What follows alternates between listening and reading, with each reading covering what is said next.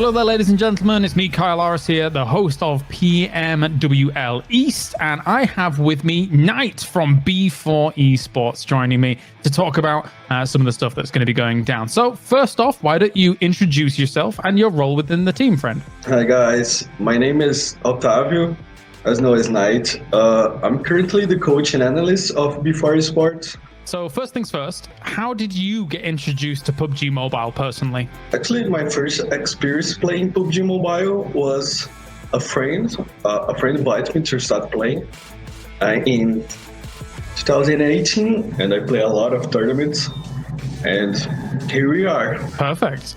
What is your favorite memory related to the game, out of curiosity? My best memory in the game was when you first qualified to PMWL in Malaysia. I think it was our best experience because we weren't that confident, and in the last match we got the points necessary to qualify. So it was an amazing experience to travel around the world playing PUBG Mobile. Which is your favorite map when it comes to competitive play, and why? Our best map is Sanhok, because it's such an unique map and it's a fast map, so you have to develop our strategy very, very fast. You can't think too much when you're playing because you don't have enough time to do it. So it's a map 100% strategy.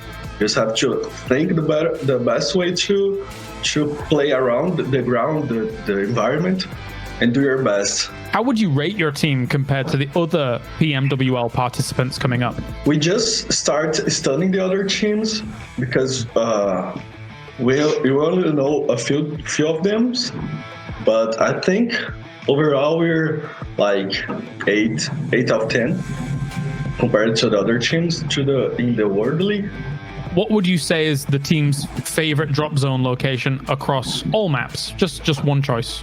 In Erangel, we're used to play on Nova Rapnoi. In Sanhok, we're still in defining our spot because we're still studying the other teams.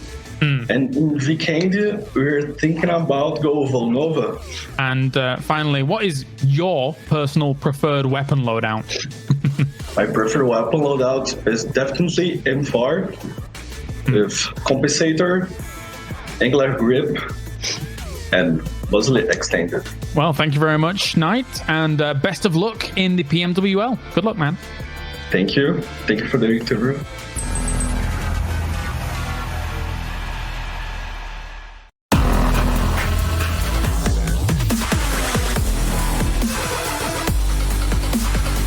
Hello there, ladies and gentlemen. It's Kyle Aris once again, one of the hosts here for the PMWL, and I have Baywolf on the line here with me from Cloud9. Now, first, why don't you introduce yourself as well as your role within your team? Hello, I'm Baywolf, and I'm the in-game leader, which means I'm making all of the decisions for our team. Awesome stuff. So, first things first, how did you get introduced to PUBG Mobile? I got introduced to PUBG Mobile when I kind of was watching Twitch and saw some the larger streamers playing the PUBG PC version, and then I heard it was coming out on mobile, and I downloaded it the day it came out over 2 years ago, and I've been playing ever since. Awesome. What is your favorite memory related to the game?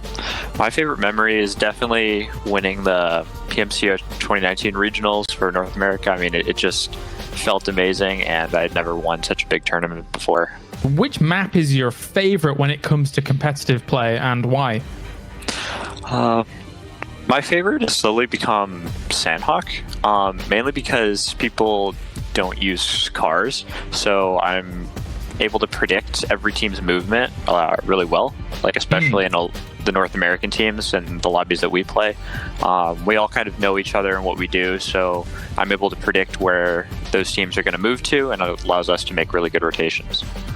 As long as it's not a quarry circle, I'm kind of happy with Sanhok as well. Yeah, as long as it stays somewhere on the main island, we're going to do well. Okay, fair. Next question is, which team would you consider as your biggest rival throughout the upcoming PMWL? Mainly Wildcard is usually who we're competing against. North American team-wise, they're super strong. and they just made a roster change, which probably made them even stronger, and we're going to be looking to compete with them. Kind of related to that, how would you rate your team compared to the other PMWL participants? I mean, I think if we get off to the right start, we get a win in like the first day or two, like I think our momentum is going to carry us and we're going to win the whole thing. All right, I guess we've seen that kind of momentum start in PMPL Americas when it came to the last week. Yeah, the key is getting it rolling from day one this time. Yeah. So what is your favorite drop zone location on any map? Favorite drop? I really like South George, which is our Erangel primary drop location. South Georgia Pole. It's got a ton of space, ton of loot, and that's the most important thing, cars. And final question is, what is your preferred weapon loadout? My preferred loadout has changed a lot, and I've gone from like the Vector, the VSS. I like to use a lot of like off-meta guns that a lot of other people don't use, but my favorite right now is the DP and M4 combo. The M4 kind of does your close, mid-range, long-range, whatever you need it to do, and the DP is just super strong right now. It's a powerhouse for sure. All right, well, thank you very much, Baywolf, and good luck coming up in the PMWL. Yeah, thank you so much.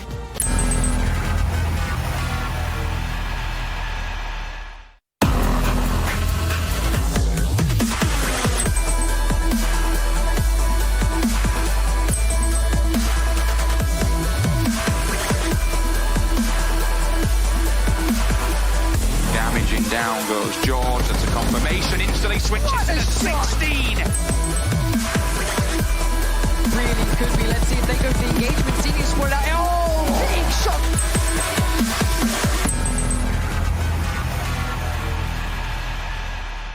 Welcome back, everyone, to another day of the PUBG Mobile World League West Season 0. I'm your host, Jason Kaplan, and I'll be hopefully be able to bring you all the action coming up over this next month until we finally have our champion of the West and the person to take home, or the team to take home, the lion's share of the $425,000. But of course, I can't do this alone. I got to have two people with me to pretty much carry me through the entire show. The Seven Rules Gaming, and of course, Glitter Explosion going to be joining me here. And I was hoping for some floral pattern. What's going on, Seven? I got you. Oh, you were hiding it from me. All right. I got you. Yeah. So you're matching. Yes, we are finally. It is black and white, but whatever. It's flowers, you know. It is like matching. yin and yang. Yeah, we had to coordinate a little bit. Exactly. Hopefully you two aren't so mean to me today. Don't pick on me too much. It would be nice to have one of you supporting me, because technically I'm on the top of the table when it comes to the prediction game. But let's take a look at the format of the entire event for you guys at home who might have missed out on some previous days. We had the opening matches all for seeding to determine how the teams and how the groups, more importantly, would work out with each other. Then we have 2 weekdays of league play leading into the top 16 teams to play in the Super Weekend, which will last for 3 days. Now, the Super Weekend is important because you accumulate points across all 3 Super Weekends to see who the top 16 teams will be moving into the league finals. And Glitter, we've already had 4 teams unfortunately not make it through into our first Super Weekend, and they have a lot of work to do. I'm hoping for their sake they're sitting at home watching the broadcast, enjoying it obviously, and then practicing, looking at what they did wrong, looking at what they did right, and hopefully coming back stronger next week. I mean, I know that's what I would be doing, because right now the best thing you can do is 1, work on whatever mistakes happened during league play that resulted in you not qualifying for the Super Weekend, and then 2, be taking notes on how exactly the Super Weekend is being played, because if it's a little bit different from league play, we did see a lot of aggression yesterday. Yeah. That's something you definitely want to be paying attention to and potentially adjusting your gameplay to as well. But I love the aggression, Seven. I love it because you know what? It nets teams a lot of kills. And why is that important as we take a look at the points and how you get them to get into a Super Weekend? Yeah, and that's exactly right. 1 point, 1 kill equals 1 point, and that is huge. We have seen teams get some major chicken dinners. One that comes to mind, especially during league play, was Cloud9. Cloud9 ended up getting some with 15 kills, and then you had Loop Esports with 18 and 19 respectively. So those kind of points right there are very valuable, and I'm looking forward to see which team is going to be the one that's kind of like the dark horse that's going to just come out of the gates and absolutely smack everybody. I'm excited for that today. Well, I could tell you, but I want to keep the predictions to myself so I can get those juicy points in our little game we got going on. But I also need to see, what are these teams playing for? There's $425,000 on the line. And you can see here, $100,000 Glitter for winning the finals. That's a lot of moolah. That's a lot of money that I would love to have. It is. That is a ton of money. And you guys can see here on the graphic that not only is there the massive $100,000 prize pool, but there's also a $50,000 prize pool for the league play portion of everything. There's a weekly prize pool, and there's a participation prize on top of the MVP. There's so much money on the table to be had here for our players. And Seven, I think you're just kind of wondering, yeah, why am I sitting here, analyzing the game? Why aren't you playing it, man? You could be making big bucks. Listen, I got potato fingers. All right, don't even get me involved in this. You gotta tell the shitter section with your hand. It's just a potato on each finger. Thing is, I can respect that because I'm pretty much the exact same thing when it comes to the potato aim. But you know who doesn't have potato aim are pro players. We've been talking about all week about this documentary series that's been going on, created by PUBG Mobile. You've seen the trailers for it, but we got something a little bit extra for you today. Coming out tomorrow, we'll be releasing the very first episode live on air. But for now, to keep your chops ready to go, I'm going to show you a little bit of a teaser.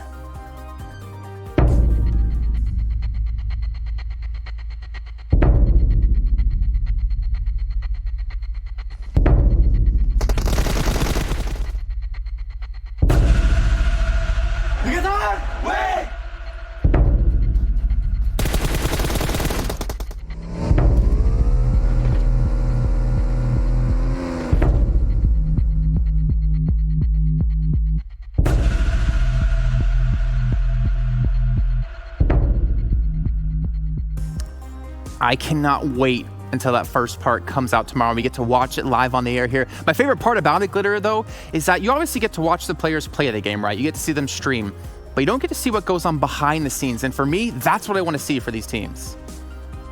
Oh, 100%. I mean, I want to see it too, that behind the scenes look where you can kind of see what exactly goes into the whole pro side things of PUBG Mobile, kind of get an insider personality look at the players. I don't want to spoil anything, but there's some really, really cool stuff in this documentary series. 100%. I love to see how the teams can adapt with the ongoing global pandemic. But let's take a look, though, at our own pandemic going on here, the overall standings to see where the teams currently lay within the first day of play. And honestly, Seven, we're seeing a team on the top of the table that we really did not expect. It surprises. Let's be honest here. Everybody was surprised at Dream Eater's performance. They were able to get back-to-back chicken dinners, and at one point we were hoping that they would be able to get that back-to-back-to-back. But guess what? Something I do want to go ahead and point out with Dream Eaters is that they ended up winning the matches that they did, the maps that they did not play on League Play. So it's going to be interesting if they're able to maybe go ahead and mirror that again today. And Footballers, I know we see Cloud9 there on second place. Footballers also being in third place. I felt like they were just so impressive, man. Yesterday being the team with the most kills at the moment so far with 38 kills. That is huge. That's 7.6 kills average per game. And as we're seeing here, the second page, Glitter. Yeah, I mean, I think we're surprised to see a couple teams here on the second page. Specifically, we were looking at Konina Power yesterday. Unique Pittsburgh Knights, we were surprised by them being on the second page as well. But Konina Power really, really struggled in our first day of the Super Weekend. Now, you and I had gone back and forth about this. We've said it a few times. They have historically so far struggled on the first day, whether it was an opening weekend or it was the league play portion, and then they've come back incredibly strong on the subsequent day. So is that what they're going to do today? Maybe they'll be able to pick it up and have those stellar performances that we've seen in the past. I feel like there's a lot of pressure on their shoulders now to really show up after what happened in the first day of league play. But you know what? Luckily for them, it's not like it's the end of the world, right? You still have another day of the Super Weekend. You still have potentially 2 more Super Weekends if you can make it there. But Seven, as we talked about when we looked at the overall standings, Dream Eaters, there's something about this team, especially when we saw Miramar, especially when we saw Sanhok. But we got to talk a little bit more about these guys. Yeah, we saw a completely different animal with Dream Eaters. Something we're mentioning is that, yes, they won Miramar. Yes, they won Sanhok. And we didn't even get a chance to see those maps during the first week of league play. So I wonder how this team is also going to react today. Could they go ahead and continue and kind of mirror those performances that we've seen so far out of them? Because it was not only just a win, it was a lot of kills to back it up. It was 2 wins along with 25 kills. Remember, those are points. Every single kill equals a point. So you want to go ahead and see them perform well. Now, what I want to see today out of them is I want to go ahead and see them perform even better on Erangel, because in Erangel, their track record is not as solid as I would like it to be. And to point out one player here from from Dream Eaters, it's Matic. Matic, one player that we just keep on talking about over and over again. This is a player that has been performing, that has been showing, and as we're seeing right there, being able to go ahead and win that engagement with Loops Esports, that was so huge. And you're still seeing him because he is just that good. Glitter, I think Matic could definitely become a star here on the PMWL West. Oh, absolutely. And we actually saw him propel himself up on the overall kill standings per player right now, and he's currently sitting in 3rd place with 34 kills to himself alone. So he's definitely a player that we're going to be following today, paying attention to, and I'm excited to see what Dream Eaters can do on those maps like Miramar and Sanhok. And the important thing about that is we also need to compare how those stats have really gone between the team of themselves on those other maps versus these maps. You can see in week 1, they only played Vikendi, they only played Erangel, and already off the bat within the Super Weekend, within 1 day, they have a phenomenal lead in this 7. They definitely do. The placement points has been pretty much a complete difference. Something I do enjoy seeing out of this, though, is that their kills have been pretty consistent. That is something that you love seeing from teams. And also the matches. Keep in mind, the matches played in the week play, we had 8 matches played. Now we have 5, and so far they have pretty much just outdone themselves, outdone the performance that they were able to go ahead and put out. So that's why this today, that's one team that I'm going to be looking at, because I honestly want to see if maybe they're able to go ahead and be consistent with placing. We know they can be consistent with kills, but can they be consistent with placement as well? And Glitter, there's another stat in there they wanted to talk about. I'm curious if you remember what we talked about before the show out of them in terms of points they've been able to earn across the board compared to 11 matches played on Vikendi and Erangel. Yeah, so we actually, or you specifically noticed that they had accrued 65 points on just the 2 maps that they did well yesterday during the Super Weekend versus 79 overall points between those 11 matches of League Play and opening weekend. That's a huge discrepancy because they essentially almost matched their overall points in 2 games. If they can continue to play like that, they are going to be unstoppable. And if it's really that big of a difference for them on those maps, like you said, moving into our next weeks of League Play, that could be a huge advantage for them. Yeah, and also you looked at their average stats that were kind of comparing between League Play and just yesterday. There was a 3-match difference. We had 8 matches played in League Play, 5 only in the first day of the Super Weekend, and they still had basically the exact same stats, if not better. But you mentioned one player, Seven. You mentioned Matic. Let's take a little bit of a closer look into him, maybe dive into some stats. As we can see here, 6,300 damage done. He is stepping up when they need it. Yeah, he definitely stepping up when they need it. He's winning. He's becoming that clutch player from them, and that is huge. We've always mentioned you need to have that kind of player in a team, and pretty much everybody to rally behind them, because if everybody's able to rally behind them, guess what? Some of the other players that might have been slacking, not necessarily slacking, but have been just not performing to what we expect them to perform, they're going to go ahead and step it up. They're going to want to go ahead and support their star players. So love to see whenever a player becomes a star within their team. Well, another team that is a star and also has star players on them is Loops Esports. We didn't get to see much of them yesterday, Glitter. We got to see a lot of them when it came to the league play, but we should talk about this team because they had a little bit of a struggle, though they're still playing pretty consistent and pretty damn aggressive. Yes, they absolutely are. And that is just the Loops style, is it not?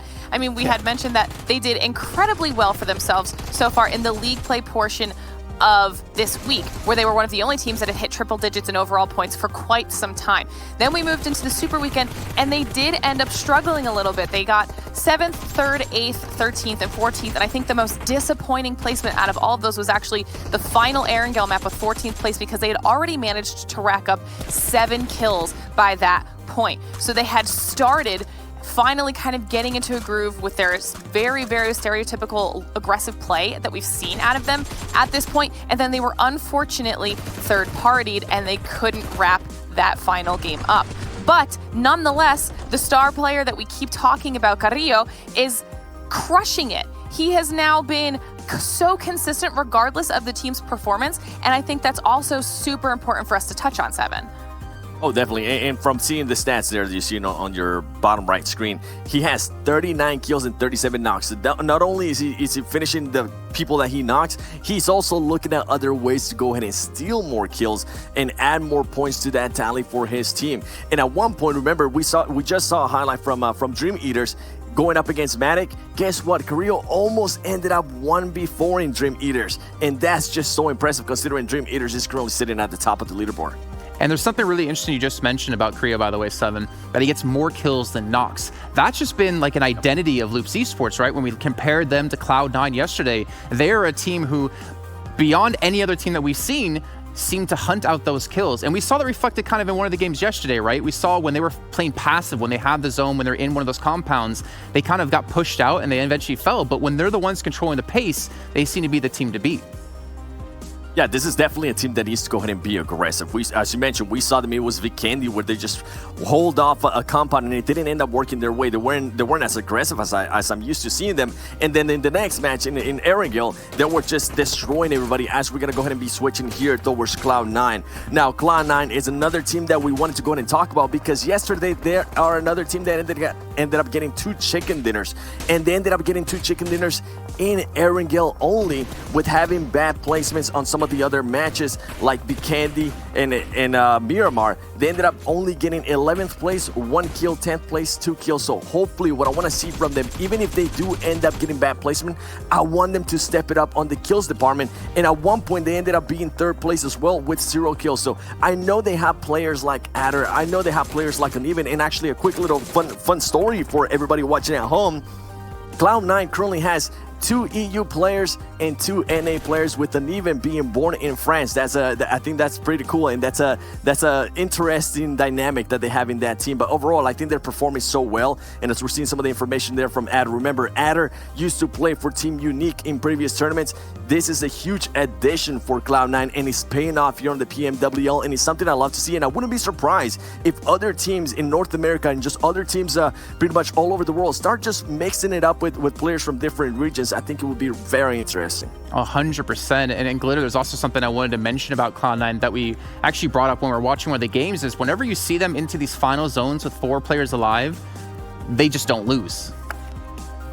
Yeah, they seem to be just very, very cohesive in that way. Every time we see them past, once we're into that late game stage of the match, if we see Cloud9 with all 4 players up, we're always going to be watching them and seeing what they can do. Because like Seven said, in both Erangel matches, that was the situation. They had full team and they absolutely smashed those end games. So that's something that's definitely important for them. It's clear that they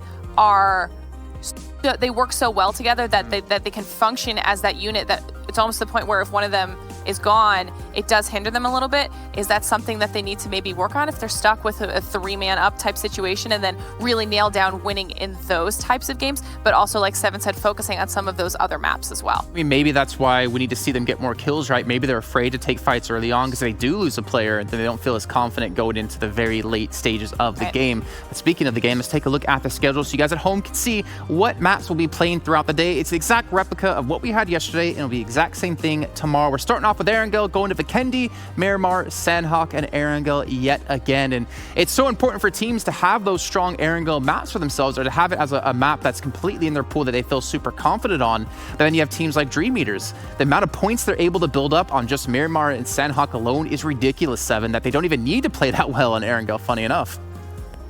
It is. You're going to have those teams that are just masters at a certain map, and they're able to go ahead and have some cushion on them. Some of the other teams that I want to go ahead and mention that haven't really performed that well in Erangel, or at least didn't perform that well yesterday in comparison to all the other maps, was Footballers. Footballers in the first match of Erangel, they ended up being in 13th place. Something I do love about Footballers, though, is that they are very consistent in kills. They're almost always getting over 5 kills a game. I think yesterday there was just one fluke when they ended up with 16. I don't know who picked them between us, but they totally jinxed them. They ended up in 16th place and 0 kills. I don't think it was me. It might have been Jason. I don't think the standings show that I picked them, to be honest. I think I'm like 100 points almost above Cameron Davis, which he's probably going to hate me when he comes on the cast later on.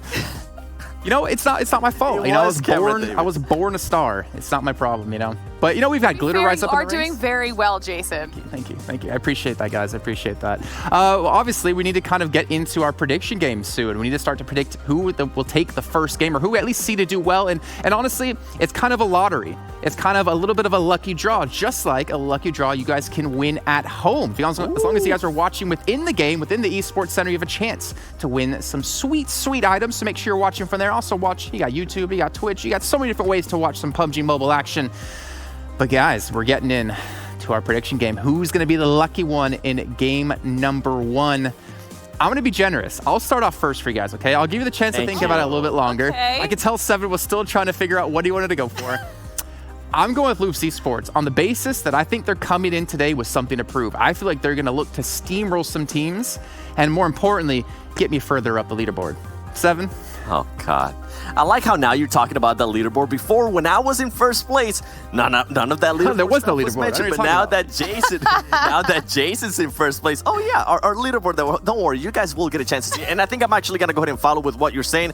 Totally not because you're in first place, just because I also believe Loops Esports needs to have a better game overall day today, and I think they're gonna be able to put that out. And before we even get Glitter's prediction here, for everybody watching on Twitch, let me know. Do you guys want potatoes on the next analyst section? Let me know in the comments. Potatoes, yes or no? All right, Glitter, it's your time. Who do you got? Who's the team that's going to unfortunately tank in the first game? I really hope that's not the case. However, you know, similar reasoning to why you guys chose Loops, but I'm actually going to be picking B4. Not only do I also think that they have something to prove today, but they got 3 second places yesterday out of 5 matches. They were right there, almost in that chicken dinner position 3 times. So I feel like as long as they can carry that into today, they're positioned to do very well. Well, they don't call it lucky number 4, unfortunately, Glitter, but we'll see how B4 does in this match. We'll check in with you guys after this first match is done. Thank you, guys. So let's bring in now our commentators here for our very first game. We got Envirum and we got Cameron Davis going to be coming in to talk about their predictions as well. But first of all, Envirum, Cameron, you guys are looking fantastic today. How you doing, Envirum?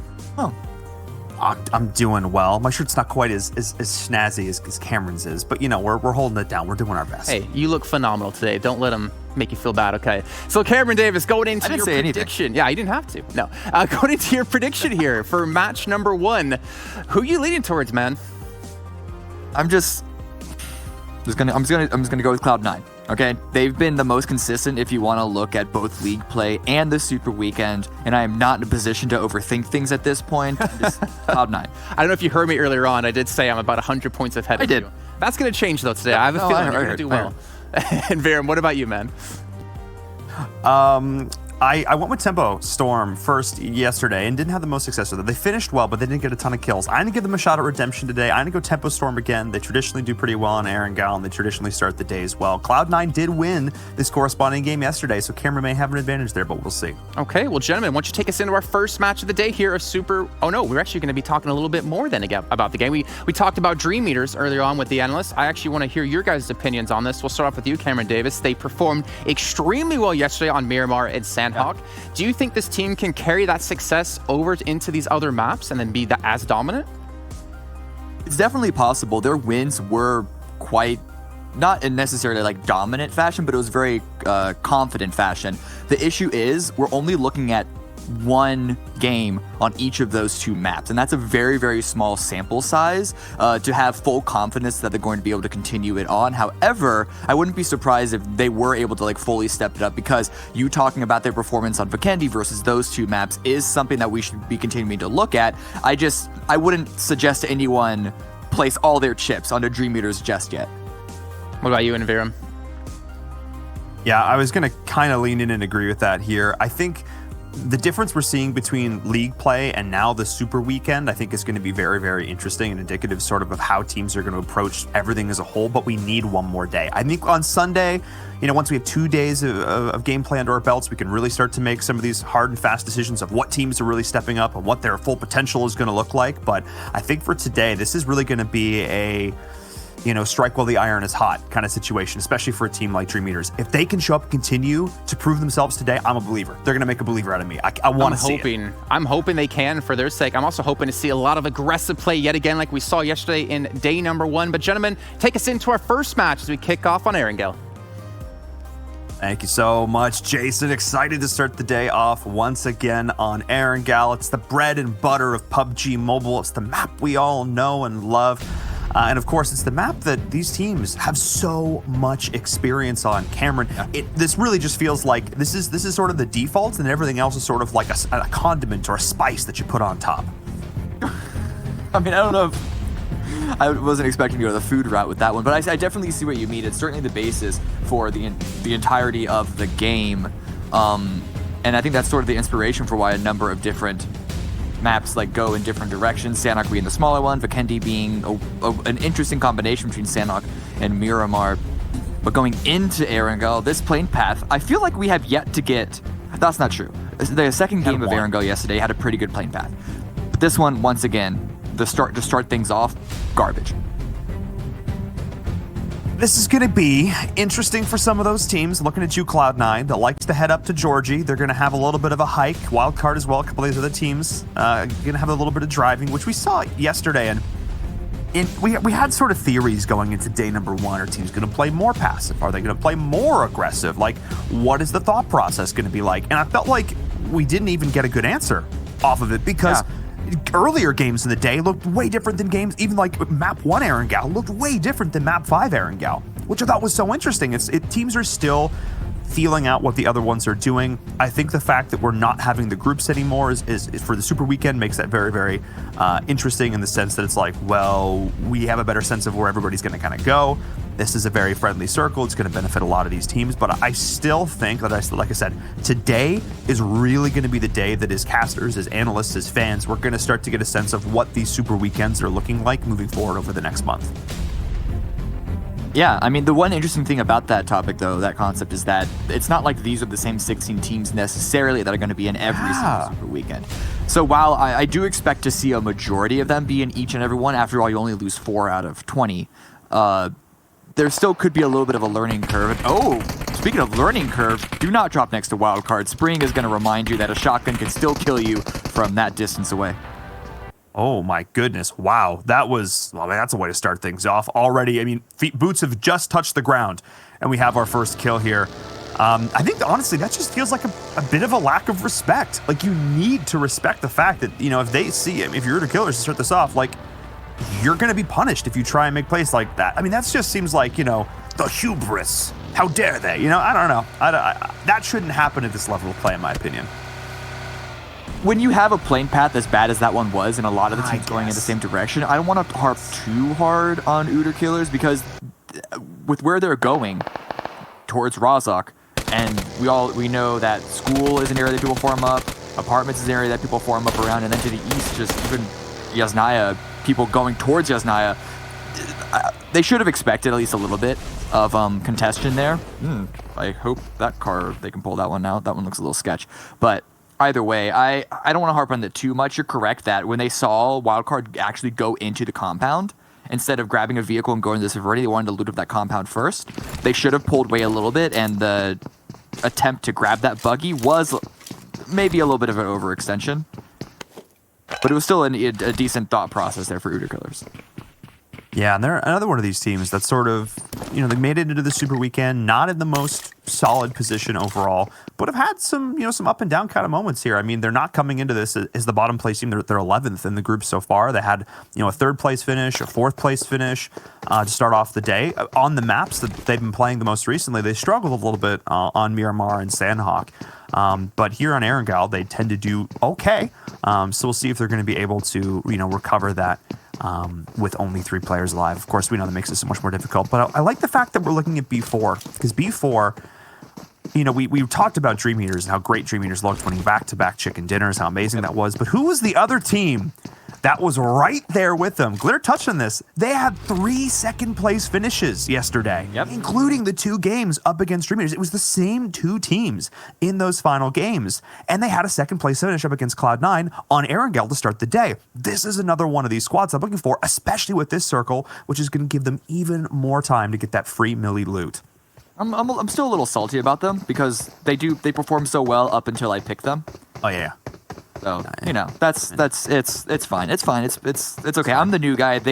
I'm the new guy to the broadcast to PUBG Mobile. It seems here, and so they gotta haze me at least a little bit. It's fine. I'll let them get it out of their system. I'll stick around. They're not gonna scare me away that easily.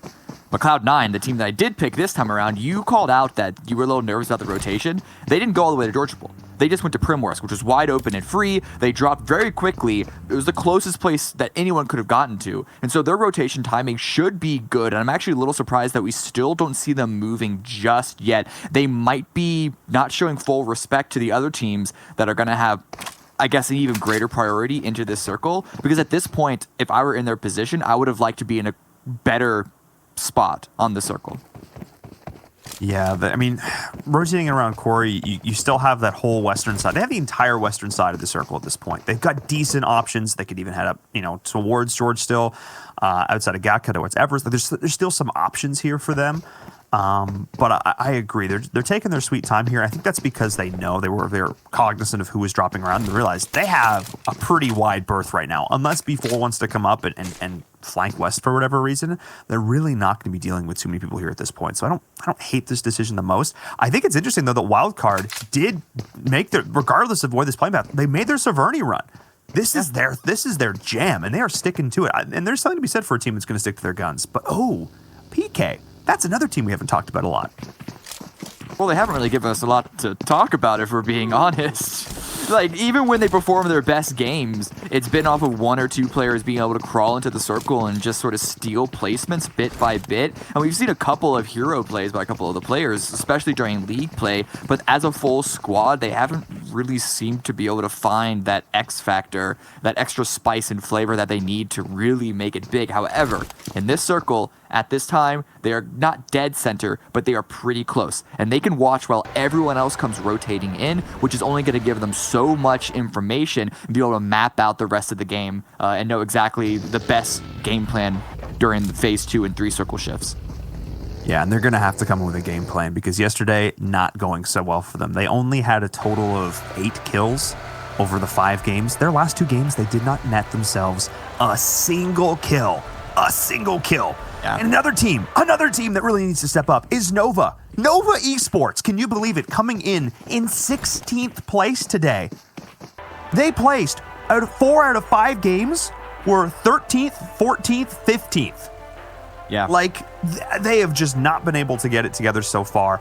And we'll see what they can do there, as we do see actually a member of Dream Eaters, one of these squads we were hyping up, get knocked out in the kill feed. So again, nobody is safe here, but Nova Esports, if you just need to reset, you need to shake off day number 1, pretend it never happened, and they need to get GFan in the action here. He's one of their best fraggers, he's one of their top gunners, and it seems like he's been getting knocked down first in a lot of these fights, kind of actually reminiscent of Tixie on Kanina Power, who just needs to be allowed to play their game, and if you can shut them down early, the team just seems to have so much less of an impact without them helping to lead them. And speaking of Kanina Power, another one of these teams that's sort of locking eyes with Loops. Loops has been in the middle of so many of these different squads, and there's Tixie like I was talking about. No! If Carrillo gets him down, and this is, of course, a lot of the top fraggers on the server. This is exactly the kind of story that we're talking about. The idea that if you can shut down your counterpart on the other squad, if you're Carrillo and you can take out Tixie, you're going to have the biggest advantage in the world over a team like Kunina Power. Ooh. No one's been knocked yet in the kill feed between the 2 squads, so they don't have the specific information of exactly who they're fighting with. But already you saw Dadeen, the minute they took that spray, they know Kunina Power on this hill. He was trying to find an off angle, and that pressure is forcing Kunina Power to back off. Yes, they have a compound that they can hide in, but the information that they get from this compound is really not that great, because you can see this hill that Gonzo is on is blocking all vision from the west side, which is why he's having to take the risky position of actually trying to get on the hill, but he's not even too sure about that. They're going to be lacking information going into phase 2, I feel. I actually hate that compound for that exact reason. It's pretty bad, yeah. It's not ideal. I mean, I feel like the amount of times... Anyway. You just get flanked. Ooh. See, this is the problem with it, though. They have no clue what's in front of them. They know Loop's shot at them, but they have no real ability to gain information. And now the rotation is also going to be scuffed, too, because if Loops doesn't move, Konino Power are now forced to go north, go basically around Pachinki, and you know the area north of Pachinki is very, very difficult to traverse and drive in, and they should suspect, we know for sure, that there are a number of teams already set up there. I also do want to note, though, that Cloud9 did take the rotation path that I predicted. They did head up towards north of Gatka, up towards Everest as well. So they're actually going to be in a great position. They have the entire western side of the circle. But this center area, like we're seeing now, I mean, Roz and even in just west of Pachinki, this is like, I mean, I feel like we're on a major interstate road. Oh, J7! Oh, J7. That's not the compound you want to enter, friends. I'm getting flashbacks of yesterday of Cloud9. That's not how you do it. That's not the send you're looking for. And they had a perfectly good compound the rest of the Knights are at. Yeah. And we saw Tempo driving up. I don't know were Knights just not paying attention and assuming it was free, and they're sending J7 out to scout. But if you scout, you don't just drive straight at it. I don't know. I'm gonna have to ask them after this what the game plan there was, because I just can't seem to make anything out of it. The compound that Knights have right now is perfectly fine. Couple of good shots to get a knock. I don't know if Knights can trade off of this, though. I don't think going into the compound will be worth it. They can't flush the kill, but still, it's maybe taking off a helmet. I didn't exactly see, but it's good damage nonetheless. And that's the reason. That's the reason that PK picked up Sixless, is for shots like that. He's supposed to be this slayer, this fragger for the squad. And hitting those kind of shots are exactly why you bring him on your team. As we're jumping back on board with Yala Esports. Yala, one of these teams that didn't impress us a whole lot during league play, kind of snuck in here to the Super Weekend, but they've been looking really a lot better. Definitely a little bit more consistent overall. I mean, they've brought their average placements up about 5 or 6 from league play. So really solid job for them, as they're actually potentially going to look to fight a team in Uter Killers, who we already know was down a member. It's just Nano right now, but I'm not sure if they know he's there. But let's take a look really back. Good play by them. Yeah, we're going to see the replay, I think. Is this is okay, so this is Dream Eaters getting their first knock, and it's actually a full kill. Yep. But I want to talk about this Yala push, though. I really like this maneuver. There's basically keeping Uter Killers pinned inside of Razak, and not really any of them can move. I actually think they already wiped out a couple of members of Uter Killers. The problem is that this Razak is not in the circle, and you can see the blue coming in on the minimap, but it's only phase number 2. So it's not going to deal too much damage. And if Yala can actually execute effectively, which seems to be the case, oh, okay, I thought that was Nano's grenade that hit himself. Oh no, this is just the push now from Yell. I mean, there's the down. Wow, that was, I mean, they burned a decent amount of grenades for it, but that was pretty flawless execution. That's 100% worth. You're only going to take tick damage from the blue at this point. And that's Uter Killers now down to 1 single member. They have just not been having the best start for the day. They're going to have a hard reset off of this one. But another team that really showed up in a big way on day number 1, of course, it's Footballists, and they've got themselves a great position now. They're starting to climb the mountain, and they're going to have a big vantage point. I mean, really, the shift here. The shift is really going to determine how viable the spot is for them, because as much as we talk about the idea that this mountain, it can be a place that you plant. I was going to talk about how it could be your grave. You plant your flag, or it could be your grave if it's not. No, if you're Footballists, you just took the biggest sigh of relief. You're feeling so good, Cameron. Yeah, just the vantage point that they have, they can get a bunch of kills, steal a lot of kills of fights that are going to happen, because you know everyone's going to be rotating in from the southeast side. Unique also had a very good rotation coming into this. They came in late, they found the safe side, and they got a little fortunate with this shift. It would have been effective no matter really where it went, but they're also in a good position now. Cloud9 are great. It's a lot of teams are good if they can find a position, but we've seen a bunch of teams coming from the southeast side, just north of Gatka. Nova not doing it so well. Oh, that's heartbreaking for Nova. They needed to try and get out of there unscathed, losing 1 member. Oh my goodness, not ideal. We're also seeing, I think it was Uneven go out in the kill feed as well, and this is where we're going to start to see that kill feed really light up. Things are going to get exciting. We'll see if Alpha wants to continue to pursue Nova there and push their way further on into the circle. But Team Umbra as well, another one of these squads doing okay on day number 1. They did have a top 4 finish, but they also went out in 16th twice in a row. But they were able to put up some better performances over the course of the day. Let's see if they can do that here as well, sort of carry the momentum from the back half of the day and ignore that rather lackluster start. There we go. I'm looking at the map right now, and we still have yet to see anyone go take compounds to the northwest. of Georgia Bull Mountain and take those compounds around there. There's still a lot of people fighting over this southeast side, and there's a lot of fields here. There aren't as many compounds as there are in other areas of the map. There's a big giant field basically on the west side that C9 have a player in. C9 are pretty split here, but on the top of the mountain, it's not just footballists anymore. Queso have made the drive up here. And you expect usually to see two teams on each side, one on the east, one on the west, and they'll eventually fight later at the center if it stays prominent in the circle. I really don't expect to see them put too much pressure on each other, too many resources, because this is like they're in the perfect position to pick up kills of all the underlings below them. All, you know, the poor people down being swallowed, like while you're up in the ivory tower. Don't worry about each other. Yeah, that's exactly it. I mean, look, there's enough we can share. We can both get some love. We can both get some kills. And speaking of kills, Konina Power is taking a little bit of punishment there in the kill feed as well. But no, I agree. This is going to be a pretty good position for both of these teams. If, I mean, it can get really spicy if they decide they want to fight each other. Rome just putting that is a tough shot to make at the best of times. And not with the 4x. So, and both these teams, of course, are going to know there's another team up there at that point. So, definitely keep an eye on that if they do decide they want to duke it out here. As now we're seeing B4 looking to maybe get into a bit of a tussle here, as well as Loops. Loops, again, one of the teams we talk about their ability to breach compounds. We talk about them, they're looking the best when they play aggressive. Oh, that circle. Oh, no. Like I said, no one's in the northwest side. It's going to be that's free real estate. But right now, Loops and Knights, they just want to get real estate by killing each other. They don't care about rotations. They don't care about any of that boring, smart person, chalkboard, macro stuff. They want the micro. They want the frags. They want to send. Nice attempt for a trade by Raven, but Becker is still up close. And now he's the distraction. This is giving the opportunity for the other two to flank around the side. Beautiful execution. The Breachers are home.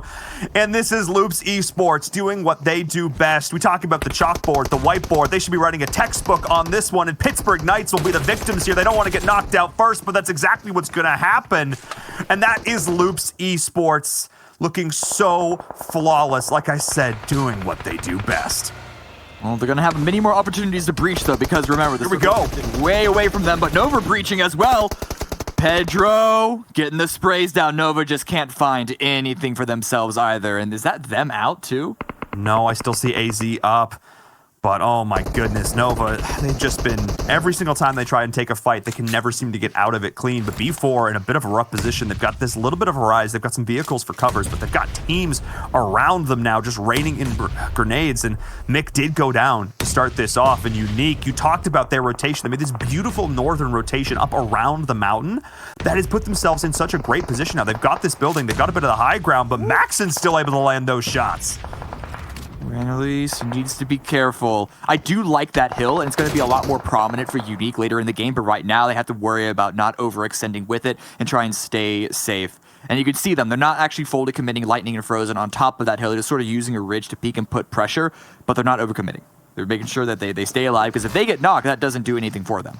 Yeah, but I think there's one thing we have to talk about now before it really comes into effect with this next circle, and it's the idea picking a side. I think it's a very good chance that the circle is going to go to the northern side of the mountain at this point, but there's still technically a chance that we can see out to the west or to the south, and the idea that teams are going to have to make a call. Which side do we want to go on? We're seeing all these teams in the north now, just outside of Georgia Pole, but this is going to get, if we see a hard shift, they're going to have to now try and traverse this near impassable terrain with all these enemies around them. This is going to get very scary if we get another hard shift as Footballist gets eliminated. Oh my goodness. Yeah, rough game for them, but it's been a rough game for a lot of these teams because just it's not even whiplash. It doesn't go back and forth. It's just all in one direction. The G forces of the circle are just making people loopy. Making Loops a little bit loopy. They were the last ones to rotate in. They're getting picked off on the edge of the circle as well, as we're still seeing this close quarters fight between Konina Power, who have lost a couple of members, and Yala Esports, who have looked pretty solid. These guys have been fighting for a while now, but Tixie is still up and alive, and that means you cannot count this team out because this guy knows how to frag. Ooh, Umbra getting into a buggy. This could be dangerous. A lot of smokes, but that's still an easy target on the back, and Lord hears the vehicle revving up. Seeing them now, trying to find the angles. Was Lord able to steal that out? I'm not sure. We're still seeing these fights. A couple of these different teams just trying to find these angles in and around the crates. This is so difficult to try and manage because you're trying to work all these angles at the same time. The circle! Oh, this is what I was talking about. This is exactly the circle that I was talking about. Oh my goodness. And with that, I think like Loops is in a terrible spot right now. I mean, we have the teams that went up early, like Tempo is fighting with Queso, like on the mountain. Whoever controls that fight as well is going to be in a huge position as this close quarters fight is continuing. But teams have to decide, do we want to keep doing this or do we want to back up right now? Because at this point, they're going to have to shift. But if you do, you're just going to have bullets in your back. This is a no-win scenario. Yeah. Y'all, it's all Queso's into out. Konita power. It's, oh, wow. Yeah, so both teams on top of the mountain, Footballers and Queso got taken out by Alpha Legends and Tempo Storm, stealing that away from them. So we didn't see exactly how it happened, but to me that just reads as trying to watch too many things at once and overextending your resources in terms of angles that you can hold. But Konita Power, they got to go big here because, as you mentioned, if they just try and rotate away, I don't even know the vehicle situation for them. But Yala also want them to take this fight now because the blue is coming in. And honestly, whoever wins this fight, this is probably going to be the last number of points that they're going to get before the rotation. But Tixie can't even get it. Oh my goodness. Beautifully played there from Yala. Oh, the 2v1. He had no options on that angle. They have one player down before still alive. I'm not sure if they're going to be able to get the res, though. They have to cut their losses here. Let's go up to the top of the mountain, though, as we're seeing Tempo Storm, all 4 members alive, now facing up against Alpha Legends, the 2 teams vying for the high ground. And here we go. Tempo Storm has had a great run so far. They were able to take out Team Queso up at the top there, but where are the rest of the... Oh, they're working this cool 2v2 angle, covering both sides of the mountain at once, wanting to make sure that what happened to Konita Power right there doesn't happen again, where you go up and you expose yourself to 2 players at the same time. Yala still making this run, able to get in front of the blue, and Anas is there, separated from the other remaining duo on the revive right now, but the blue is taking, the blue is really hurting at this point. No option to get to the vehicle, and Lord, get out of the way! Oh no. Oh, they're getting shot in the back by Team Umbra during... This is what I was talking about, the team that's going to rotate. I mean, Umbra goes out, but they were able to be so annoying before they were. Yala Esports now in a terrible spot because Wildcard, while all this was going on, was just kind of chilling during this. They still have all 4 members alive, and now Yala Esports, they're already in a terrible spot. Alpha Legends is putting the work in as well. I think that's Loops Esports basically out of this to boot. I mean, they're just in a terrible spot, but this is the idea of this high ground. Oh my goodness, Cameron, this is such chaos. Replay here. The fight a while ago of Nova getting close to being eliminated. As well as Loops, you actually mentioned they're pushing from the side, and they really didn't have a lot of options, but at least they're able to pick up those kills against the Knights, and that just shows you, compared to the Yala Konita Power incident, you know, let me hold on to that, because there's a fight happening on top of the hill. There is, and that's Tempo Storm out! Alpha Legends with a sick execution. Oh my goodness, Tempo Storm, no, they just went right over the top. I think they got 1 nade down to start that fight off, and then they just absolutely destroyed them. That was, I think you mentioned this before, every single team that's gotten up top first has had that disadvantage because you're trying to watch too many angles at once. Tempo did it to Queso, and then Alpha Legends did it to Tempo. Alpha Legends were coming in from the high side of that engagement, but they had the blue at their back.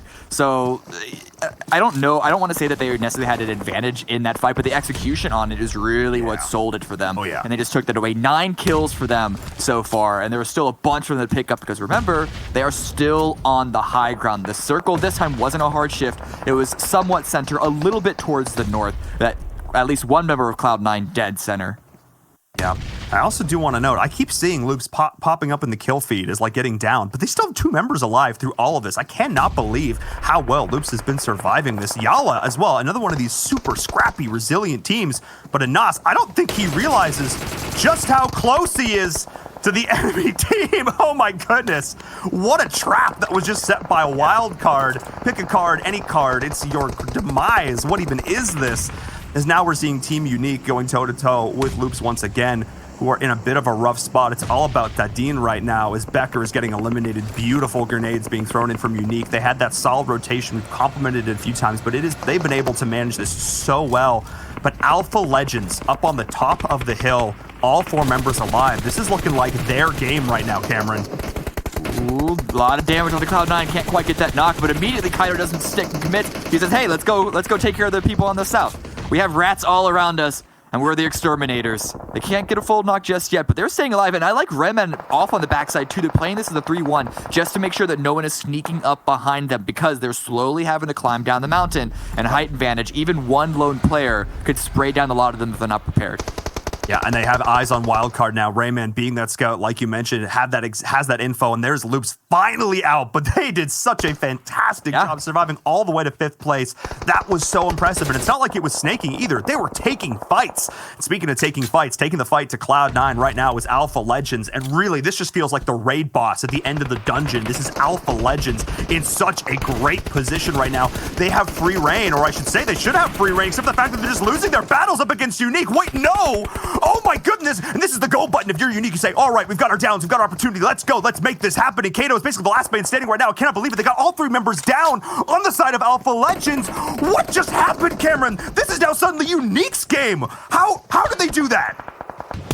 My only guess is that they just had no clue that Unique were there. We're so focused in on Cloud9, and especially once they took care of Loops. But they just get eliminated as fast as they eliminated Tempo Storm, and now Unique are on the high ground. They basically allowed Alpha Legends to be the big, loud line taking all of the attention. And the second they found an opportunity, the second Alpha Legends peaked just a little bit too far, they take full advantage. 3 knocks in the span of like 2 or 3 seconds. There's nothing that Alpha Legends can do at that time. But Adder taken down by Acer, and Acer's trying to contest. He's able to climb up on the top of the high ground with the rest of Wildcard not too far behind. But let's see if this grenade can get a first opening knock.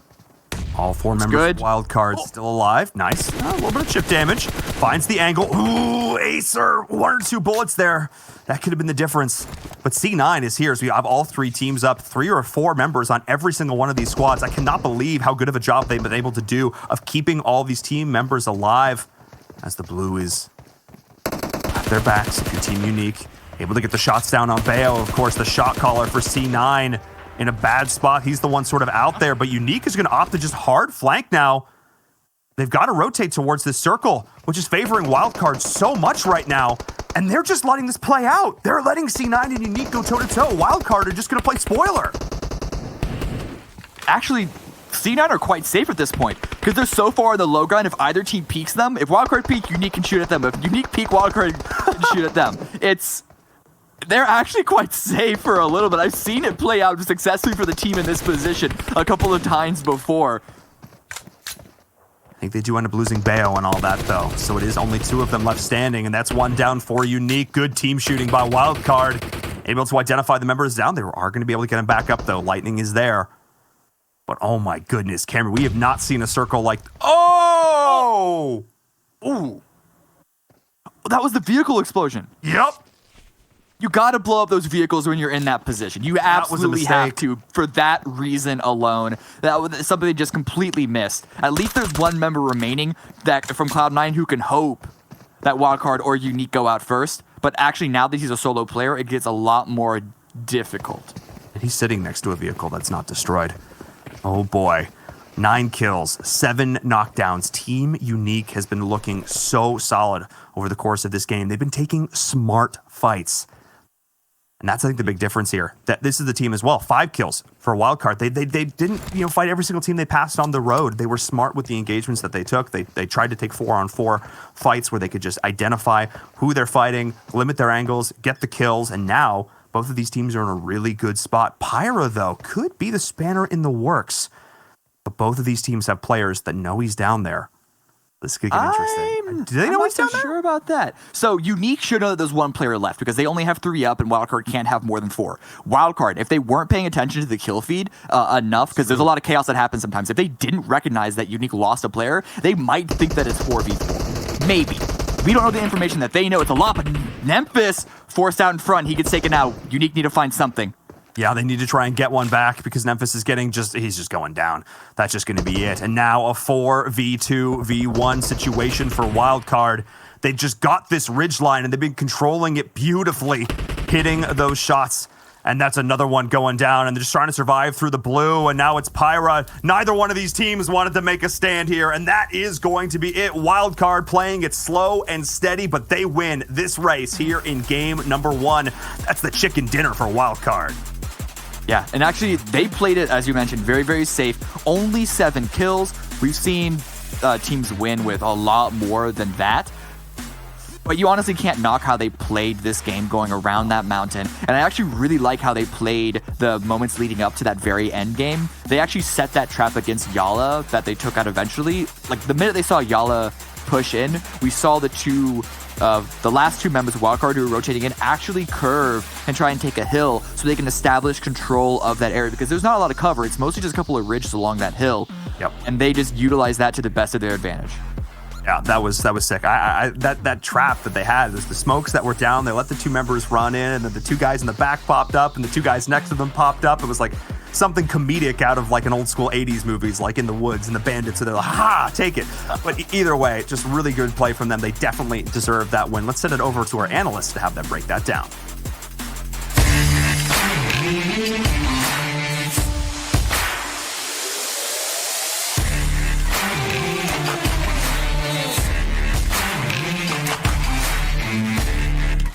And what a game. Wildcard, who were pretty much off of our radar for the entirety of yesterday, show up big in the very first match of the day, Glitter.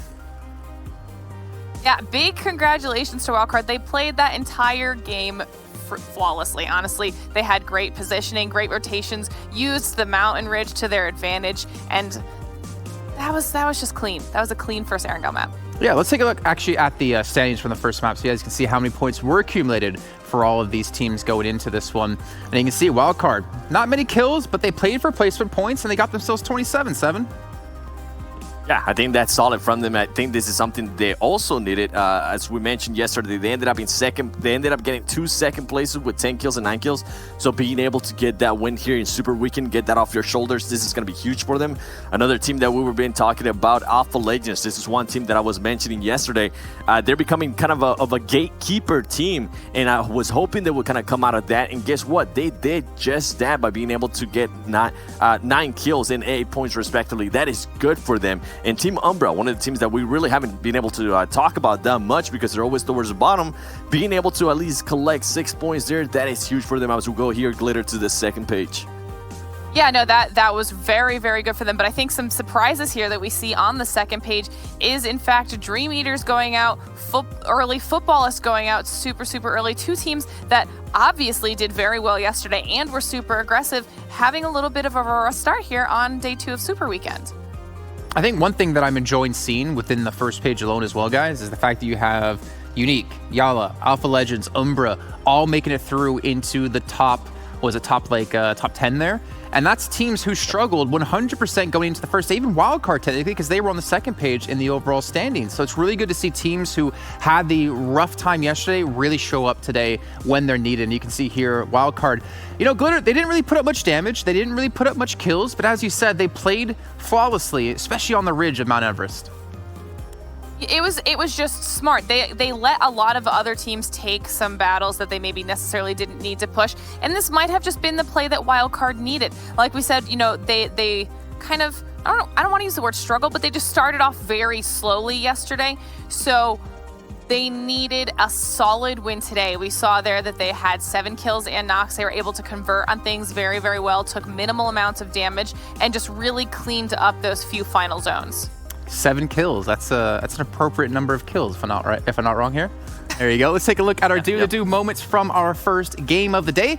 We can talk about a couple of different things happening across the board as well. Carrillo, that's someone I think we wanted to point out, Glitter, because he definitely stepped up when it came to damage. And Carrillo is someone that somehow just manages to consistently do that no matter what the situation is for loops. And it's just it's so impressive to me because even in a game where they're not doing well, he's going to be someone that's standing out at the top of that damage leaderboard. We can actually see him in an engagement right there. And I know that, you know, you were excited to see that, Seven, because you had picked them for your team. I did. I thought Jason was going to have that magic ball. I thought he knew what was going on. I thought they were going to go ahead and win. They didn't end up winning, but something I did enjoy seeing out of Loops Esports there was that they were being aggressive. They were trying to follow the performance they had yesterday in Erangel before they ended up getting third party. Well, guess what? Here they started going aggressive again. And Tempo Storm, this is one team that has been kind of quiet for me so far. We haven't really seen a chicken dinner for them, so hopefully I'm expecting we can see one here pretty soon. But overall, Wildcard, I think Wildcard had a great strategy here on this final circle. It is an interesting final circle, not one that we usually see, which is so pretty much on Everest and on the side of Everest. We're just not used to seeing that. And I think that the thing I enjoy most about Wildcard here is how spread out they were, how they weren't just sticking to each other. They weren't doing like a 2-2 or a 3-1. They were were all just covering different angles, and at one point I even saw Sam making sure that he went down on the mountain even more so he could get a different angle. And something to go ahead and point out about Team Unique is that they were actually trying to go for a heal strat, but I believe it was Lightning. I'm sorry if I get the name of the player wrong here. He wasn't able to time it right. So overall, there maybe a mishap from Unique that cost them some points. But congratulations as well to Cloud9 and Pyra for staying alive and making sure that Wildcard didn't get those extra points by killing him. Yeah, I do want to give obviously a shout out to Team Unique as well, because it seemed like they were able to take away the position on top of Everest. The Alpha Legends was just set up on perfectly, and that's not easy to do fighting up a hill, 7.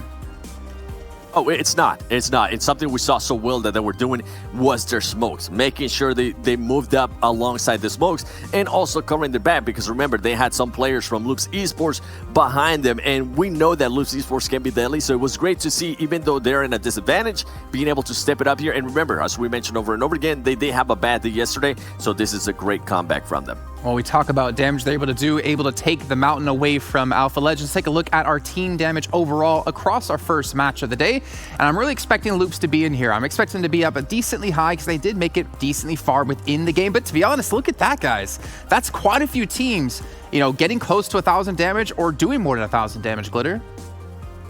There was a ton of aggression for some teams that I think we were waiting to have a very, very strong game. We actually saw Alpha Legends, like Seven had said, do incredibly well. We saw Yala putting up massive numbers for their squad, which was great for them. And even if you look at, we were waiting, like you said, we were waiting for Unique to do something. They were at the bottom of the leaderboard, and today they just kind of came out fighting. They came out swinging, but it's we are surprising to see on the lower side of that leaderboard.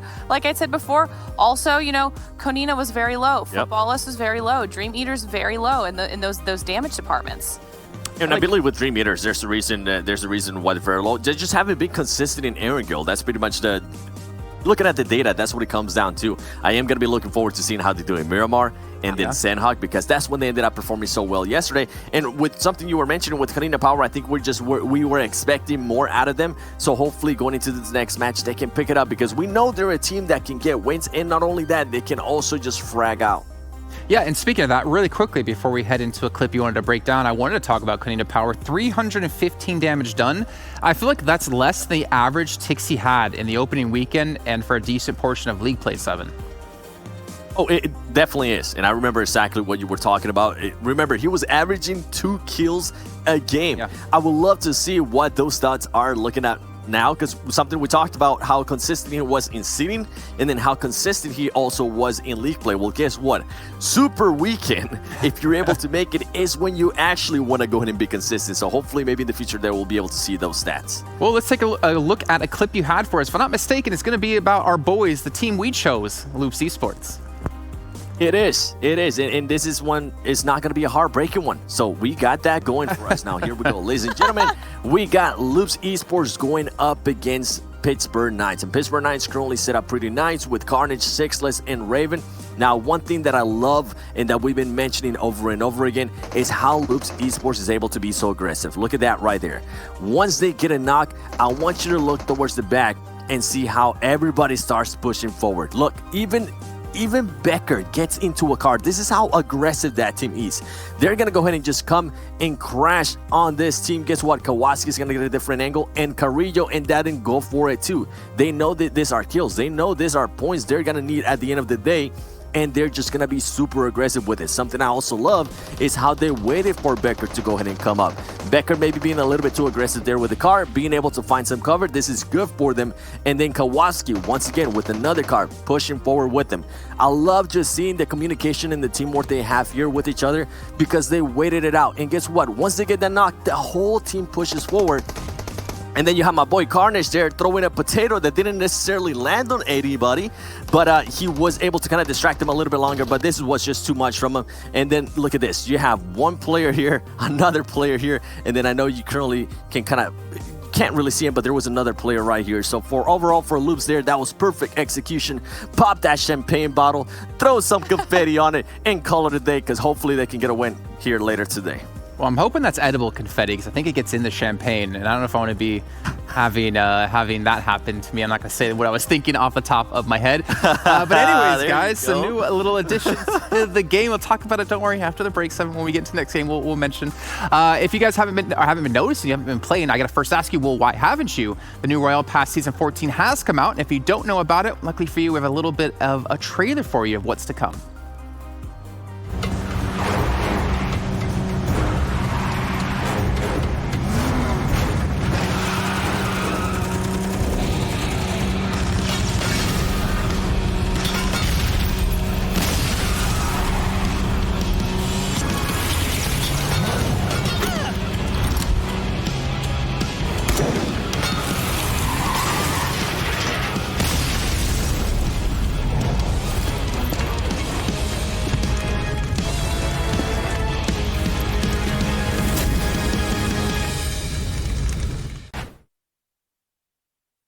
Some sweet, sweet stuff coming in that pass. Make sure you guys check it out. Make sure you guys pick it up as well. But what I'm really curious about now, guys, is what are the overall standings? Have we seen things shake up here? Dream Eaters, they were #1, and they're not going to be able to maintain it, though. Look at this glitter. Cloud9 taking away the first place position, and Wildcard Gaming coming out of nowhere. And that is definitely partially going to be because of that finish. I believe it was Pyro there at the end, able to snake for some extra placement points for Cloud9. So that's, going to work very, very well for them. Happy to see Wildcard moving up the ranks because I think they're a team that we were expecting big things, especially coming into the league play portion of the week. But from there, it's good. It's good to see Alpha Legends moving up the ranks. It's nice to see Team Queso in the top 10 right now. But good job, Cloud9 for kind of sneaking that out from under Dream Eaters. And another team we saw Futbolas there towards I believe it was 6th or 7th place. They really didn't fall off that much because they had some cushion to kind of work with. And now we're seeing here towards the end, just super surprised by seeing Kanina Power there with 24 points. And Nova Esports, that's another team that I feel like they just haven't been able to showcase what they're capable of. We're used to seeing them third-party teams. We're used to seeing them just come out on top. We even see sometimes Shifan being able to go ahead and get them some placement points. So hopefully they can work on whatever is not working here going into Vikendi and maybe try to go for that win. One thing that really stands out to me on that leaderboard is one thing in particular. It's Kanina Power having 3 kills. We just talked about how Tixi was averaging 2 kills per game, and they have 3 kills in 6 matches played. I don't know what's going on within that team, but they need to fix things, and maybe they will going into Vikendi as our second map choice here. But Glitter, something's got to happen within that team. This was the team who, again, didn't really show up day 1 when we saw the seeding play. They did say they played the exact same way from day 1 to day 2, and then day 2 they went off the charts, climbing up the ranks. We're into day 2 now of the Super Weekend. Where have they gone? Are they going to show up? I really hope so because I think we all enjoy a really, really strong Kanina Power game anyway, so that's just entertaining to watch. But they still have 4 maps ahead of them. I mean, this definitely is not the best start, and I would hope that they're going to be kind of going back and reassessing since they'll have a second shot at Erangel later in the day. But something has to change for them right now if they want to be able to keep up with the rest of the teams, because if they don't make that change soon, they're going to be so far down the leaderboards. A good game here and there won't end up mattering, 7. Something that's very interesting to me that I kind of want to point towards to is we mentioned over and over again, yeah, they did bad on the first day of seeding, and then they did good. They did bad on the first day, well, not necessarily bad on the first day of league play, but they didn't perform to what we saw on the second day of seeding, and then they did good the second day. And they always told us that they stuck to what they were doing. Well, what are they going to do here? If, for example, maybe, yeah, you did horrible on the first day of Super Weekend, and now starting the second day here of Super Weekend, if things are not going your way, are you going to have to mix it up? What's going to happen here since you're going to have to actually make a drastic change here for Super Weekend? Or are you just going to stick to it since this is only the first Super Weekend? Just so much stuff that can go through a team's mind and players' minds. I mean, coming out as one of the best teams in Europe, I'm expecting them to change some things up and obviously perform better because they're definitely going to need it. They need those points accumulated over these next few days to keep them going into the next Super Weekend. But speaking of points, if you guys are watching at home, you can watch the game inside the game in the Esports Center, and you can earn points throughout these days, and the top 100 viewers will get exclusive rewards coming through. So make sure you guys are doing that not only on Twitch, not only on YouTube, but make sure you're watching it within the game itself. And you know what it means, guys? You know what that means? Guess what time it is? Prediction time! Oh my God. That just threw me back to Malaysia, honestly, for the finals. Prediction time. That's exactly right, 7. So since you got it right, you get to go first. All right, and before I actually go first, shout out to TrueJello_ on Twitch for guessing wildcard right. There you go. If I ever ask you guys in the chat, guess a team, if you get it right, the first person that gets it right, I'll give it a shout out. And I'm actually going to go with Loops Esports here, going into Vikendi. They tend to perform really well here in Vikendi. They were being aggressive there in Erangel, so I cannot wait to see what they're going to do here in Vikendi. Glitter, I can see some gears turning in your head. Who do you got your vote on? I agree with the Loops call, but I'm not going to pick them. I'm not going to pick them. Don't worry. I think I'm actually going to go with Footballist. They are starting to kind of catch back up a little bit. They did win Vikendi yesterday, so... Hey, let's Evan, it's her choice, man. It's her choice. If she wants to choose the team that might not do well, help her out here, that's all on her. I, on the other hand, am actually going to go for a wild pick here. And not in the form of wild card. I'm going to go Tempo Storm, actually. I feel like they have a decent chance here. They've been a little bit quiet. They have had some signs of life. I want to see Tenza really step up for the team. And, of course, get me some extra points so I can break the 200-point threshold already within our rankings. But, guys, I mean, come on. Hey, 7. You can't really argue with me. I'm currently number 1. We're going to talk to you guys a little bit later on, though. After the next match, you could probably berate me if my pick goes wrong. We're going to bring in our commentators another time, as we got in Virum. And, of course, Cameron Davis going to be joining us another time here, looking fantastic, looking ready to go into our second match of the day. Cameron, you're looking especially ready to go. Yeah, I'm hard. I finally picked the team that did. I'm proud of you, man. Low kills despite getting second place, but I finally got some points and I broke 100. That's all that matters. The climb has started. That's my question. Yes. I actually legitimately had to bring the mood down. You I'm had to sorry. bring the mood down, but I had no idea. I thought you would have bumped it up on that. Well, you know what? Just threw him right under there. There were I didn't four know. wheels. They were spinning, and just okay. It's fine. It's because he can do it yet again here. It's a good start for him, and I think he can keep it going. In Virum, you typically have a decent start in your predictions, and then as the day goes on, you get a lot of 1s and 2s. Speaking of throwing people under the bus there, but let's talk about Vikendi a little bit here. How do you feel like this map's going to go? In Virum, off the bat, we saw Cloud9 have a decent start. Wildcard as well. Do you think they're going to do it yet again? I think those are two teams that could definitely look to perform, but I'm actually kind of going with the group a little more so on this one. I think that Loops this is like one of their maps. These smaller maps that have a lot of compounds, a lot of breaching. We saw them play like a weird passive thing yesterday on Vikendi where they like hold up in a mansion and they just got circle luck after circle luck, and then they ended up placing pretty high, but they didn't get a ton of kills because they tried to overextend them. Now I'm hoping they go back to more of their traditional style. They try and play the edge of the circle a little more like we saw in that last. I thought they were dead like 3 times. I kept seeing them pop up in the kill feed. I'm like, surely Loops is out by now. But they weren't. And that's the kind of tenacity that I'm rooting for here in this game. What about you, Cameron? I'm gonna pick Loops as well. They're really, really good on this map, and when they're the ones that they're the aggressors, no matter on what map they're on, they're particularly good at it. And Vikendi gives a lot of opportunities to beat the aggressors into an isolated 1v1 fight. Well, you know what, Cameron? If you're right on this pick, I'm gonna start picking exactly what you choose every single time from now on, because I feel like you got the momentum, you got it going on your side, you got the magic, and you're gonna bring us the magic now as we get into our second match of the day on Vikendi. Take it away, guys. Thank you so much, Jason. We're coming for your spot. Don't get too comfy. Don't get too comfy up there at the top of the leaderboards. We're coming for you. As we're about to get on to Vikendi. We've casted a lot of Vikendi over the last week, Cameron, and honestly, this is one of the maps that I'm a big fan of casting, just because there's so much action. It definitely slowed down yesterday for our first day of the Super Weekend. Teams weren't playing quite as eccentric as they were during league play, but I think today, now that they've got it under their belts one more time, we might see more of that again.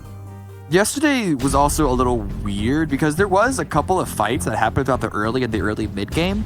But once people saw that it was going to be the mansion that Loops had hold of towards the end game, it was actually very, very difficult.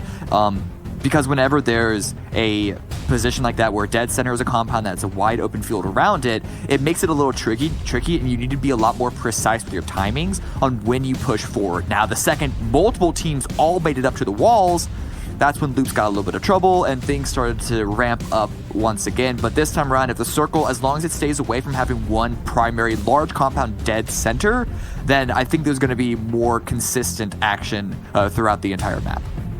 Yeah, and that's what I'm looking forward to as well. Because, as much as, we get the time to talk about more of the esoteric nature of the game and the high-level strategy and the thought process and the mind games, over, the first 10 or 12 minutes of the game or so before the action really starts to get hyped up. At the same time, we like to cast action from the beginning, and what's actually right dead center there in the middle of this circle, Cameron? Is it a big compound like you talked about? I mean, there's a lot of compounds in this circle. I mean, it's phase 1. It could still go anywhere. There's a lot of directions that this could go. I'm more worried about the frozen river and castle. Yeah. And the fact that there are a lot of big open spaces, especially when you look towards sort of the southwest. But really, it's just going to be a lot of individual compounds that teams are going to focus up on, try and clear areas, and plan for rotations for phase 2 and 3. And this is interesting because we're both... So normally, you see KP, you see Konita Power, and Wildcard go down to Villanova. We're not seeing either of those teams do that here this time. Instead, we're seeing Konita Power now contesting up against Team Unique. And this is interesting because Unique didn't have the best day number 1, but they looked darn solid in that last game. If they're going to be able to carry this one over, and given how Konita Power looked in that last game, this could be disastrous for the squad. Yeah, the reason why those teams don't go to Villanova now is because of the plane path. But Konita, I don't know if they intended to contest another large city on purpose, because as we saw, it hasn't been disasters for them in Villanova, but it hasn't been the best, and they need all the help that they can get. So I think I would have preferred them to perhaps scavenge loot. But then again, this map, it's not as small as Sanhok, but it's not as big as Miramar. And so unless you're super familiar with having a plan B, with having a backup, and I don't know if Konita Power have that, it does make sense why they would just say, let's just go to a city. We know we can find loot there. Even if we have to fight, it's at least better than finding nothing but queso.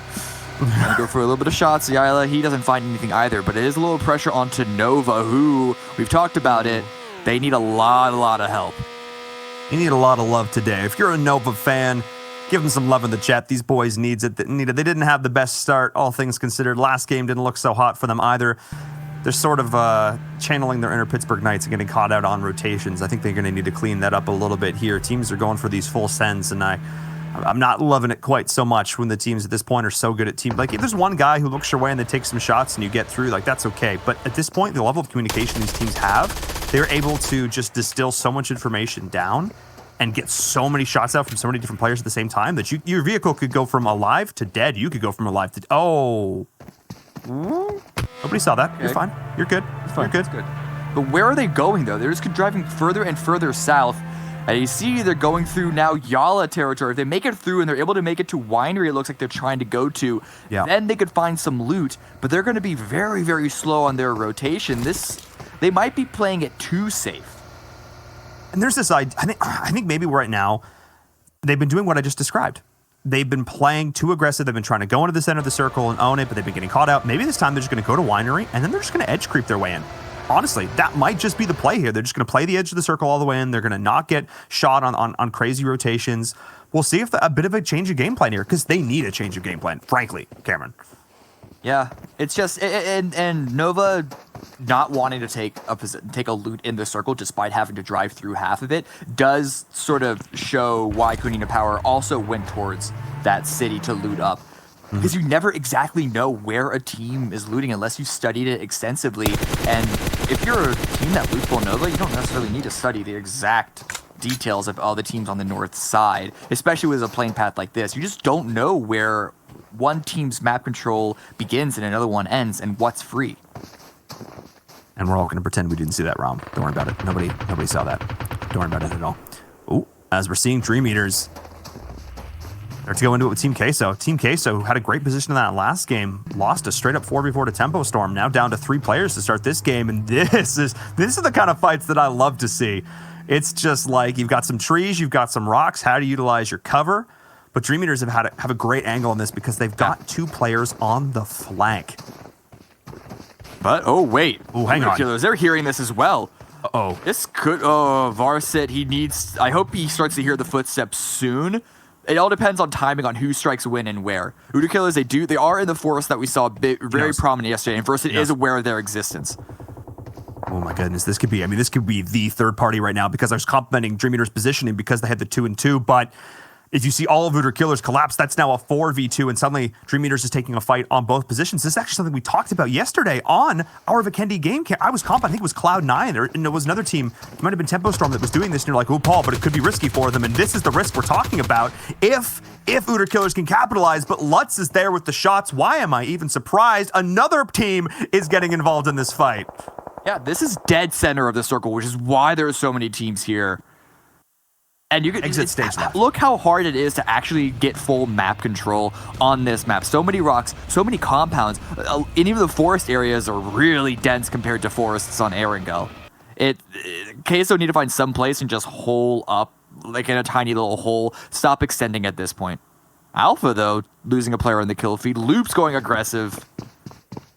Possibly getting a little bit of revenge from last game, because I believe those two ended up fighting a bit. This Wildcard as well is getting into it with B4, and we're seeing that right now. Pedro down. Sam and crew able to pick up those shots. You can see the tracks in the snow from the vehicle. You can see where it all went wrong. Oh, now he's burning. No. Oh, my goodness.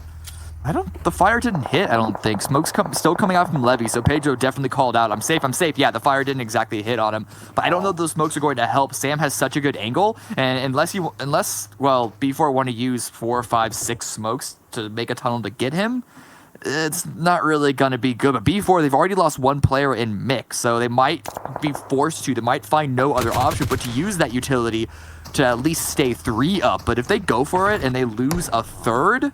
I don't know what you would choose here. Yeah, he's done. I think you cut your losses here and just reset. They're actually, I mean, again, we have 2 teams now that have been taking down only 2 members on both sides of Wildcard. You've got Team Queso on one side, you've got B4 on the other. Oh man, bit of a rough time, and I think, again, this is what I was talking about, getting caught out on your rotations as much as you want to get to, and speaking of which, there's Pittsburgh Knights. As much as you want to get yourself into that optimal position, you know, people can hear you coming. You've got to be cognizant of that, and the fact that, you know, where this plane path was versus where the circle is, teams have had time to get into position. You're already late. There's a lot of teams that are already dead center.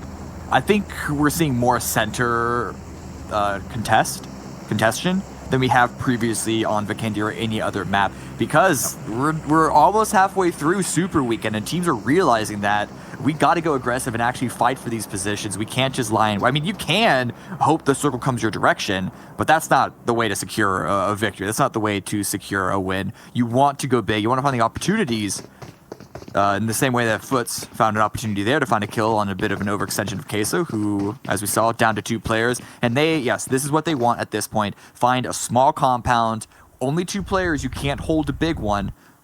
2 buildings, maybe 3, and just try and play super defensive. Yeah, and I think Wildcard's playing that really well. They have 2 players facing in one direction, 2 in the other. They know exactly where their immediate opponents are. But we did see Footballists get involved a little bit earlier on, up against the lobby leaders in Cloud9 now, potentially being the next one up in their sight. We saw them getting involved in that Team Queso fight earlier on. But Bayo's going to go off on his own here a little bit potentially. Interesting that this, you know, he's the shot caller, one of their shot callers on this team. He's going off.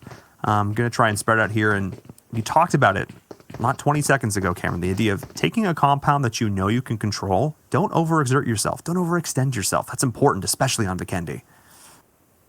Yeah, there's just the way that the terrain, high, low, it's not as dramatic as Miramar, but it's in a way even sneakier, because at least Miramar, when you're on the high ground, there's often not a lot of cover. In this, there's not just the terrain that moves up and down with the rocks and the hills that we're seeing Ayala look down one just as we speak, but also the tree cover and the rock cover, and people can sneak up onto you. So you really need to be aware, and you have to be aware of how far your sort of zone of influence extends. Zone of influence. I like that a lot. Actually. That's it's like some OG gaming terminology here. How much do you control? And speaking of control, Loops seem to actually be playing. Okay. They did this last time around. They played outside the circle. And they going in now. Yeah, they're going to be totally fine. They can even take Castle if they wanted to. But this is actually a pretty forgiving circle for a lot of folks. Unique's got to rotate in, going to need a power. But for most squads, this is benefiting those, like I said, benefiting those early rotations. If you're not already here, you're late. We're going to see a little bit of a shuffle, I think. But a lot of teams literally don't have to move if they don't want to. There's just to the west of Castle on the mainland, there's a intersection between two roads I think is the strongest position in this circle. It's only phase 2, it could shift off of it, but I'd like to see some teams that are close to it already. I'm looking at Umbra, I'm looking at Tempo Storm to try and find it right now, but Konita Power, they once again find themselves not in a great position. They were coming in from the west side and they had a little bit of a squabble with Unique, and they're actually still sort of following each other, so this might still come to a fight eventually. But Konita, do they stay and try and gatekeep Unique, or do they want to move ahead and get into the circle and try and find a center position? That is the big question. That's always the question, I think, right now. Yeah. You know, it's the dichotomy. Do I creep along the edge? Do I go into the center? Do we send? How far do we send? Constantly questions that we have to be asking ourselves, especially. Ooh. That could have been something. If we found a knock on a Cloud9, they could have been aggressive and stolen that position from them. Cloud9 are once again able to stay safe. Not exactly the team that you would assume would be the slowest and the more macro-focused team, but that's been working out for Cloud9 so far this weekend.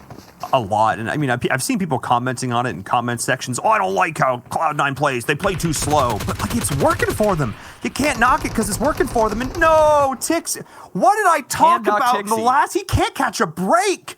He's one of their top fraggers. He's one of the best fraggers we have in the PUBG Mobile World League West. Like, his opening 2 days, his opening weekend stats were unreal. But I don't know what has been going on. His positioning this weekend has been so suboptimal. He gets caught out every time. And I don't know. I feel like they should know that there's at least a possibility of Unique coming up from behind them because of the way that they shared that city. But now they lose one. And Unique, great play by them. They don't commit. They don't overextend here. Yes, they got a kill, and it made it a 4v3. But if they were to push in and get slaughtered, that would just be a complete waste. So they're going to use this opportunity to push into the west side. That is now clear. We know that. They might be aware of how empty it is. But over here, Footballists and Queso still sort of breathing down each other's necks, as well as Dream Eaters. A lot of the teams all just sort of in the same line, just take a couple of steps to the east. Yeah, and they're all just vying for the same little piece of real estate here, but all of them, the handshake is still in effect for now. They don't need to fight yet, so they're not going to. And this is, I think, the idea of, now that we're in the Super Weekend, what does this mean? We saw teams just taking every single fight. We saw that insane compound fight earlier on. Okay, I see you. I see Rob in the kill feed. But we saw that earlier on, this idea that people are just going to fight if they can fight. But now, when placement is so crucial for all of these teams, as much as kills are, they're not going to throw away their chance at a chicken dinner here because we know how impactful this is. We're in Super Weekend. Now it really counts. Oh, it's another medium to medium hardship towards the southeast. And here, Castle and the Frozen River actually becomes a big factor because you don't want to commit to Castle, and you don't want to commit. You definitely aren't going to commit to the east side of the circle unless we see another hard shift, and then probably another hard shift after that. So you're only looking at 2/3 of this circle that is actually playable, and those 2/3 have already been taken. There's already basically two parallel lines of teams. And so if you're not in those lines, and even if you're on the edges like Alpha, B4, and then Yala and Nova and Loops on the bottom, you're really going to try and look for fights to forcibly clear some area and take some area. You got to start to lean into macro at this circle. It's a little earlier than someone would have liked, but I think Loops are going to love it. And we're seeing Dadine play scout right now. He knows exactly where Nova is. The rest of the team is back up on the rise, and everybody's just taking over the riverbank right now, taking over these cliffs, making sure they're managing these angles. There is a very, very good chance that nobody's behind them, like you mentioned before, on the east side of that circle. So everybody has their back to it. They're feeling pretty comfortable at this point, which means they can all put their focus inwards on all these teams who are now having to come to the river. It's like it's like one of these wild animals, like a lion waiting at the watering hole for the gazelle to come on up. I know that's a savanna. I should have come up with a more snowy. If you didn't say anything, no one would have noticed. That's fair. Polar bear and a little Arctic bunny. Sorry to put that image in all your heads, but that's what it feels like right now, especially with Loops chilling at the river. Wait, Loops is the polar bear? Yes. Nova. Okay. I'm just trying to. Yes. Wouldn't they just right now in 16th place, Nova? Isn't it Falcons onto bunnies or something? I don't look. Okay, you know what? Probably.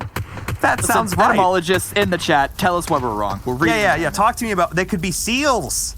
They could be. There we go. All right. Yes. There it is. Polar bears onto seals. All right. Woo. Please, someone start fighting so we can get onto it. Oh my goodness! Please help me. Help me, anybody. Okay, Umbra. Thank you.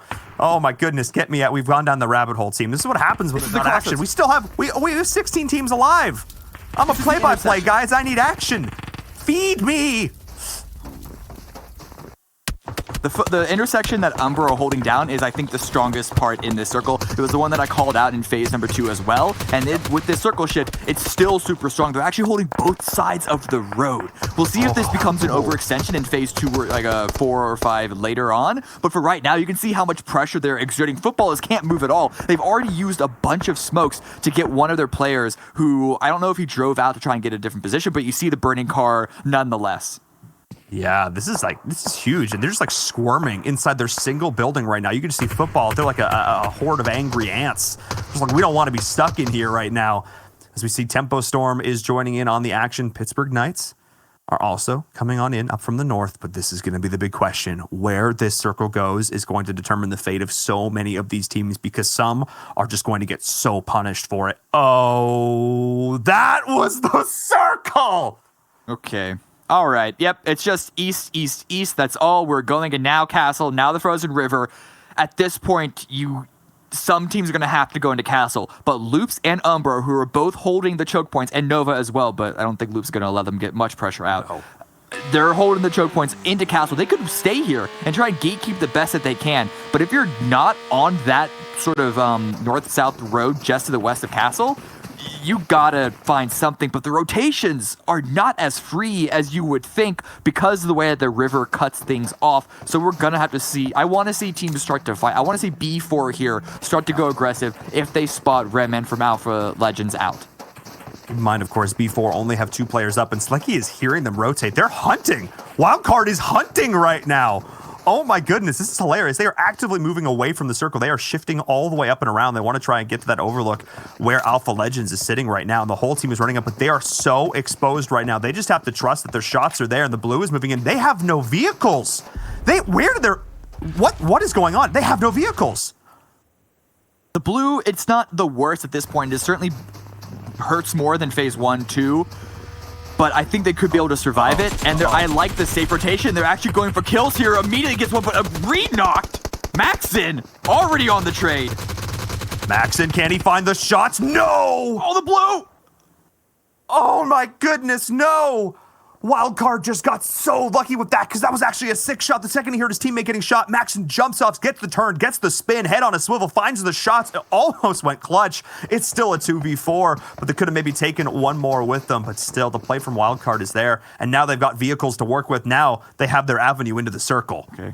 Yala here. We saw them looking at Cloud9, that they know that they're in this city. They know they're in Tovar, but I think they also know that Konina Power are just to the southwest of them in the blue. And so you saw, I believe it was Xana, turn around, make sure that they're not being approached around this little mountainous hill here. And yeah, Konina Power don't want to take this fight. They're going to rotate further towards the south there. And actually, Unique also had a similar rotation earlier on, who were on the east side perfectly free.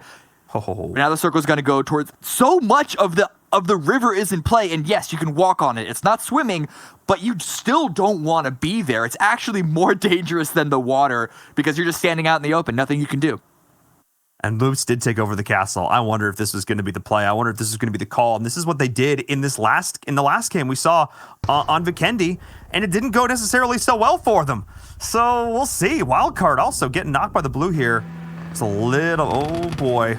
A little bit of water in play, but we'll see. Dadine? Hello, Pro-Lord? What? No, Dadine, please. No, that's the vehicle. You don't shoot that when it's on top of you. Oh, no. Yeah, this is really rough. He's fine, but you still hate to see it. And he may not be fine for much longer if the rest of the team actually rotates and tries to punish this. Federal is playing Overlook.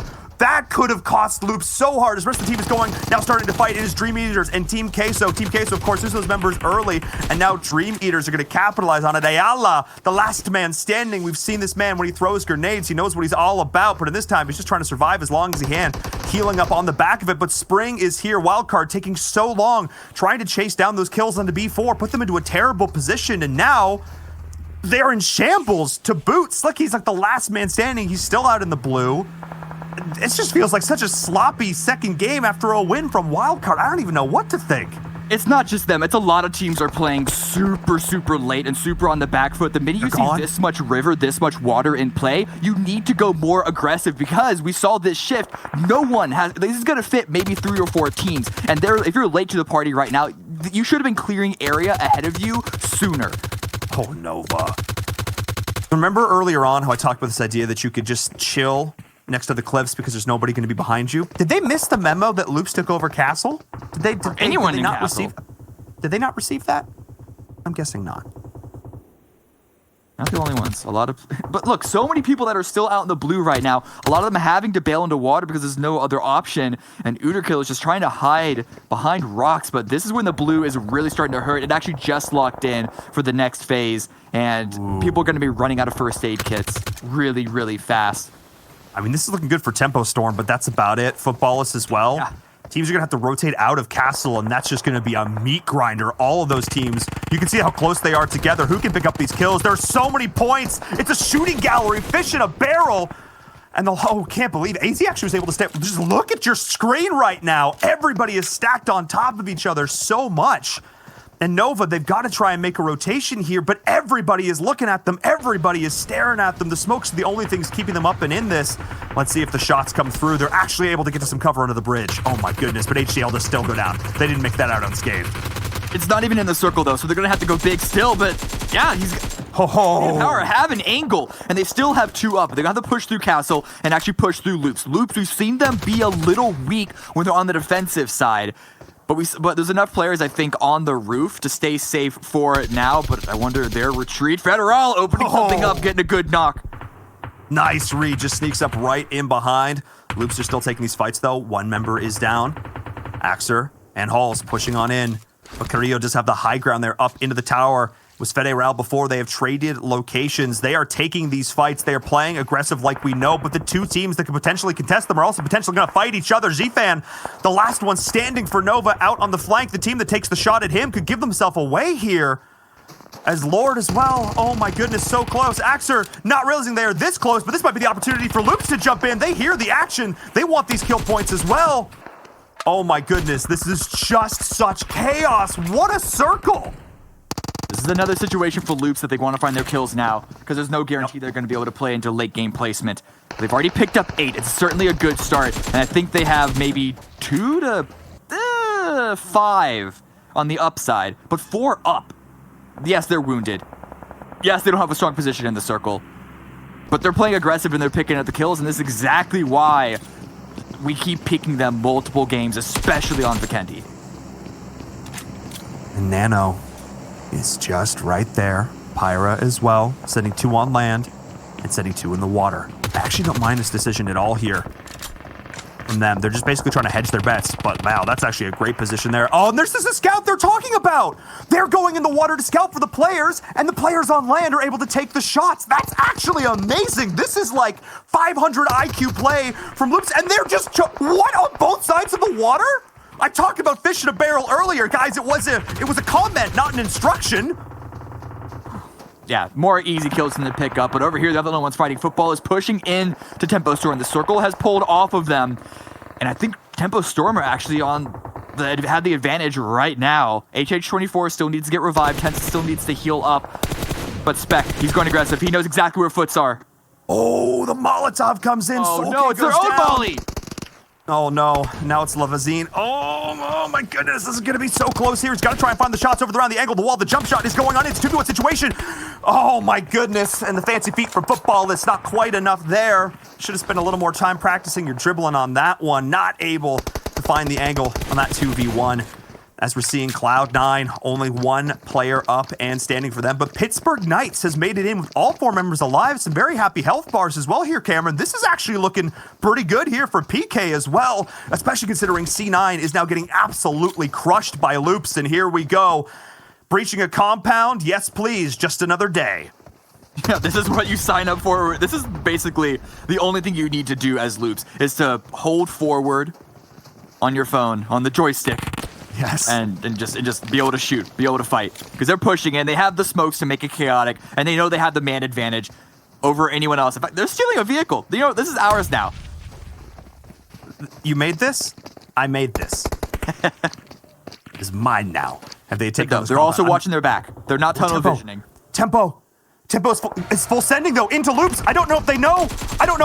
But they were actually able to get the angle. Tempo was able to get in scot-free. This is actually huge right now. Uneven though, he's on the flank. He could be the one to try and mess this one up, but we do have loops just going off, able to try and find the angles here. Nice down there, capitalizing the advantage of the smoke, but Dadine is going to go down. I think PK was getting both off on the flank as well. J7, but that is Rain dropping to follow this. Kayowski gonna go off the roof, making sure that he can help up his teammates as they need them, but Tempo Storm are taking over the buildings. Loops are still on the outside. HH24 is here. This nade could be massive.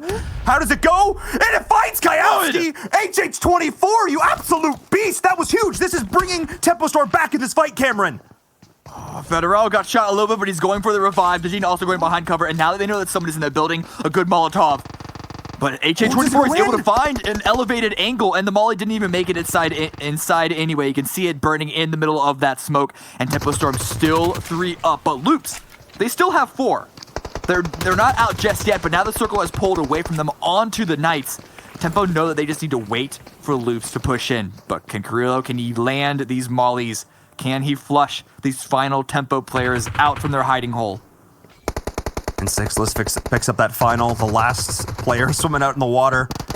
Spectre trying to back up, trying to retreat, and they're just getting pinched. Pittsburgh Knights with the third party, opening up an opportunity for Loops, but they're playing this smart. They just saw Tempo go down, and they don't want to give themselves up. Pittsburgh Knights is now actually the team in a big position. This could be their chance. This could be their opportunity. They've got all 4 players up, and so much damage has already been done to Loops.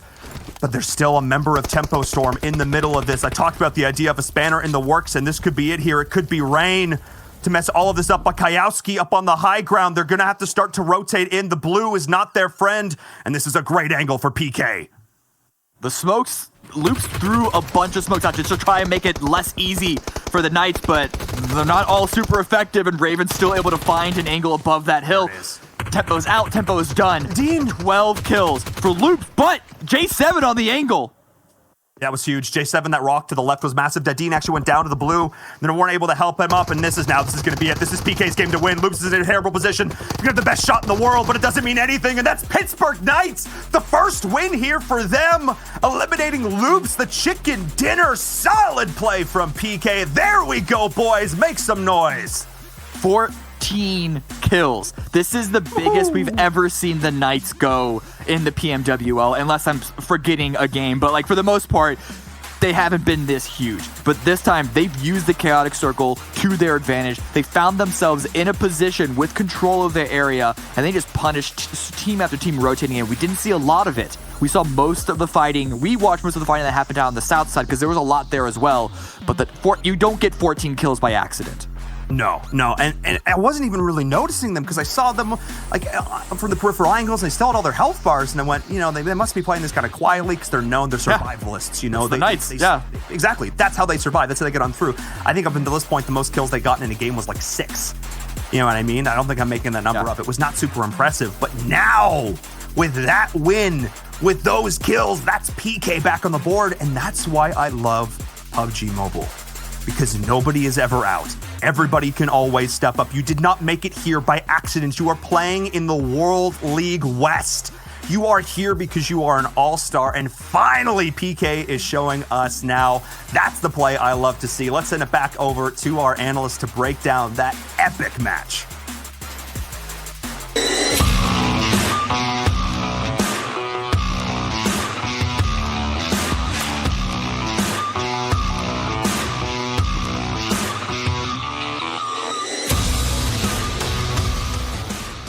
Thank you very much, Pittsburgh Knights, not only for taking yourself a fantastic victory that you guys desperately needed within the Super Weekend, but more importantly for me at least, it keeps this man to my left from bragging about his team choice. You had Loops. Let's talk, though, about Pittsburgh Knights. They came up big. They've been so quiet the entire time, Seven, but finally, in match 2 of the second day of the Super Weekend, they come through big. Yeah, this is one team that needed that. This is, I know we're talking about Wildcard needing that win from earlier. Well, guess what? Pittsburgh Knights needed this even more to go ahead and move up those standings, those leaderboards that they currently were lacking on. Something along the lines that we haven't been able to see from Karina Power. So I love seeing that they weren't even third party in that fight. I think at one point we saw them fighting Loops and Tempo. They came in third party there and actually started killing some of the people there too. So overall, great game for Pittsburgh Knights, and I love to see this kind of performance from them. Let's take a look at the standings then to see where they did place, right? Not where they placed, we know where they placed. Let's see how many points they got though on top of this. 14 kills. I actually want to look back and see how many kills they had in total so far within the Super Weekend, because I feel like that's almost more than they had, but they get themselves 34 points, Glitter. I think that it might be as well, but we have been kind of calling them out a little bit for being at the bottom of the leaderboard, like Seven had said. So amazing game coming out of Pittsburgh Knights, especially when they were shutting down Loops. Loops had a very, very strong game for themselves, and they had great positioning the entire time, and PK was just able to kind of stay on the edge and pick up the win at the end there. You know, also nice to see Wildcard back up in that top 7 position. It's just good for them points-wise, and then we can move on to the... Well, Konina Power as well. We got to talk about them, right? This is a team that has been struggling constantly. To be fair, they only have 2 kills, and Tixie averaged 2 kills alone himself normally. But finally, Seven, we see them come to life. Yeah, and Konina Power being able to get those 2 kills, guess what? They almost went ahead and doubled their kills for the whole weekend so far. And it's great to see that they were actually just going for placement points. At the end, there was just 1 player left, and he was trying to go for that swim and get those extra placement points. It did end up working out their way. And another team that we need to go ahead and talk about is Nova Esports. Nova Esports needs to go ahead and wake up. They cannot afford to go ahead and just continue to have the performances that they have had so far. We know that's a team that they can get wins and kills, and I might have to actually go ahead and pick them at some point here throughout the day. Another one is Team Queso. Not sure what happened there, honestly. We used to seeing better performances out of Team Queso in Vikendi and only getting 2 points. Very disappointing. I know they're a team that can actually do a lot better. And going here to the next matches, to Miramar and Sanhok, one team that I'm going to be looking out for, and I know everybody else is going to be looking out for, is going to be Dream Eaters. How are they going to be able to adjust to those maps that they did so well yesterday? Can they mirror that performance from yesterday? Well, we'll find out if it's going to be a sweet dream for them or an unfortunate nightmare as we take a look at our stats for the Pittsburgh Knights. Remember, 14 kills, 1,600 damage. Honestly, the 14 kills and 6 knockout parts really surprised me a lot, Glitter, and I actually really love to see it. It shows they're being really proactive in these fights.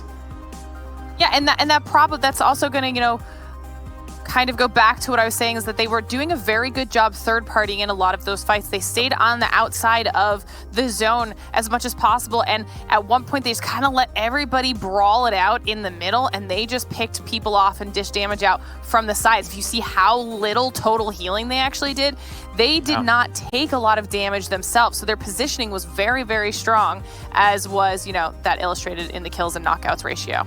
I love how you actually point out the healing. Yeah, I think that's the lowest amount of healing we've seen a team get a chicken dinner with. Yeah, that's some of the smallest healings I've ever seen. And overall, just stealing those many kills, come on, that's a great performance overall for the Pittsburgh Knights. Good job, guys. Yeah, great job by them. Let's see if they can keep the momentum up as we take a look at our do the do moments from our match number 2 of day number 2 of the Super Weekend. And while we start things off, I mean, you see Dream Eaters again. I'm looking forward to them, as you mentioned, Seven, into the matches later on. Footballists as well, having a tough game here, Glitter. I don't know what's going on within their team, and they had a decent game considering what happened on the first match, but there's some teams that are struggling with that consistency we've talked about. You know, and I think that this Vikendi specifically, and I was talking about it with you, Seven, it took a long time for teams this time around compared to yesterday to actually start these engagements. It felt like that early game kind of stretched out. I know Cameron and Viren pointed it out too. Like, it stretched on for a very long time this time around, and I don't know if teams are kind of reassessing their aggression from yesterday or what that decision was. But like you said, you know, we did see the likes of Footballs, who won yesterday on Vikendi, playing it a little bit safer. You know, they did get some kills. They had 4 kills, I believe, and they ended up, you know, doing well overall in the rankings, but nothing stellar, and that was kind of a little bit weird for me, Seven. I think it came down just to the circle. That I think it was a circle that a lot of people weren't expecting. It's something that I love to see, was that it was Castle. I've been asking for this circle for so long. So Kalaris, if you're watching this, we got somewhat of a Castle circle. I guess you can go ahead and count that. And the best part is that, guess what? The teams that I did end up picking, Loops Esports, was in Castle, and we know that team can be super dangerous, and they ended up pretty much just fragging out. I cannot wait to see how much damage they're gonna have on that leaderboard, and we will be breaking down the play here coming up from Loops Esports, something that we quite enjoy. I know watching this, once I saw the circle shift from Castle to another place, I was like, there's no way Loops is gonna be able to survive this. Well, guess what? They proved me wrong, and they ended up in a great engagement here. I forgot which was the other team, and then Temple Storm crashed it, and Loops Esports, being the team that they were able to go ahead and back that up. But guess what? Along all that, you have Pittsburgh Knights players like Sixless, one of those players that actually we kind of wanted to go ahead and wake up, and not let people be wondering earlier, from pretty much from the highlight from earlier.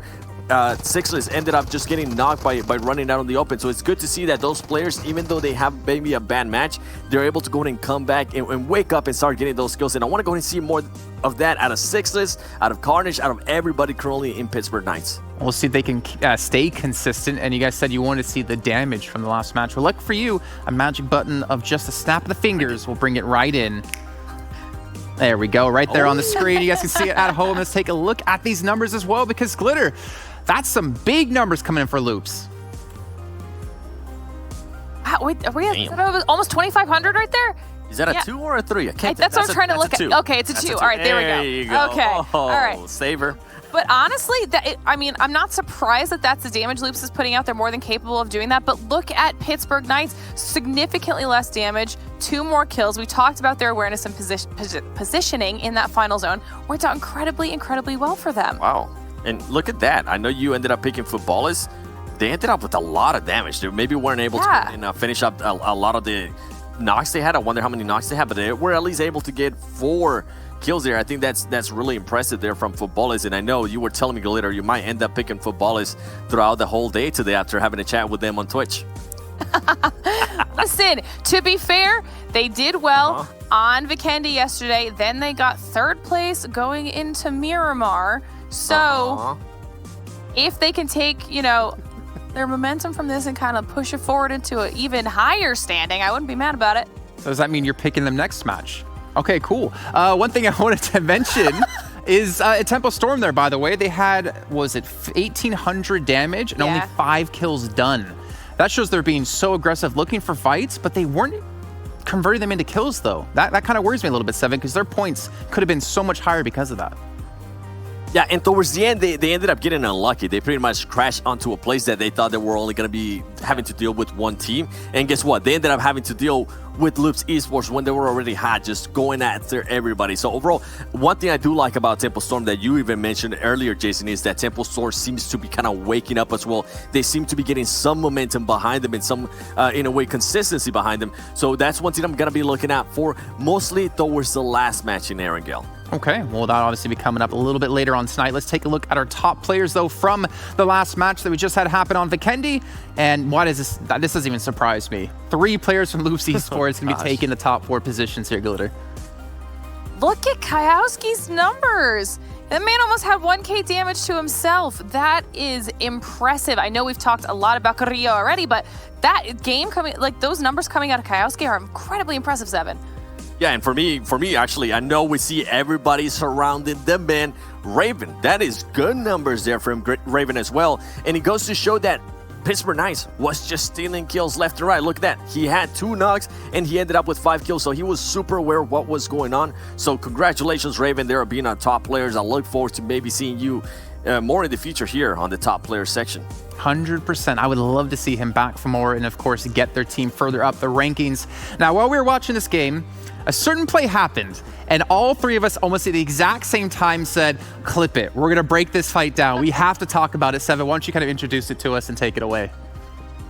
Let me go ahead and tell you what's going to be happening here with Loops Esports, Uter Killers, and C9 Pyra. Now, at this moment, I was like, I was kind of crying. I said, oh my God, here goes Loops, man. Loops is going to end up dying. This is it.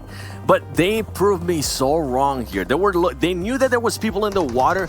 They knew that there was maybe some little fishes here and there. They tried to go ahead and maybe kill them. Well, guess what? They weren't able to. But something that I do love, to get a little bit more serious here, is that they had 2 players go to the other side, go for that swim, and meanwhile they had 2 other players over here on this side, which ended up working perfect for them. And that's something I actually enjoyed was the timing here. Pyra had to jump on that water, which didn't allow him to go ahead and shoot at some of the player from Loops Esports. They have to go under, and at this point they still know. At this point, Carrillo's going to be able to call that out. Hey, I see 1 player right here from Pyra. Make sure you're ready to go ahead and shoot at that. And guess what? As soon as they get out, Carrillo just laser ends, because this is pretty much going to be like shooting fish in a bucket, and that's exactly what they're going to end up doing. Loops Esports played that so well, and it was just so surprising for us, Glitter, watching this, that we just had to highlight it. We had to highlight it because it was just such a great play from them. Yeah, and especially when it's water related. How many times have we talked about how important your decision and when that timing to go in and out of the water, how important those moments are, because the second you put yourself at that disadvantage, it can be your downfall, and we saw that for both Cloud9 and Uter Killers here. See, I think one of the most important things we saw in that clip was we talk about Loop's Esports and the regression, right? We talk about how they love to take fights, they love to get in your face, but they do it so smart. Instead of sending everyone into the water where they can't shoot, they leave, like you said, 7-2 players back to make sure to cover the other players going in, and they're able to just squeeze them forward and pick themselves up 2 more kills. Fantastic stuff by them, and we'll see if they can keep that up as we progress throughout the day. Let's take a look, though, at our overall standings from the, 7 matches we've had now within the Super Weekend, and we can see Cloud9 maintaining that #1 position. Wildcard currently sitting at #2 with Dream Eaters in 3rd, but Footballists, they've made their way up a bit. So have Loops, Glitter. Yeah, and I think that's really good to see. We've got Cloud9 being the first team to break triple digits for their overall points. But we also see Pittsburgh Knights making a nice big jump there up into 9th place after their very, very strong showing on Vikendi. So love to see that, because we have seen them historically at the bottom of this list up until today. Yeah, and just something to note there on Pittsburgh Knights, before this match, they were in 15th place. So what a jump right there. It goes to show what you're able to do if you get a chicken dinner and on top of that, back it up with kills. And I think this is something to just kind of notate for the viewers at home, for maybe new people that might be watching PUBG Mobile Esports for the first time. All it takes, and maybe if you are struggling like Pittsburgh Knights was, just have a good game. If you have a good game and maybe carry that momentum over, if you're one of those teams that can actually do that, that would be huge, because it's just gonna propel you up the leaderboard. And once you get within those top 10, guess what? Your mentality changes. Yeah. You're no longer at the bottom of that leaderboard. Now you're in contention, baby. So much pressure is taken off your shoulders as well if you can have that one good game, right? We saw Dream Eaters really struggle when it came to league play, and they came through with the double chicken dinners. I want to point out one more thing there for the Pittsburgh Knights. They had 8 kills before that game. They got 14 that last one.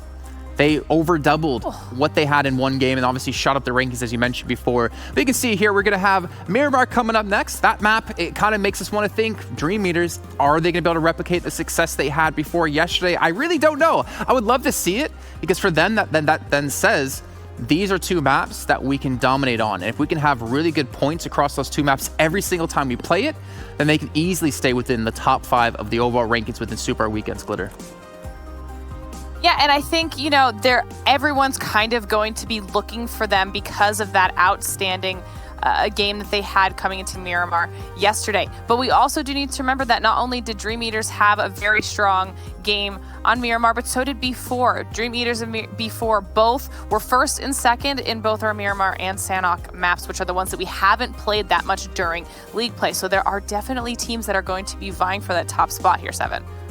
Yeah, and I think for me, I said it yesterday, I'm going to go ahead and be more of a dream crusher. I want them to actually not get 1st place here, because I want them to start also focusing on the other maps. If you get a team that just gets back-to-back 1st place on the same map, well, guess what? They might just get comfortable with that. And I don't want a team to get comfortable with that. I want them to go ahead and look at other outcomes of what they're able to do and how they're able to improve in the other maps. So Dream Eaters, if you're watching this, it'll be awesome if you guys get the win, but I kind of hope you guys also realize, hey, we're going to be playing a lot more matches in Erangel, a lot more matches in Vikendi, so hopefully they can go ahead and step it up there. It's a very good point. I like that. You can't really depend on 2 maps only to have your success on, because the second you don't have your success that one time on the map, you just drop down those leaderboards. But you know what? Speaking of dropping down leaderboards, we're getting to prediction game time here, and hopefully myself is not going to drop any farther. Seven, I know you're kind of coming up close to overtaking me. Glitter, you actually got yourself into, I believe, like 3rd or 4th place at the moment, so you're shooting up the ranks. And then we're going to go for your prediction off the bat here. You were talking about Footballists before. Are you going to stick with the guns? I think for one more game, I am going to stick with Footballists. Okay. I am. Okay. That's good. That's great. You know what? I'm actually going to go with a crazier one. I'm going to go with B4. We that was the other one I was looking at. So we'll see what B4 is going to be able to do here on Miramar. It's not Sanhok, but hey, why not? Throw a crazy one out there. I'm not going to lie. If those were changed, actually, no, if you showed me those on a piece of paper and told me to guess who chose who, B4 definitely would have been Glitter's choice, in my opinion. Me, I'm going Footballists as well. So, Glitter, we're in this together, and we'll check in with you guys. Right. Yeah, well, I hope so. We'll see. We'll check with you guys after this match is done, of course, and hear you guys' thoughts, and hopefully get to have some smiles if we can get our predictions correct. But, of course, you guys at home can still win win some things within the game. If you guys are watching within the game in the Esports Center, you have a chance to win some lucky draws for some limited time outfits. Make sure you guys are watching there. You got YouTube, you got Twitch, you got yourself the game as well. So make sure to check one of those out, or maybe all three of those as well, so you can chime in with the chat and maybe get yourself a lucky guess for 7 and get your name shouted out on the stream. And I got to bring in 2 new casters as well with the energy levels exceeding of over 9,000. We got Hot Jukes and Mustache Dave coming through here. And I have to say off the bat, Hot Jukes, I've been hearing rumors about something. I've been hearing something about this house tour coming up. What's that about? Oh, okay. All right. Okay. Good rumors then. Yes, a house tour coming in soon of the new gaming house here in Texas. Can't wait to get that out. Hopefully, be up Monday. Pumped. And where's my invite? That's my next question. Oh, dude, you're ready to go. You're the first one on my notification list, that's for sure. You know, bring in all the West crew. Mustache Dave, you're looking phenomenal today as well. What's your thoughts on the first 2 matches we've had played so far? Listen, all right, are you trying to get at that? I'm a footballist fan here today. I got you on my side. I got Glitter on my side. I am looking forward to footballist getting that dub so I can reclaim my spot, that #1 spot on the leaderboards when it comes to the talent pick'ems. Well, he's trying to go for his #1 spot. Hot Jukes going into our 3rd map of Miramar here. How do you think this is going to play out in general? You know, it's a really interesting one right now because the way I'm starting to see certain players, you know, kind of go about Super Weekend, I think I've seen the top teams kind of play a little bit more conservatively, just trying to kind of hold on to that position as it goes into later days. So you know what? I'm going to go with tempo here on this one. Yesterday, they had a tough day, and me knowing these players really well, that's going to light a fire in them. You know, I think we saw it kind of happen in the last game. Fortunately, it didn't work out for them, but you know what? I'm going to go for them on this one. Okay, so we got a tempo, we got a football, so we got a footballist here as well. We're going to find out after this match is done who will be taking home the extra points on our side and maybe who can move up the ranks. I'm hoping to still hold on to that #1 spot, but I'm hoping it works out for us, Dave, and I hope Hot Jukes that tempo get knocked out in 16th place. Anyways, why don't you guys take us into our 3rd match of the day here on Miramar. Here we go. Match number 3, Miramar 2.0. My favorite map personally right now because so far every single one that we've seen in the past tournaments, they've just been insane from start to finish, Dave. Ain't that right? Yeah. And, you know, I got footballists on my team to get the dub here, but I also am going to be looking out for Team Queso. They like to get that Golden Marauder, and we know from the Americas region at least, it's a pretty consistent squad when it comes to Miramar, and I know they're looking for the comeback here, the comeback kings, some would say. They need it. They definitely need it so far. Having a rough start today, and I was really surprised to see how they're changing up their strategies. First game, they normally like to drop Primorsk, and that was a perfect playing path for them to do that. They decided to mix it up completely, and I was kind of shocked, and then seeing how they performed last game, I wonder what's kind of going in there, you know, kind of like what's going through their brains right now, right? What's their mindset like going in here into match number 3? But if there's any time to get a win, it's right now. Yeah.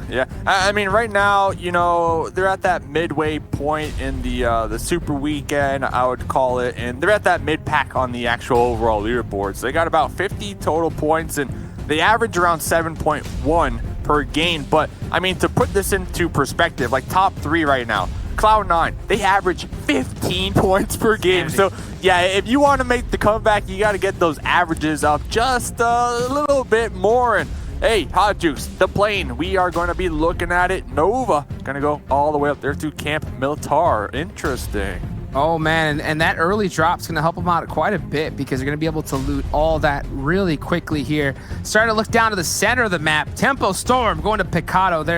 They're old faithful of a drop, wondering if they're going to have some contention there. It looks like they may just have it. But, yeah, looking at this particular zone, it's going to be really huge, especially for Cloud9. They love to go El Pozo, and that is like one of the most high loot spots in all of Miramar, and so far by the looks of it, they're gonna have it all themselves, so they're gonna be looted up and ready to go for this game. They're gonna be looking really good all the way up there to the north of circle number 1. You got Uter Killers just south of that. B4, another really aggressive squad, so we'll pay attention to see exactly how that west side of circle number 1 unfolds. Really though, I mean, you talked about it. Tempo over there in Picado. They got a couple teams around them. This is going to be on the east side of the circle, so they could be setting up for some nice rotational early game kills on their side. Definitely. I mean, that's a big advantage. Anytime you're a team that really is able to secure the central drop point on each different map. And when you're able to do that, wherever the circle goes, you're most likely going to be the quickest one to be able to get there. Of course, unless you drop there. But considering if you have to rotate from all these other teams, you're going to have the best chance. And you can see Tempo, they're still in zone. They're in zone automatically right here. The only way they're not in the first circle is if we get a crazy Campo Militar circle, which is super rare. So, yeah, I think that's a really great drop location. That's honestly one of the prime reason why I decided to pick him for this match. Oh, okay. You're starting to get a little better insight on the hot juke strategy. You know what? I decided, you know what? I was looking at it, and I was like, you know what place am I in? I'm not in first. I was like, you know what? I need to start trying on my picks, you know? Oh. I think that was the problem. You know, now I'm going to put effort, and we'll see what happens.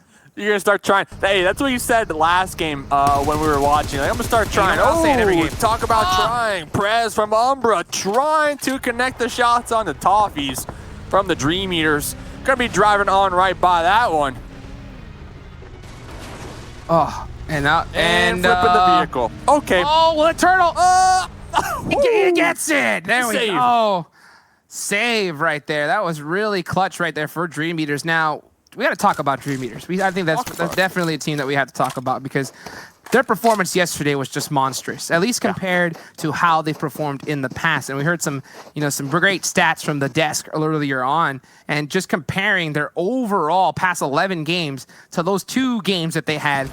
I believe they had more points in 2 games than over 11. So that just goes to show you how big of a day that was for them. And that's what I really love about this entire scoring system, this entire tournament right here.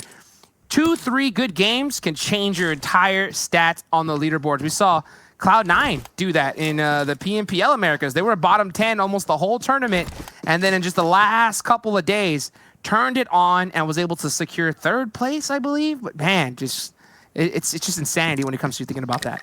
Yeah, I mean, it's 2 chicken dinners, right? Back to back. And 1 chicken dinner alone is 20 points. They were able to get 40 points alone when it comes to placement points to add to that total overall.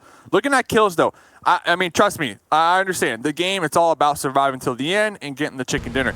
But I would like for the squad to kind of ramp up their fragging ability, right? To kind of level it out so that they can be that consistent squad. Right now, they're sitting around 34. Right behind them in 4th place, Footballists with 42. So, you know, those chicken dinners definitely going to be keeping them up there at the top. But as the tournament progresses, like the chicken dinners, okay, you're getting the chicken, but you need to also get the frags to kind of balance it out, at least in my opinion. I think it's a good way to look at it. You know, I think it's definitely a good way to look at it. In my opinion, I think that, you know, just consistent placements are going to all overall do you pretty well, you know. But yeah, like you mentioned, getting some good solid kills, they'll just help offset those bad games. And it's just going to happen no matter how good of a team you are.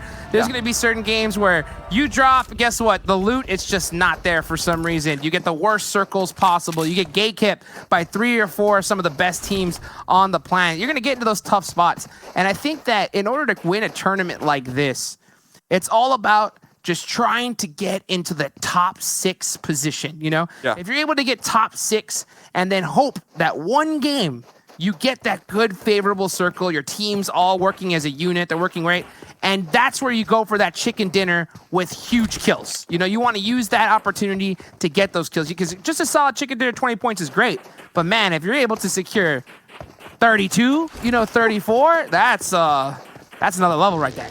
Secure the bag. And kind of just to double back on that point real quick, when we look back at Loops, you know, a very strong team when it comes to the Americas region. You kind of brush on it. Like, they would get taken out in maybe 14th, maybe 13th position. But at that point, they had a lot of games where that happened to them, but they had like 5 or 6 kills at that point. So, you know, those points are able to keep you afloat, at least when it comes to looking at the leaderboard long term, you know, longevity-wise. At least that's what I have kind of gathered as we progress here within the games. You know, it's interesting. It's interesting because if you really think about it, you know, you got to look at every single team has their own pretty much strategy to try to win this tournament, right? And Loops, it seems their strategy is just kill everything, you know?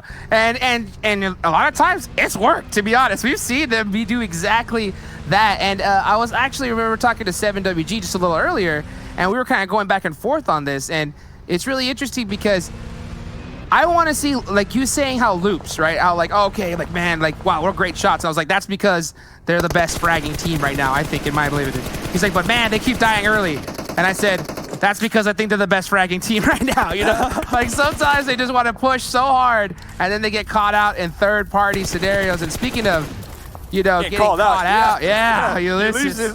All the way out here in the desert by themselves. They got 4 members of Cloud9 just blowing up their vehicle. And I wouldn't be surprised, if we start to see the rotate come out from Cloud9 to make sure to secure that point. Because, I mean, Ulysses is just out there solo dolo right now. And Baywolf with that off angle able to connect onto Ulysses and looking for that thirst right now. There it is. Yeah, gets the flush right there. The rest, okay, B4 up on top right now. Just kind of overwatching Cloud9, and Bayo needs to be really cautious right here. Uneven, he's by him, so that's going to work out to their advantage. So one of them gets knocked on by some kind of mistake. They're able to get that quick pickup. But you know what? It's interesting because we're talking about loops, right? I think if you're going to make a great comparison, it's got to be between them and Cloud9. You know, because loop strategy just seems to be just hyper aggression. Levi, those were some big. That was a risky rotation right there, but it worked out. Yeah, I think they even were they able to pop a tire. I mean, we saw that kind of barrel roll at the end there, but yeah, Cloud9 able to regroup over there. I mean, mission accomplished, right? They got that knock, they got the flush, and so they got 1 point. They're gonna pull back onto that one. Next zone goes on up. Jukes, we got a couple teams on the outside trying to make their way on in. Yeah, it's going to be Nova who dropped at Campo Militar. They had a drive from the get-go here, so they've probably been driving the entire game. Team Unique, you know, on the top edge there, looking to try and rotate a little bit safer. Interesting to see how they're going to be able to get into this circle. But back what we were talking about a little earlier, you know, look at that particular engagement from Cloud9, you know? You had Bayo uneven pushed up. Hold on really quickly. Every time you get into it, there's like a team rolling by. That's Miramar 2.0. Yeah. That's why I love it. At the same time, man. Just straight action from start to finish. Sam. Sam gonna be popping up right there, but Lutz tunneled in on top of Sam. Sam forced to hit the dirt once again, heal on up, and probably gonna reconsider popping their head up there on that hill, that ledge once again. And yeah, you don't want to mess with footballists. Not right now. It's too early. Yeah, Sam's like, all right, I think let's just rotate on out of here. Lutz with some insane shots. I would have loved to see the hand cam right there coming out of Sam. It would have been him just tapping the stand-up button and then the lay down right back at it right there, because, that was way too close. And it was only a matter of seconds, Lutz going to be unloading. But getting into this one, Dream Eaters, I mean, we were talking about them earlier on, a team that I want to see get a little more aggressive when it comes to getting these frags. They are going to be right here on top of Konita Powers and Matic, one of the top damage dealers for the squad. Yeah, we'll be connecting onto Gonzo right now. And great mini shots right there with that 8x. You can just see how quick this man is able to just tap that DMR and get a good solid knock. I wonder, right now Dream Eaters are trying to get a little bit of more information because this is a tough one to push. I mean, look, you can't really drive up on the other side there. You're just gonna get caught driving. But when you got shots like that, that opens up the door for sure. Again, if you get knocked from the same window 2 times, I mean, whose fault is it really? Maddox still gonna be up here looking at the revive, and you were touching on it. Dream Eaters looking to make the rotate, looking to get the confirms over here. This terrain is going to make it a little difficult. Konita Powers. Oh my goodness. The off angle is coming out right now from Dream Eaters, just able to collapse, and they're wrapping around Konita Powers right now. They are pinning them down. If I'm Konita Power, you got to leave right here in this situation. You do not want to get stuck in this spot, especially with Dream Eaters, how aggressive they've been. And man, they are hitting some major shots against this squad here. And then look at that. Another one. Pixie. Yep. One of the best performers we've seen so far from Konita Power, getting caught on that off angle. Yep. Gonzo. That's you need to do what his name is right there and get. Gonzo is gone. Gonzo is gone. And I really like that Matic from Dream Eaters is up there on top of the hill, kind of playing that oversight, that overlooking, the anchor position. And now we see Matic. They see the kill feed. They know that they have the numbers advantage.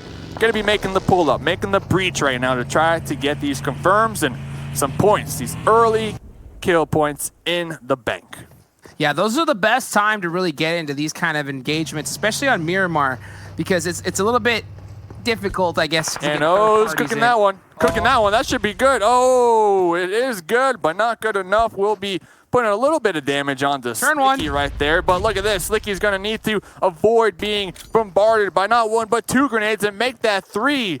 The aggression coming out from Slicky from Wildcard. This well, third time be the charm. Oh, well, there goes one of the vehicles here. And now here comes the push. Here comes the push. Toss. Slicky going to be underhanding. Yeah, that could have been big.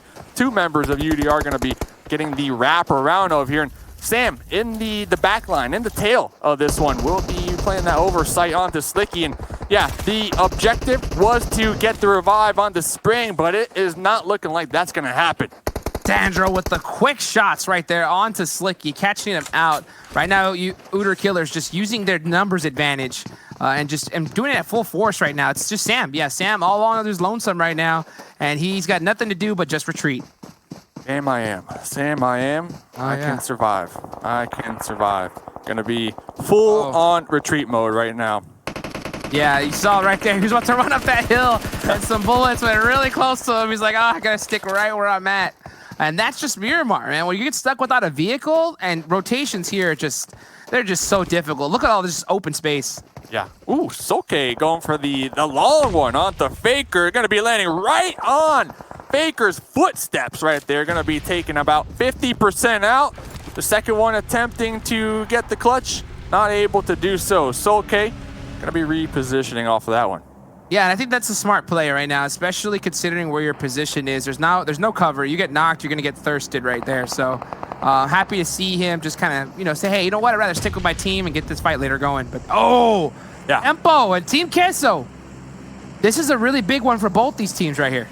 Axel over here trying to toss some long grenades into the skylights of this warehouse and, get that grenade right in the middle, right on top of Tempo. You got Ayala and Marco up here on the hill. They're going to be overlooking the compound. They do need to be cautious because, once when they start to give away this information with these shots, they might open themselves up to a third party. Tempo using smokes right now to make the push-up. Axel will be spotting out HH and immediately flushing out HH right there. Oof. Gotta do it right there. Axel just sees the opportunity to get one of the members, not to mention one of their top fraggers, down and out. And now they're at a 3v1 or 3v4 advantage right now. Yeah, I see Rain. Rain popping in a vehicle, trying to sweep around, trying to get the backstab right now onto Team Queso. Team Queso are going to be utilizing the wall to their advantage, making the push. We see grenades popping on out. Looks like Team Queso opting to toss the smoke to maybe block the sightlines. They might have recognized the sweep, the flank from Rain over there to the south. It's so close right now. One grenade could change up this whole fight. As we look through the replay here, we look over at Dream Eaters. Taken out of it. That was a really good play that we saw earlier on. But right now we're locked on this Tempo versus Team Queso fight. Marco got knocked. It's evened up now. Marco is knocked, but Mystic is going to be right there. Mystic going to be popping their head. Spec with that lean peek. Going to be connecting onto Mystic. So now Team Queso have 2 members bleeding on out right behind this broken wall. Axel trying to continue to provide that cover fire, but here comes Rain on that off angle. Tensa with the 1v1 onto Ayala is going to be taking down one, chunking down the other quite low. Tensa forced to pull back, trying to heal on up and making sure to get the confirms. And this is what we were talking about, the third party potential. Footballists just popping their heads up right over the hill like, hey, let me get involved. Rain going for a huge grenade. Huge grenade. Spec right there on top of Axel. That would be insane. Oh my goodness. With the grenade kill to finish out Team Queso. What an arm. He said to the rest of his squad, how much you want to bet I could throw a nade over these mountains right here? And it's just locked right on target right there. One of the best nades I've seen so far in this tournament. And Team Queso, I mean, dang, they seem to have that one in the bag, but Tempo just turned it around on them with some big shots. Super clutch. thought I saw Rain in the gym the other day. I didn't want to go up to him, you know, but it was Rain. Pumping that iron. I mean, arm day every day for Rain. Arm day every day. Who cares about leg day? Talking about leg day, Bayo might need to use their legs to vault on out of this window right now. In the corner, not making a move, gonna be popping, going to the pre-fire, getting one, getting the thirst, and now it is just Sandro and Bayo. Sandro, the click. Cooking it. Bayo's gonna be making the push up, pulling back. Okay. Oh, here they are, locked and loaded, face to face. Bayo getting 2. Oh, Uter Killers, done. Bayo just looked at Uter Killers and said, hey, you know what? Don't skip brain day right there. Oh, you know? brain day, no. Don't skip brain day right there. He's like, I'm holding these angles. I got this down in this closet. Great performance right there. I mean, that is just, you just have to get it done. And man, he did. 2v1. They went one by one. They went one by one. It's like can't do that. Tough one. Yeah, you know what? And to be honest, like maybe they perhaps didn't really, you know, get that intel, and it could be difficulties between communication, thinking that you have both your squads right there trying to push. So many different factors to go into it. But man, it was just at the end of the day, big play for Bayo. Tough to watch. Yeah. Highlight reel for sure. And looking on over here, I saw the Knights. They picked up a crate. I didn't catch who it was, but they had the MK14. That bad boy, full auto. Oh, it just shreds. Dream Eaters, 7 kills. Anybody pick Dream Eaters for the win here, because we know when Dream Eaters, when they start early to mid game with a bunch of kills, they are feeling themselves, Hot Dukes, and you know they might be getting the dub here. Just saying.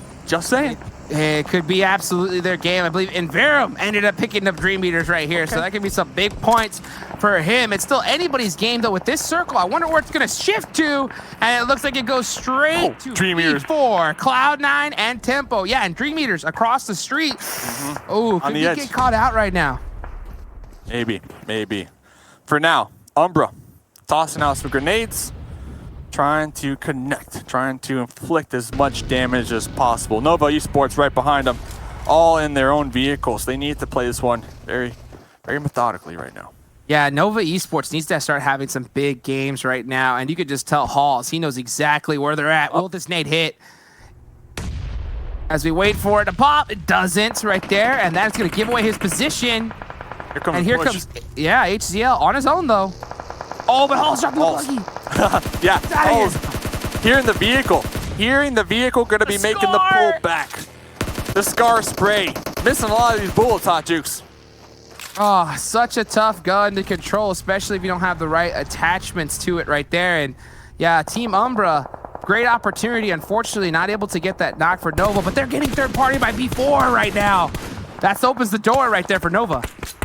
Yeah, it's going to open the door where we saw their vehicles are going to be smoking after that one. Pro Lord, Iron Sight, AKM just going to be looking uphill, just spraying them down. HCL actually going to be using that smoking vehicle to push up just a little closer to this next zone. Here comes the grenades coming on out. Team Umbra are going to be sandwiched right now. Sandwiched, nowhere to run, nowhere to go. Lord getting taken down right there. You were just not messing around with that right there. It's so true. Team Umbra in a world of hurt right now. One of the worst positions that you can get. So difficult right there. Tough break for Team Umbra getting stuck in that position. But now Nova has to deal with 3 meters. Nova should just send it. I mean, it looks like they're trying to get the crates, they're trying to get the loot, they're trying to use these smokes, but Dream Eaters, I mean, this sliver of a window, this angle is insane right now, being held by Toffees. I mean, can they even peek back on this one? I don't think so. Look at this angle, the protection right now.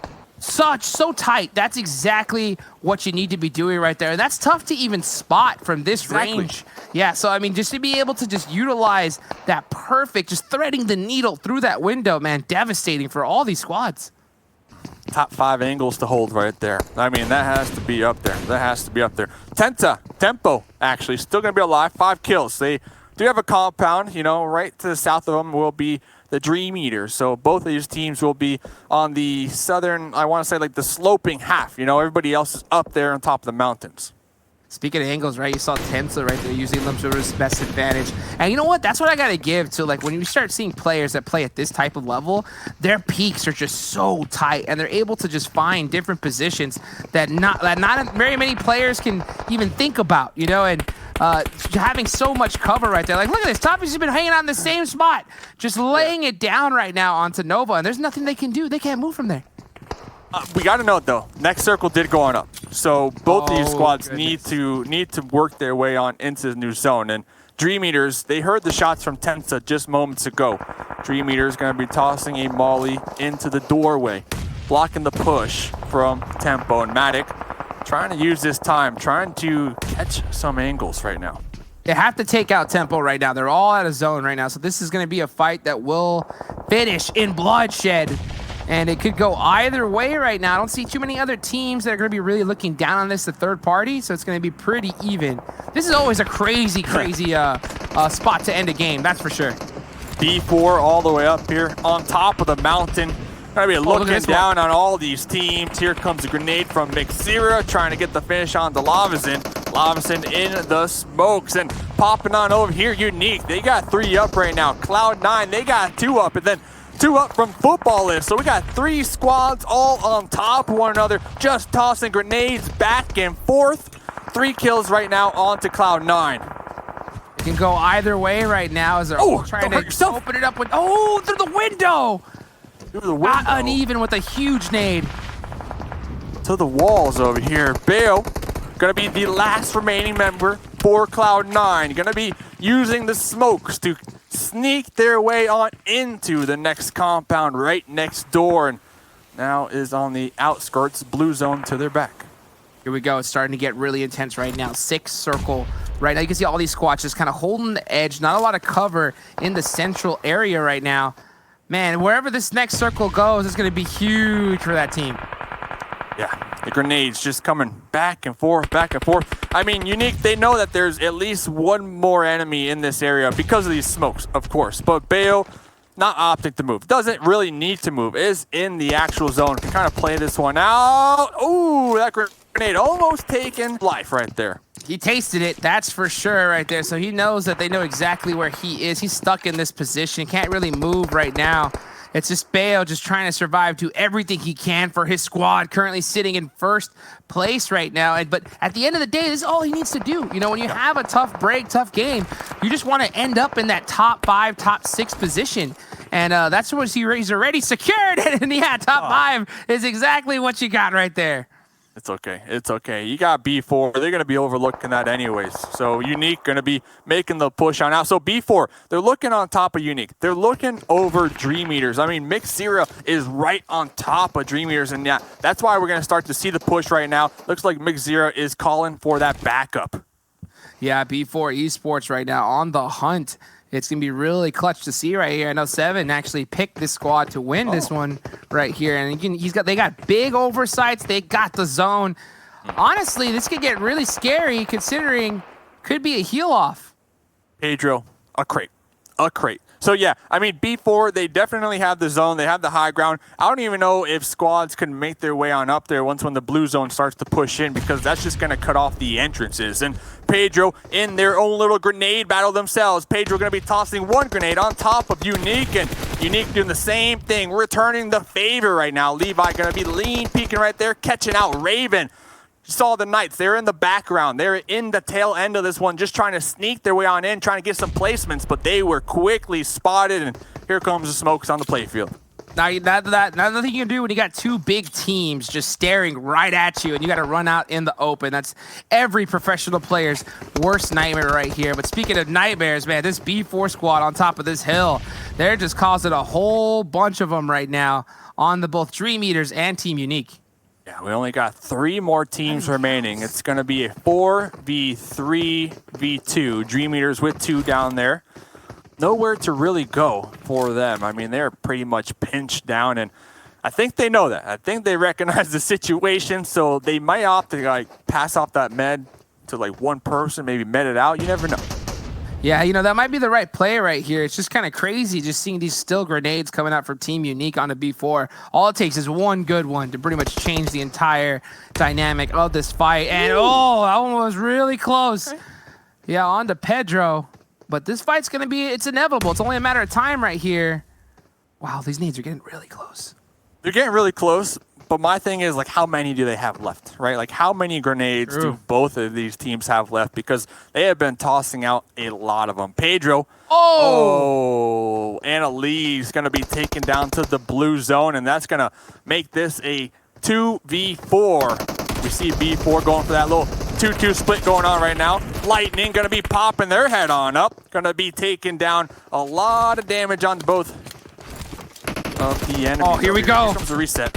Oh, it looks like they caught him in the reload. Getting that and reload. That's B4 taking out Team Unique, and Dream Eaters pushed up, trying to get the third party right now. Actually surprised they were able to push on up right here. Matic, 3 kills so far. We'll be seeing Pedro going to be peeking their head on up. Pedro chunked down pretty low. 13 kills so far on to B4. Maxon was able to get that heal on up, but when it comes to B4, no knocks still. No knocks on the side of B4, so they need to get a grenade. Mix Zero will be tossing out some smokes right there to block all the sight lines on the Dream Eaters, and this is probably when we're going to see the push, the immediate aggression from B4 as they know they got the numbers advantage. They just need to play as a unit, play as a team right now. Levi trying to get the flank, trying to get the wraparound. Matic is going to be healing on up right now, boosting on up. Here comes the random sprays on into the smokes. Pedro is going to be spotted. Matic able to get Pedro, take them down, and oh my goodness, 2v3. Mixera with a huge knock. That was big right there. Yeah. Matic versus Mixera right now. Who's gonna win this one? Matic. It's up to Matic right here. So they swapped roles. They swapped positions. Mixera now on the low end of this one. Matic making sure to get the thirst, making sure to get those points. But Pedro is going to be bleeding on out right behind Matic. Most likely will be relaying this information on over to Mixera. Tell him, Mixera, you got this. You got this. Mixera might be baiting out a smoke. That might kind of bait out Matic to think it's a frag grenade and, you know, have him peek on over here. But Matic, 5 kills. I mean, you got to assume the high ground wins this one. It's anyone's game. It's anyone's game. Dream Eaters started at the low ground right here, but this just goes to show you that you can't be too overconfident going against any one of these teams right here. They thought they had the 4v2 advantage and decided to just kind of press it out and got caught out. Mixera, oh, really risky push right now. Here comes the blue zone. The blue zone is going to start applying that pressure. Mixera is inside the smoke. Only 9 bandages to go. Mixera trying to get on into the crate. Matic able to connect, and you said it. You said it. Dream Eaters. It was a 2v4. They turned it around. Are you kidding me right there? Dream Eaters just getting it done. So close. That was such a close battle between both those squads. B4 seemed to have it completely locked down right there off the top, but then you can just tell they had 4v2. They just got out of that big fight with Team Unique, and it looks like they just kind of just wanted to full press the aggression, use their numbers to their advantage. But man, Dream Eaters were playing it just really tight, getting some big clutch knocks right there, and just like that, down and out, B4 goes, and Dream Eater picks up the chicken dinner. Crazy. It's very interesting. You know, B4, they had the high ground, but then they sent Mick to go and try to get the flank, try to get him from the low ground and catch him off guard. I don't know. I mean, that separation right there at the end might have thrown him off right there. I really thought B4 had the dub. Definitely. And when he goes to see those kind of fights right there, you have that 4-number squad. If for some reason those comms are just a little off, you just kind of push a little too separate, and it just changes like crazy. But I can't wait to see what the desk, Jason, and everybody has to say about this one, and we'll find out right now, right after this quick, short commercial break.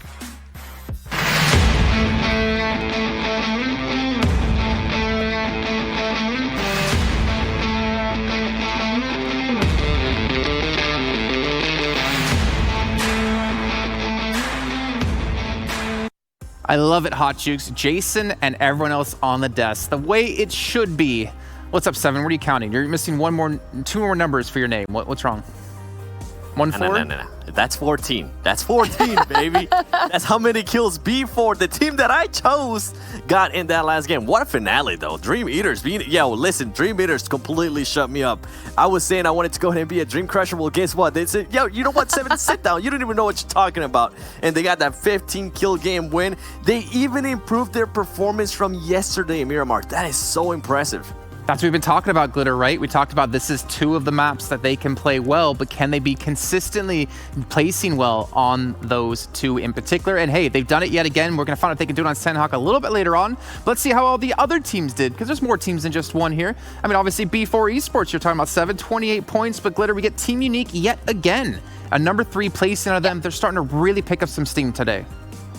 Yeah, and they really, really needed that because as of yesterday, they were at the very bottom of our rankings. And a team that we were surprised to see there because in league play, they had been so aggressive and had done so well to qualify into the Super Weekend that it didn't really fit their play style, right? So the past 2 games are far more indicative of what we saw during league play, and they're doing way, way better for themselves. But also we're seeing Uter Killers there in 8th place. And so that's really good for them, kind of getting a few additional points there and consistency coming out of Pittsburgh Knights for the day. So that's always good to see.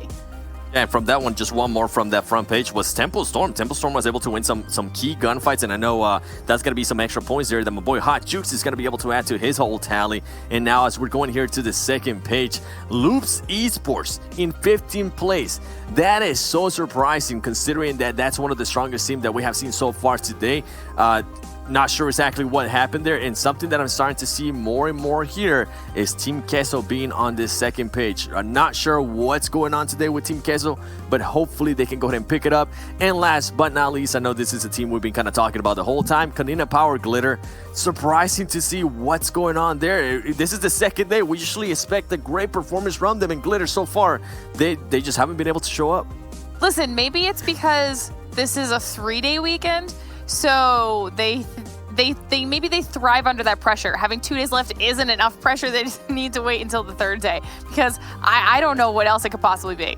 Yeah, I don't know what's going on with their kills in particular. Again, we talk about Tixie time and time again, averaging 2 kills per game. I actually really want to see his averages. Maybe we'll check in with that tomorrow to see how it's kind of tanked since then, unfortunately, for him. But Wildcard as well, having an okay placing. We're not really seeing the consistency out of the teams we expected off of the opening weekend, then into league play, and now into the Super Weekend. I mean, we're seeing our Cloud9s in there, which is great to see. The Tempo Storm having a little bit of a tough time here. There's sometimes. Let's take a look, though, of our stats here for Dream Meters, who yet again, oh my gosh, I did not expect that damage. 2,800. Wow. Nice.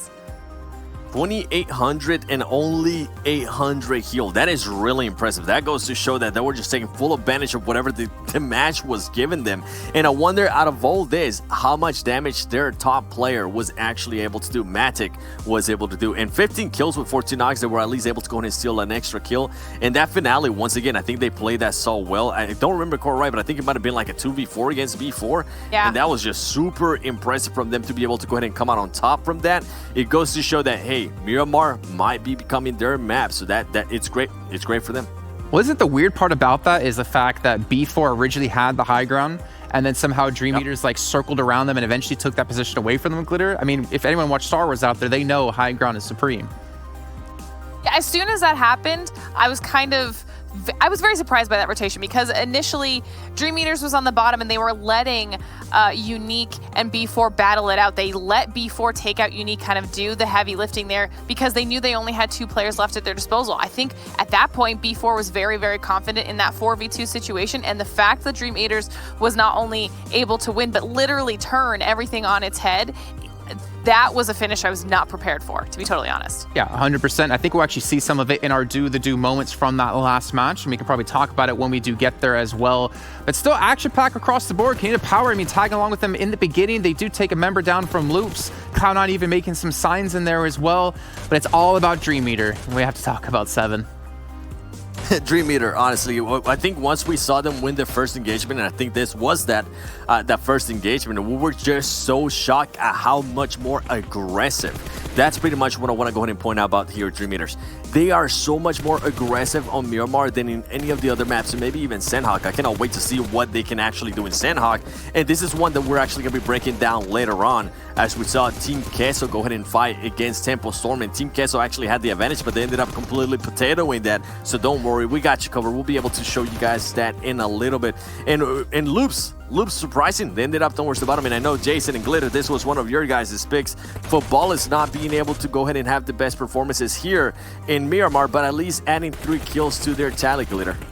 Yeah, and you know what? 3 kills is better than nothing. They also had a decent placing, so they were able to secure some more points. But I was definitely hoping for, I think, a little bit more aggression out of Futbolists. They did well yesterday on this map, so I was hoping that maybe they could repeat that performance. But this was definitely, or I think it's becoming, the Dream Eaters B4 combo, because if you remember from yesterday, not only did Dream Eaters pull down first place, but B4 took second place on this map, and then they repeated that exact same performance on Sanhok. So moving into the next map, are both of these teams going to be able to stay that consistent? And remember, one of the things that we actually heard from B4 yesterday is that going into Sanhok, that is their strongest map, even though they were actually a bit nervous to play it since they really didn't get a chance to play it during league play. So two teams that I'm definitely going to be looking at here. I'm going to be trying to figure out which one to pick, but overall, Matic right there, once again, showing why he seems to be coming out on top, and he also seems to be just the best player overall for Dream Eater. Congratulations, Dream Eater, on that back-to-back wins on Miramar. I mean, we talked about him on the top of the show, right? We talked about Dream Eaters, we talked about him in particular, and he's just pretty much showing why exactly we took that time out of our show to bring him in. But speaking about bringing things in, I heard that if we all clap at the exact same time, we're going to be able to summon Acer from Wildcard. So let's see if we can time this. We've not practiced whatsoever. I promise you that at home. Countdown. Oh. So it'll be like 3, 2, 1, go, all right? 3, 2, all right, go. 1, go. I'm way ahead of them. That's my fault. But there we go. Hey, Acer. Jason. I got to ask you. Hey, we'll practice that later on. Don't worry. Yo, what's up? How you doing? Okay, you can hear me. Perfect. So first of all, I want to say, how does it feel to be playing here in the PUBG Mobile World League? Honestly, it feels really great. Like, this is my first time playing an actual like world tournament, honestly, and like I get pretty nervous, but I don't know, bro. I feel great right now. Well, you guys aren't looking nervous. I'll give you that. Seven, what do you want to ask him? For me, Acer, you're usually one of the top players there from Wildcard. By the way, man, it's so happy to see you here in the World's Final. I know you didn't get a chance to do it last year, but it's good that you're finally here to go ahead and shut some bots up. Now, you currently have 30 kills with 32 knocks. You're usually one of those aggressive players. Tell us a little bit more about like what are the roles that your teams had? Who does what in what places for teams that might not, for viewers that might not be as familiar with Wildcard as we are? Well, Spring is obviously our IGL. He's the one that calls rotations. I'm the co-IGL and entry fragger most of the time. I call out spots for where the team will go, and I usually scout most of the time. Suki is our main fragger. He's a really good shot, and Sam is also one of our main fraggers. Spring can frag as well, but his main role is IGL. Hey, there you go. Well, hey, keep on destroying us. We're currently showing your stats. You got almost 6,000 damage with a lot less damage received. So congratulations, man. You are having a great tournament, and I cannot wait to see what you guys are going to be able to do. Glitter, do you have anything to add? Absolutely. So you had mentioned being a little bit nervous as this is your first time kind of playing on this type of a global scale, but you're constantly, like Seven said, putting out a lot of damage and being very consistent across the board. How do you handle that pressure to kind of be someone who's very reliable in the damage dealing sense for your team? Well, playing a lot of scrims and stuff, like, you kind of get used to playing the game. Like, even though this is a world tournament and like you're playing against the best teams in the world, you're playing in front of a lot of viewers, you just gotta like breathe for a second and focus so you can play your game. And that's what I do most of the time. Okay, I want to ask him one more question, actually, because this is something that's been on a lot of our minds, to be honest. In the opening weekend, you guys played amazing. Honestly, Wildcard game, we were looking at it like, can this be the team that takes the whole thing? Going into league play, though, I'm sorry to be a little negative here, you guys kind of tanked a little. Can you kind of talk to us maybe what went wrong for you guys through league play? You got to be talking. Well, honestly, for opening weekend, I feel like we were a little more focused since, like, obviously it's opening weekend. We're playing against the teams for the first time. We were like more focused, but coming into league play, we've been making a lot of mistakes, mostly like rotating, pushing together as a team. Like the coordination hasn't been there lately, and we're trying to fix that. Like we would push a building, we would get knocks, but we wouldn't trade our knocks. Like one of us would get knocked, but we wouldn't trade that immediately, and we're trying to work on that. Okay, I like that. Seven, you got one more question for him, maybe? I do, actually. Something that we've been seeing out of you guys is that you guys are able to get second place. but you're not able to follow up on the next match. I'm a momentum guy. I like to see when teams are able to carry momentum, and for you guys so far, you only be able to show me momentum every now and then. What are you guys doing to change that, to maybe follow up on a win that you have, so you don't get 15th place on the next match, and you can maybe go ahead and get those back-to-back wins, which I know you guys are capable of? Well, first game we got 2nd place, but the next game we threw really hard and got 15th place on Vikendi. And honestly, that's just, we couldn't really do much there because we only had 1 car. It got blown up, so we were just dead. Like, we got 15th place, and we're just trying our best to try to stay consistent. Like, it's pretty hard since you're playing against really good teams, and sometimes you won't get that circle luck at the end. But we're trying our best to stay consistent because that's what we need right now. Okay, so thank you very much for joining us. We appreciate, all the taking the time to answer some questions from us, and obviously wish you guys the best of luck coming into your next games. Thank you. All right, so some really cool stuff, actually. Really cool to hear him talk about as well, the league play, because that's something that we were really wondering about, right? Like, what went wrong from the opening weekend into league play, and to hear him talk about how there just seems to be a lack of communication and maybe a lack of focus for them. I wonder if that's something that they can fix just on the fly, because it seems like they lost it on the fly as well, Glitter. I mean, even if it's not fixable on the fly, the hardest part was, or the first hurdle, I guess, for them was qualifying here into Super Weekend. So now, regardless, they are at least accruing points towards the finals now that they're here. If their communication isn't the best, they at least can use the Super Weekend and then hopefully have, the 1 day off where they can adjust for a more successful league play portion next week. Because if they're not able to qualify in, that's when it's really going to start to put them at a disadvantage when they're not continuously accruing those points for the finals. So that's probably going to be where they need to make the biggest shift, is going into league play next week. Yeah, I definitely agree with that one. I mean, we need to see them stay out of that potential cusp of being knocked out, right? But one thing I'm also really curious to look at is always, after every match, the total damage. Who did the most damage across the entire match? And I think we can already guess who it's going to be for number 1, and it has to be pretty much them. It's actually, no, it's not even. I thought it was going to be Dream Eaters, guys. Look at B4. 3,200 damage, 7. Your pick came out strong. Let's go. That's what I'm talking about. Hey, listen, I picked them for a reason. I knew they were going to do so well in Miramar that I might just have to go ahead and pick them again going here into Sanhok. But overall, I think another impressive one, they did end up winning. Dream Eaters being able to get almost 2,800 damage. That is super impressive. That is an improvement from what we saw yesterday, and they got the win still. And I think another team that we just talked to with Wildcard, it seems like they just didn't have the best match, as they were only able to get 1 kill and 329 damage. And then you got teams like Yala Esports with 0 damage, and then Loops Esports, what a surprise there, almost 300 damage and 0 kills, something we're just not used to seeing from their, Glitter. If you do some quick math, between Dream Eaters and B4's kills, they literally almost cleared out half the lobby, just those 2 teams. Are you carrying over the 2 there, Stefan? What's going on with that? I was doing quick math, man. All right, don't judge me. I've always learned never do quick math on air because it can only go wrong for you 99% of the time. But you talked about a certain clip we wanted to mention, right? We had Tempo Storm and Team Queso. We were talking about maybe a crashing incoming to this one. What do you have for us, 7? I got you. I'm just waiting for that angelic voice in my head that tells me go, go, go. And once I hear it, I'm going to be able to show you guys what I'm talking about. Here, we're going to be showing just pretty much Tempo Storm and then some players from Team Queso. Those are not their logos, but that's the best I could come up with. So spam some hearts in the chat. I actually love that. Right here, the thing that actually impressed me from Team Queso is that even though they had a player knocked, and that player is going to end up getting thirsted by Axel, one of the best players from Team Queso, is how well they were able to go ahead and stop the push here from Team Queso. And something that I even love more is Rain. Something that you're going to be able to see from Rain here, and I'm going to go ahead and use this one, is the rotation he's gonna go for. As soon as somebody gets knocked, he says, you know what, I need to get a different angle.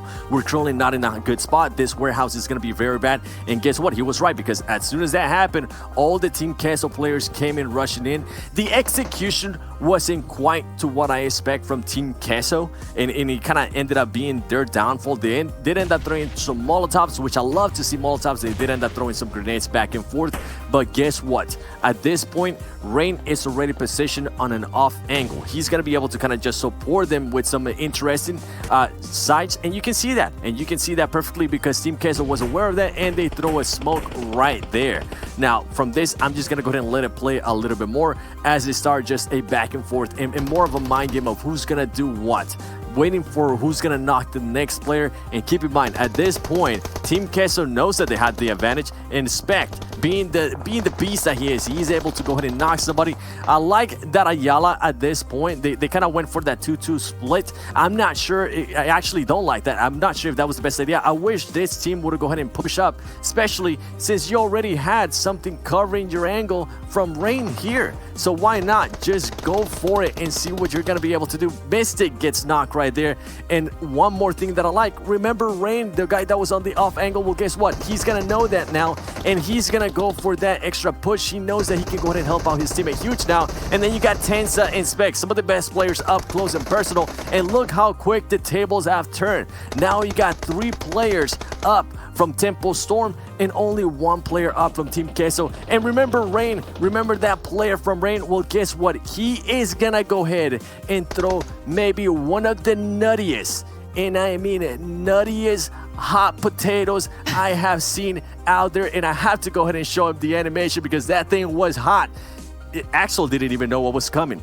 He had no idea. So congratulations to the players there from Tempo Storm. I think it was overall a great way to go ahead and show other teams that, hey, we got what it takes. Back up, baby. Even if we have 1 player down, rethink about rushing us. You need to rethink it. I need to issue you a challenge, Seven, to have an emoji prepared for every single team we have throughout this event. You got Tempo Storm, you got Team Queso, you're on track to do well, and so are some of the teams in our overall rankings to place themselves well at the end of the first week of the Super Weekend. You can see Dream Eaters taking back that first place position at 122 points, Glitter, not to mention the 3 chicken dinners on top of it. Which, you know, you love to see here on the first page. But I think what's still, I don't know if it's impressive or frustrating at this point, but we see B4 jumping up into 3rd place with being only one of 3 teams that have broken that 100-point overall mark, but still not a single chicken dinner to their name. They have been so consistent that they're able to stay in a top 3 position, but have not pulled down a win. I feel like they are long overdue for that, so I'm excited to see what they can do here moving into Sanhok. And then I think another surprise is the fact that Loops has dropped down a little bit, but Pittsburgh keeps moving up the ranks, and we see Team Unique moving into the 10th position as well. Love seeing some of these teams that were at the bottom of the list today really jumping into that top 10 position. Yep, and I'm glad you mentioned Pittsburgh Knights. So remember, I think they were second to last starting today, and then that win was huge for them. And then the placement that they've been able to get here so far has been great. Teams that are worrying me a little bit because I know they're usually slow starters and they're continuing to go ahead and be a bit slow is Team Queso. We just saw them absolutely, in a way, choke what could have been an easy squad wipe right there on Tempo Storm. Tempo Storm being able to defend that so well. Now, another team, I'm going to go ahead and talk about them again. Kanina Power and Nova Esports. I think those are teams that we know they got the firepower. We know they can win matches, sometimes even win multiple matches in a row. I don't know what's going on for them, and hopefully they're able to figure that out quickly because even though it might be the first Super Weekend, you want to go ahead and have a great showing regardless. It's going to start messing with you mentally, and you don't want to let it get to that point. The thing is, having a bad start in the first Super Weekend is going to eat away at you like you're talking about, because that means you have to play even better in the second Super Weekend and potentially even going into the third. But I do want to switch gears a little bit. Again, we were talking about this 8-part documentary series coming out by PUBG Mobile. We talked about the trailer. We talked about some teasers. We're going to show you the teaser one more time for the episode that will be released tomorrow. And you're going to want to watch this because coming up right after is something a little bit special for you guys at home. Oh.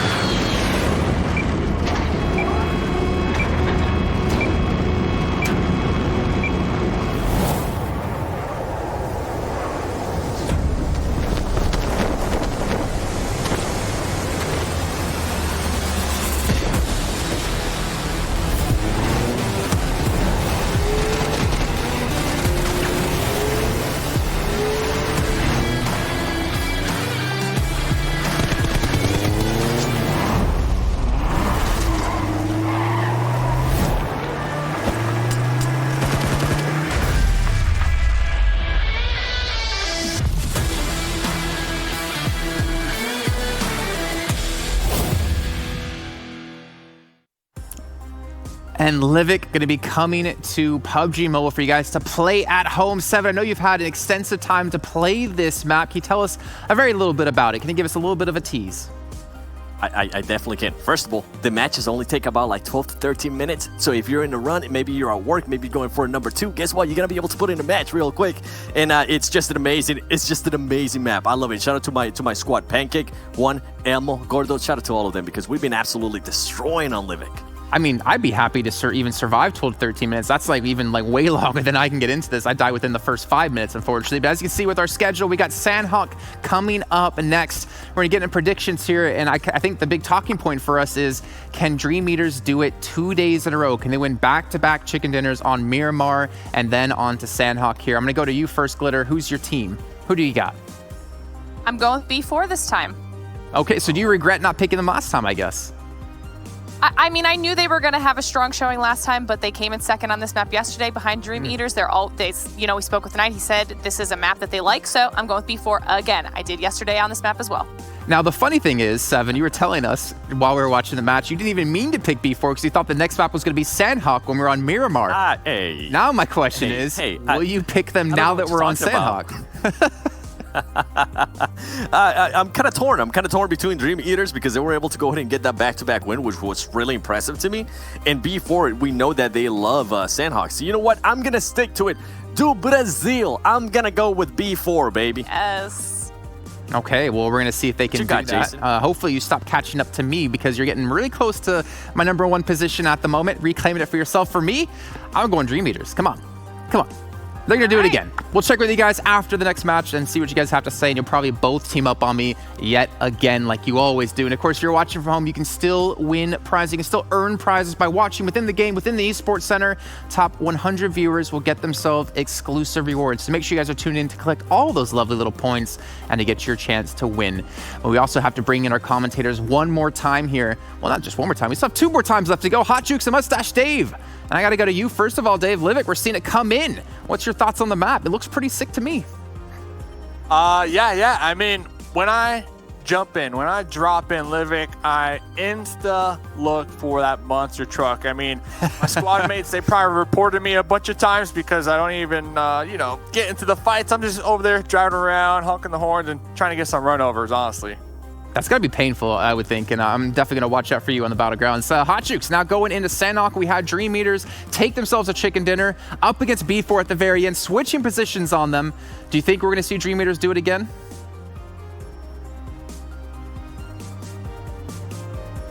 I'm going to translate for you. He's saying, well, I'm not sure if Dream Eaters will be able to do it again because he needs to unmute himself. Maybe. I think so. I think so. I mean, I'm not gonna. I think footballists are still. I get one. You get one of those every single time, But hey, we're good to go. We're all set up here. And when it comes to Sanhok, going back to what I was trying to say was, it's just one of those maps that you just have no clue. I think it's just, it can go anybody. I mean, because 5th circle, 6th circle, once it hard shifts, you only have 30 seconds to start running. You have to run immediately. So no matter how good you are, it's gonna be a tough one right here. So I don't know who's gonna win this one. I think on this particular one, I'm gonna end up going for Loops. Let's go for Loops. Aggressive. They need to win. I think they're kind of angry due to their performances so far. So yeah, I'm gonna go with Loops on this one.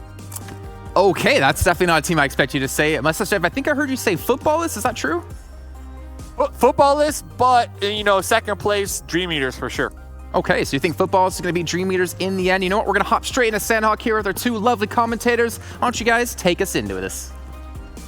Let's do it. Sanhok, the jungle. Here we go. One of the smallest maps here in PUBG Mobile, and in competitive, it's just action-packed, especially towards the end. I mean, like I've said it multiple times here, and we've already written a book about this, Dave, The Book of Sanhok is actually written by the Blue Zone, the most powerful entity on this map right here. It's deadly. It's wiped out more squads than any player combined.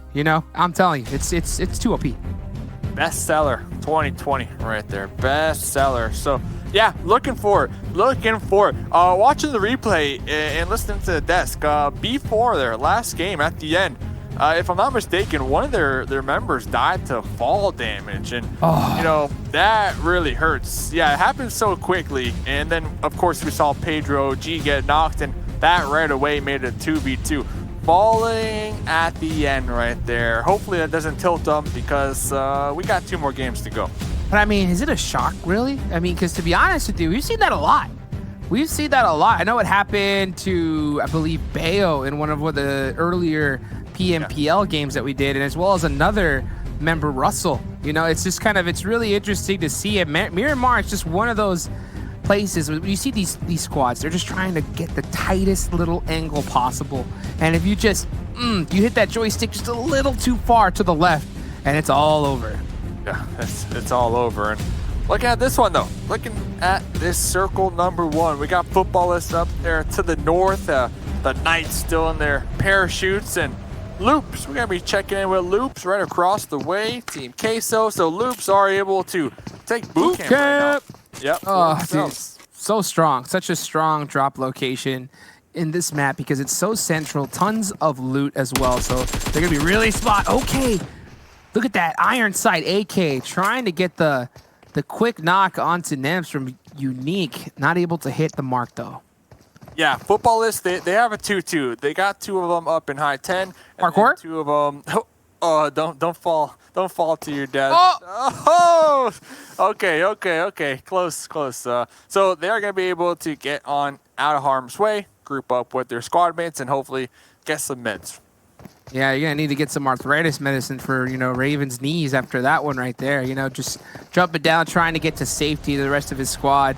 Going back over to boot camp, though, we're looking at Loops. Team Queso, they really like to kind of like split loot these warehouses across from boot camp. And we're looking at Ayala right now, and he seems to have an M4 on his back, so he ended up getting a good solid gun, but no armor on him. No armor, just a bag on their head. A bag with some little holes to see on out. And another team that's going to be opting to go for the early game 2-2 split, kind of spread their wings and fly away, get some loot. So it looks like 2 of the members from Team Queso trying to get to the island all the way out there to the west. But, the Knights, they're going to be gatekeeping it. And not only are 2 members from Team Queso thinking about that, Loops, also a lot of teams kind of already hedging their bets over there on that little tiny island up there to the northwest. Going for a swim. It's one of those, like, it's a bet. It really is, because if that zone goes into that particular location, you are just straight stuck trying to get in there. And like I mentioned earlier, when you start getting into 5th, 6th circle, you get 30 seconds to move right when it pops. So yeah, you got Carrillo. He's got the pan out, trying to get those footsteps extra quiet right now while he sneaks up. Oh, he heard J7 100%. Yeah, he hears. And Kowalski on the opposite end of this one, able to make sure line as well. Yeah, J7 was trying to scout it out, was trying to gatekeep these swimmers from breaching on into this island, but Carrillo will be hearing J7 on the retreat, and Dadden able to get the knock, and also to confirm. Teamwork right there. Loops able to get one point. Carrillo with the shimmy, trying to survive right here. As Pittsburgh Knights were trying to get that return knock, but it looks like the rest of the squad, they're stuck with Konina Power right now. Oh my goodness, it looks like it might be it for Pittsburgh Knights. Stall up the Carnage right here. Oh, that's the one. Getting one. Two. Pixie trying to get the wraparound over here. Going to be cooking this grenade. Carnage is inside the closet waiting for this one. Tixie's going to be cooking that one. Will be ricocheting that grenade off that wall. Carnage going to be popping on out, reloading real quick, but 3 members of Konina powered. Tixie going to be taken down. Carnage trying to get another one. No, will not be successful. And there goes Carnage. Yeah, Carnage trying to do all he can in that particular scenario, but man, you just see 3v1. You're stuck in the closet right there. It's gonna take a Christmas miracle, and I'm telling you, Dave. I'm looking at the calendar. It's July, so really unfortunate for Carnage. But here comes Loops with a third party. Hello, how's it going? We see you through this window and talking about the Christmas miracle. While Konina Powers are looking for the same thing. Loops being ultra aggressive right now. They did not like to let those points slip on out of their grasp from the Knights, and they're gonna be like, hey, Konina Powers, thank you very much. Thank you for this loot. Thanks for getting our shopping list done for us. Man, you know what? I made that sound because after seeing that, I just realized it's not Christmas. Feels Definitely not Christmas, so gotta wait a few more months down the line right here. But man, yeah, Konina power down and out. Loops, I mean, this is what it's so strong. I think the early game is so important, especially in a map like this, to be able to get some extra points on the board, because like I said, this is just one of those maps where I don't think any one of these teams can confidently say that they're going to win it.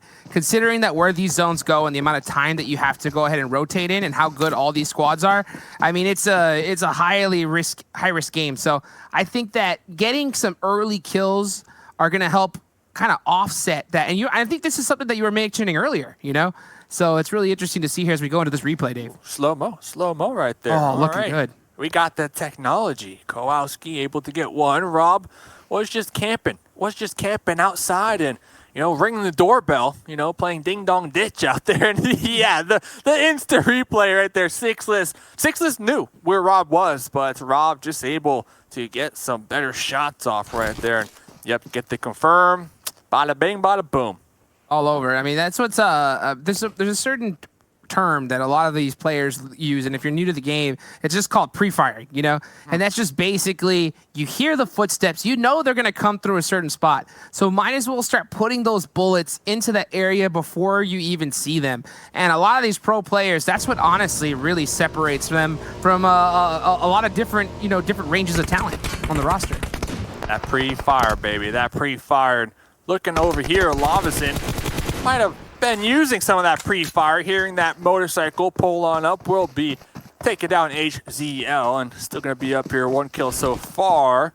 Nova Esports, they got 3 up, but they are going to be kind of separated right now in between the squad of footballers. These cliffs, I mean, such a obstacle to overcome. This is what's so tough when I see Nova Esports play, because when they play as a squad, man, they could be one team to be reckoned with, that's for sure. But you know what, you always see them when they struggle in games, they always end up losing 1 person or 2 person early, and that's usually because they have one at an off angle that's only about 15-20 meters away from the rest of their squad. So I just wonder if maybe that's just like an awareness issue, or oh, Lutz. Yeah, fought it easy. Oh. I mean, awareness, you know, information, confidence, there's a lot of things that could, you know, be chalked up to. And at least for Nova, they had a couple smokes to, you know, maybe retreat, you know, realizing, okay, we got maybe 4 up there right above us, going to be looking down. It's real early on. We're only about 8 minutes on into this map. It's not going to be worth, you know, taking this fight. It's not going to be worth taking this engagement right now. And they don't even have a lot of meds to work with. They are very low when it comes to all that stuff, so they are going to be pinched for the time being. And HH making it on into the shorelines over here. Dadden behind the tree. He moved, though. Oh! Kowalski! Oh! Kowalski connecting on HH. Tensa trying to get the revive. This angle could be good, but grenades going to be tossed right above their head on into the water. Tensa almost able to get the revive. Spec and Rain on the opposite end of the shoreline. The other island going to be overlooking this. My goodness, Kowalski hit that all the way from the top of that mountain. Tensa locks the nade onto Dadden right there. That's going to turn around the fight, and that's going to open up the door for Tempo. Comes another one. HH. Oh, the tree. The tree is going to be deflecting that grenade from HH. HH attempting to get another one. That one's going to go a little too far. And you got Federal. Oh, that's the one.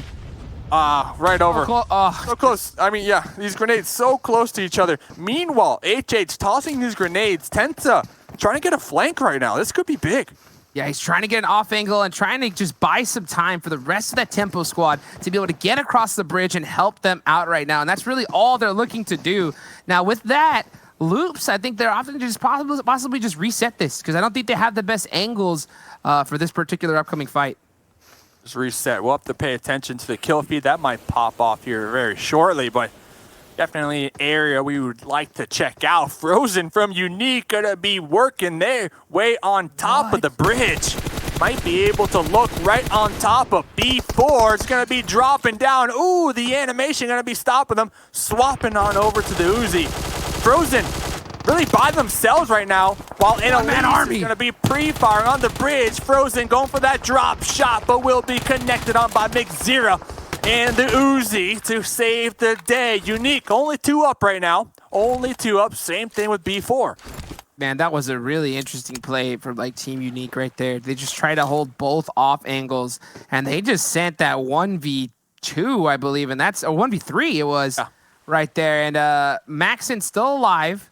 McZera's still alive for B4. That was a really risky play, and I mean, I think we saw the result of pretty much what happens when you try to push against a 1v2 in these kind of scenarios. Yeah, especially when you just like drop down from the bridge rafters, you know? I mean, hey, if they would have got it though, if they would have got it, we'd be like, oh my goodness, Frozen the God.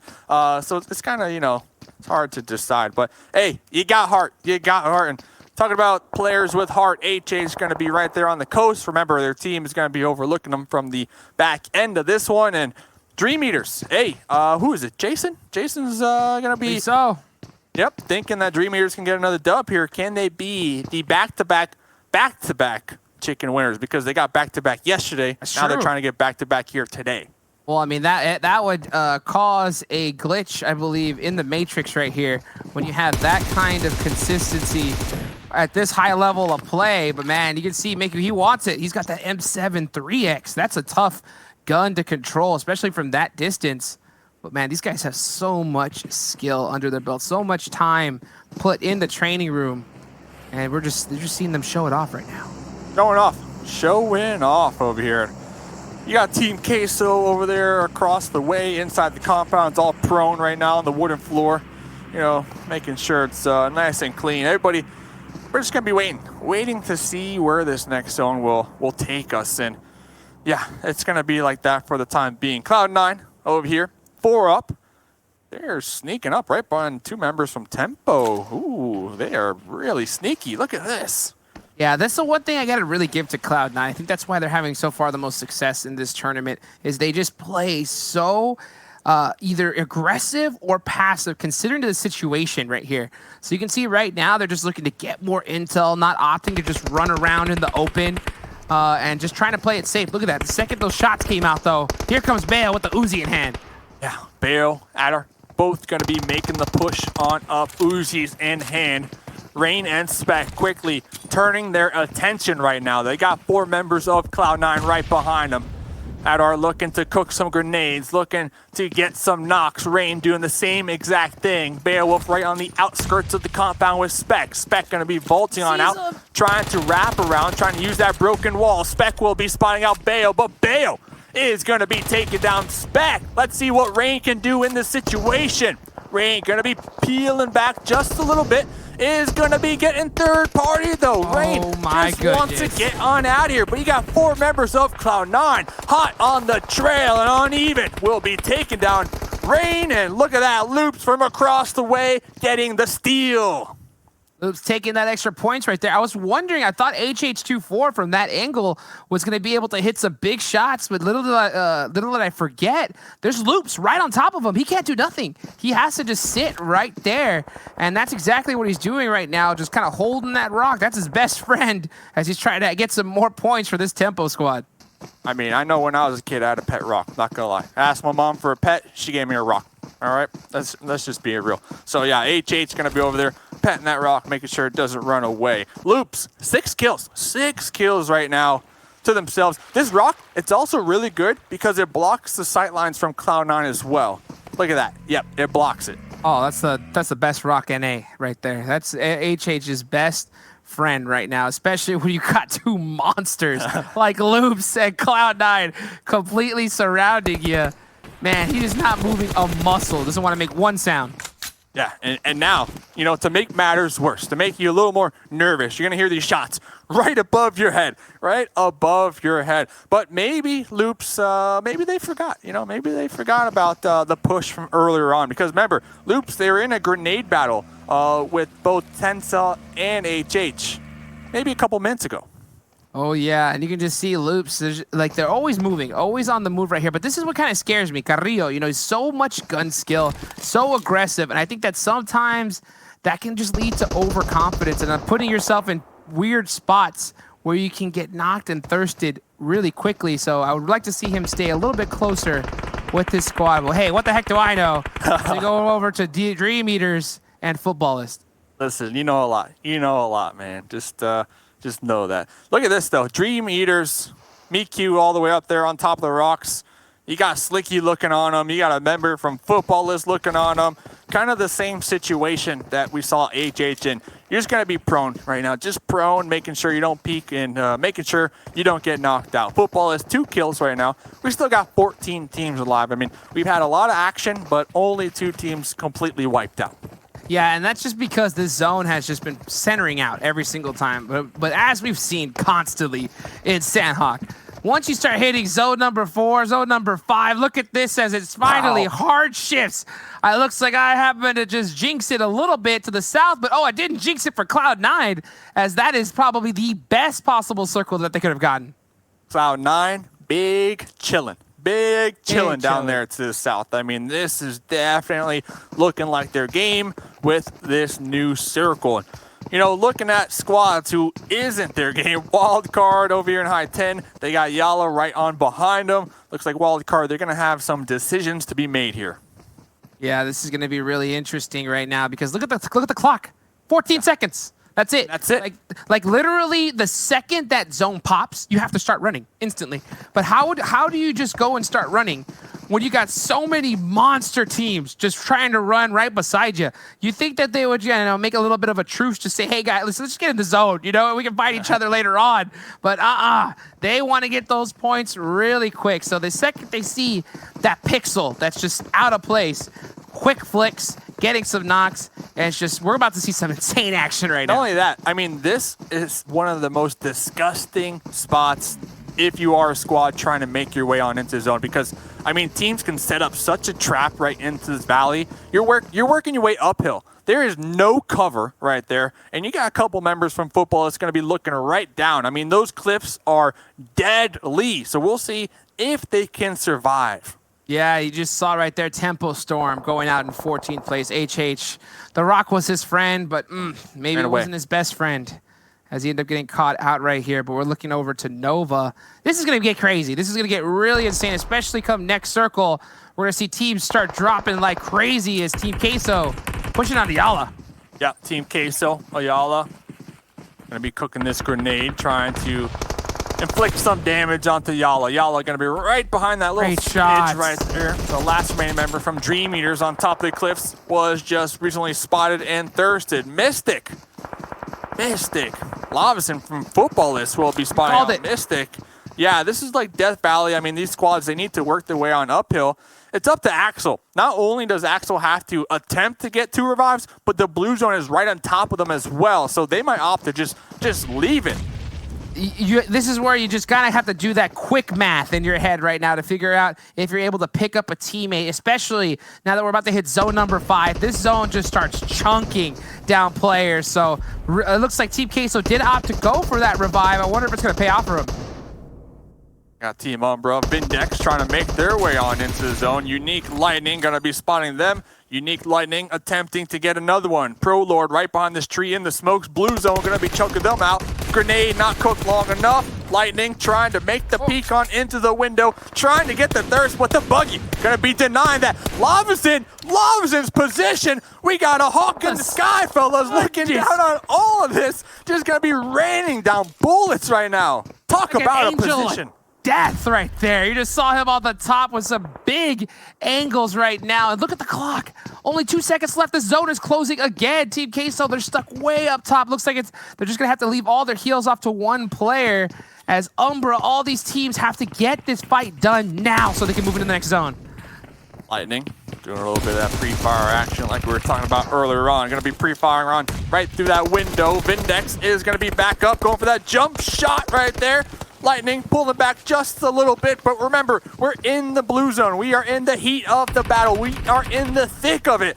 Team Umbra, they are tunnel vision right now. They don't even care about the zone. They want to get this finished because they know if they make the pull up, they might get backstabbed in the back line of this one. And Lightning able to get one more point before getting taken down and out. Team Umbra, now they need to push. Can they make it on into this new circle? I don't know. I don't really like that push from Team Umbra in that scenario right there. I think you just leave them and then try to gatekeep them afterwards, as you have to lose a player in that particular scenario. But last zone, and look at it as it goes all the way to north. Footballists are looking up to the sky and are really happy right now as Lutz doing all his best parkour moves to get a better position for the end of this game. Axel's in the blue. Okay, Axel just taken out right there.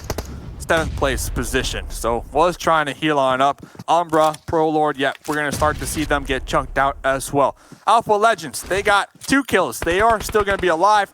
Cloud9, 4 kills. They're going to be overlooking Alpha Legends right now. And here comes a spray. Adar with that shots. Lead peek. Yep, going to be connecting onto Faker. Faker trying to get this revive. Kato will be attempting to go for it. We see Loops in the back end of this as well. They are getting aggressive on Cloud9. Oh, the horrible third party just as they just got knocked. And that goes Wildcard Gaming out of this one in 6. Loops and Cloud9 are just going at it right now. Yeah, Loops are just spraying right now. Spraying down Cloud9. And ooh, Adar, the kill will actually be stolen from Alpha. Loops and Alpha Legends going at it. It's all up to Kato. Oh, he's up. Looks like he's having to heal on out on this one. Yeah, full heal strat for Kato. Not a bad decision considering the zone rotation. But man, right now it looks like it's all between Footballist, Loops. Oh, Bayo is still up. And he's taken. Bayo is still up. Footballist. And he got a nade on the Federal. Oh, 2 nades. Double trouble. Trying to get another one onto Kowalski, but Lavison taking some shots right there, but Bayo destroying Loops. Oh my goodness, right there. And then Bayo with the quick knock, but unfortunately not able to get the 2v1. It looks like it's all Footballists, and that's the game. Footballists and Bayo right there at the end. Bayo helped out Footballists so much there at the end with that grenade onto Loops. And then from there, it was Footballists 4 up and 2 solos at that point, pretty much. Man, I'll tell you what right now, Footballist, you need to send a check to Bayo after that one right there. What a crazy... I mean, that was the assist of a lifetime. Bayo being able to not... And Loops, they don't seem to be like... it looked to be like a big contention between these two teams, but those 2 nades right there, that just opened up the door wide open for Footballists to be able to get that finish on the Loops. Hey, the payback right there, because Loops, they took out Adar. I mean, it was like 3 members just spraying onto him. So Bayo was like, Adar, I got your back. All right, I'm not going to let you die in vain right there. Hey, way to get it done. And also, way to get it done, Mustache Dave, for predicting Footballist there to be able to win that one right there. So, hey, guys, thank you so much for watching. We're going to go ahead and take it on over to the desk right after the short break.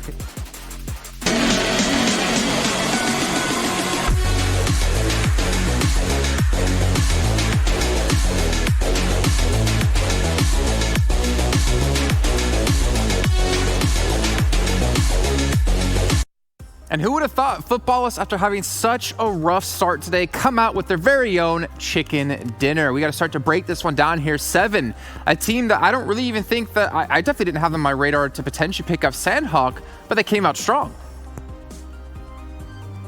Oh man, I'm just messing with it. I was pulling the hot jukes.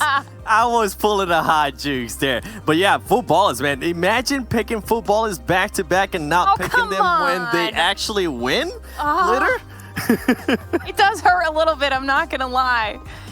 I knew they had it in them. Well, you know what hurts more? Man. How B4 performed. Then again, Dream Eaters didn't perform well either. Let's take a look at how badly they performed, unfortunately, for our sake here on our standings. And you can see there, Footballers, 14 kills and 20 placement points. That is a massive victory here for him, Glitter. Yeah, and they definitely needed those points. They've had this in them from the beginning. They just really needed to, finally kind of come out on top. They had a strong showing yesterday with, at least 1 win yesterday as well. So this was the one they had for today. But also looking at the top 8 here, Team Unique again. And then finally, you've been talking about them how many times, 7? We see Team Queso up here and Umbra in the top 8. Yeah, it's good. It's good to see teams like that we've been talking about saying, hey, they've been on the second page way too many times. Step it up and go ahead and secure themselves a 5th and 6th place respectively. And Loops Esports, remember, the last match that we saw from Loops Esports, they ended up 13th place with 0 kills. This is one team that can always bounce back, and it's so good to go ahead and see them there. And guess what? One team that definitely surprises me there towards the bottom is Tempo Storm with just 1 placement point, 0 kills. What's going on there, Tempo? I was looking forward to picking you guys in the next one, but oh man, I'm kind of scared now. Jason? I don't know what's going on with them. I really hope they can be able to bounce back. Pittsburgh Knights as well. I mean, they took themselves a chicken dinner earlier on. We thought that might have been the first game to unlock the potential, to take that pressure off their shoulders, to start to pick up some games, but unfortunately it looks like it fell a little bit short, just like we kind of talked about, right, with Azor from Wildcard, saying that you guys can pick up a chicken dinner and then you go out 15th place, next match. What's going on with that? But let's take a look though at our stats here for Futbolists. They did take home the victory. Again, 14 kills, 12 knockouts, Glitter, and that damage is pretty solid. The damage that will be almost the second 3K we've had for the day, but what's most impressive on there is their healing. They don't even have 200 healing done for that game, yet they were able to do almost 3K damage, 14 kills, 12 knockouts, so they did more than they converted all their knockouts into kills and more without taking any damage. That's literally next to nothing. I think that's the dream right there, so crazy. Yeah, that's pretty much it is pretty much the dream game that you want. Just be able to go ahead and output a lot of damage and not even get touched. What is that? Barely pretty much two players healing fully? That's insane, man. Let's take a look at our do moments and see if we can spot the very few times they actually took damage. It's kind of a little mini game of Where's Waldo here. We can see Carrillo again. That's someone we talked about, Glitter, able to step up in the beginning and definitely have a good game for himself and his team. Yeah, I mean, like Seven said, 12 kills onto Loops, tons of damage coming out of them, and they've been capable of doing that from the beginning, but we haven't really seen them kind of have their dominant game yet today. This was most definitely it, and we love to see that across the board. Loops is one of those teams where, yes, we highlight Carrillo a lot, but across the board, all 4 players are powerhouses. They're all going to be contributing damage. We just saw Dadine there in the highlights as well, and that's something that we probably should talk about a little bit, Seven. But yeah, we'll definitely be talking about that. And remember, these are players from Luz that anybody can actually go ahead and frag out. And then besides Carrillo, Dadine is one of those players that has impressed me because that he can be another clutchman and another player that they can actually go ahead and rely on. And B4, Big 4 and Big Sarah at least being able to go ahead and collect some kills there and give us some extra points there for Glitter and myself after they got wiped out by Awful Legends. And just more fragging overall there from Loops and Futbolists. This, we can maybe see here why they were able to go ahead and take so little damage. They were just speaking and making sure they shot whenever they knew they weren't going to get any damage on themselves. Overall, I think great taxes there from Futbolists. They always had look at this. They always had an angle on everybody, and there's no way none of those players are going to go ahead and turn around and try to just shoot that high up. At that moment, those players are thinking, let me go ahead and find some cover because Futbolists is currently on our butts. And overall, Futbolists being able to get those 14 kills, huge play once again. Today, I felt like it was maybe an off day for them, and I know my boy Mustaf Dash is going to be super happy for them being able to get that win. And overall, Alpha Legends, another team that I've been mentioning over and over again, they've become that gatekeeper team, that team that everybody has to go through. And every now and then, they show us these moments of greatness in regards to placing. I want them to step it up on kills. They were able to do it earlier in the day. I want to go ahead and see more out of them in regards to kills. I mean, I think it's fair to say we want to see a lot more out of many teams, actually. Let's take a look at our total damage, and maybe there's a couple of teams there we can point at, as well as maybe having another bad match themselves, not getting too much damage. So we can see here on your screen. I mean, you already know who the #1 place is. Football is just a landslide of damage, but you talked about Alpha Legends. There they are at #2 with 533 damage. 7, that seems odd. Yeah, it seems super odd, and this is what I'm saying. That team has what it takes in regards to placement. We have seen already a couple teams that are able to get those placement points, but guess what? That's not going to be enough at the end of the day. If you want to climb up on the leaderboard and get more of a pie of that prize pool, you want to go ahead and start performing in regards to kills. Although, to give them props, their damage to kill ratio is really good right there. And then you see Cloud9 with 7 kills, Loops with 12s, and you see teams like Team Umbra at least being able to go ahead and collect 2 kills. Then you see other teams that are also struggling throughout the day. Nova Esports being only able to get 1 kill, but at least putting out almost 700 damage. This is good little stats here and there from those teams. Temple Storm getting 0 kills. That is honestly super interesting for me. Hopefully going into this last Erangel, they can maybe bounce back from it.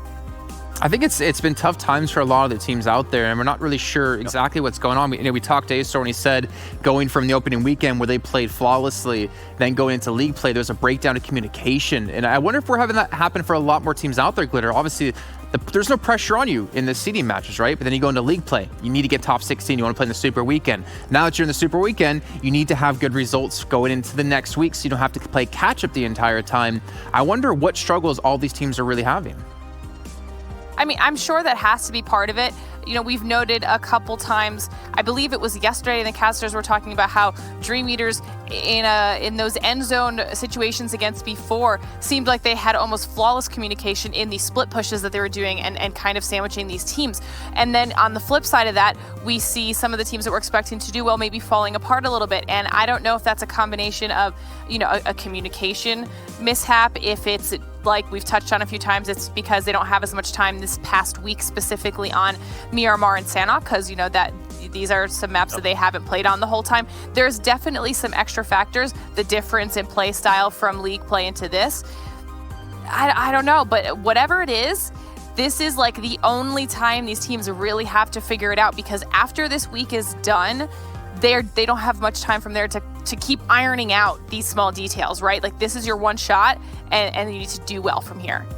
I guess the upside is for them, they play a hell of a lot of matches, so they have time to iron those out even while playing in some of these games. Let's take a look, though, at our overall set and see if things have switched up a bit, with footballers taking themselves another chicken dinner. You can see they've actually jumped into second place, but so is Cloud9 in first, 7.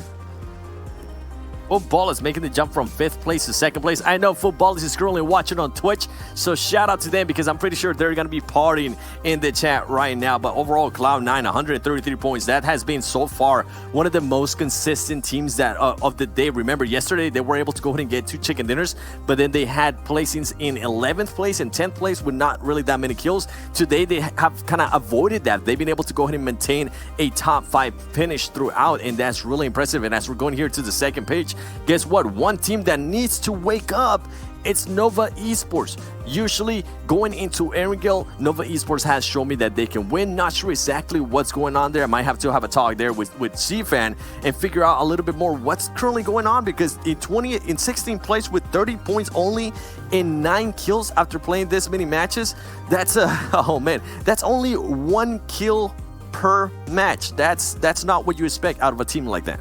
Yeah, 1 kill per match. I don't know what's going on with them. I think we need to maybe chat with quite a few different teams who are kind of underperforming when it comes to that kill department, as we saw in the opening weekend. And guys out there, if you guys haven't played PUBG Mobile in a while, I still have to ask you, why not? There's a new Royale Pass Season 14 coming out, and then we have a little video to show you to kind of get you up to date on what all's in it.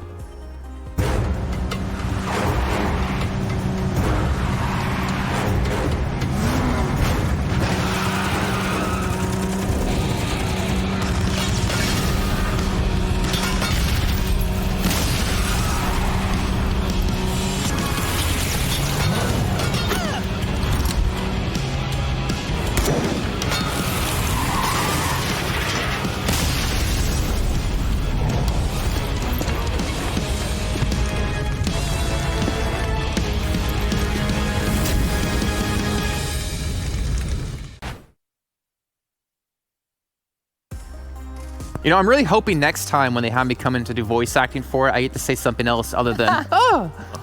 You know, it'd be nice to maybe get a couple more words in there, maybe a couple of different sounds. Let's take a look, though, at our schedule, because we have one more match to go up today, our last one of the day of our Super Weekend, Day 2, and it's going to be Erangel one more time. I cannot express how important it is to have this map in your pool of maps that you can play well, considering how many times we can see it through the league play and how many times we're going to be seeing it through the Super Weekends here. And I want to start to get into predictions here, but the thing is, this time I want to hear 2 predictions. I want to hear the team you think's going to win, but I want to also hear who you're voting with your heart.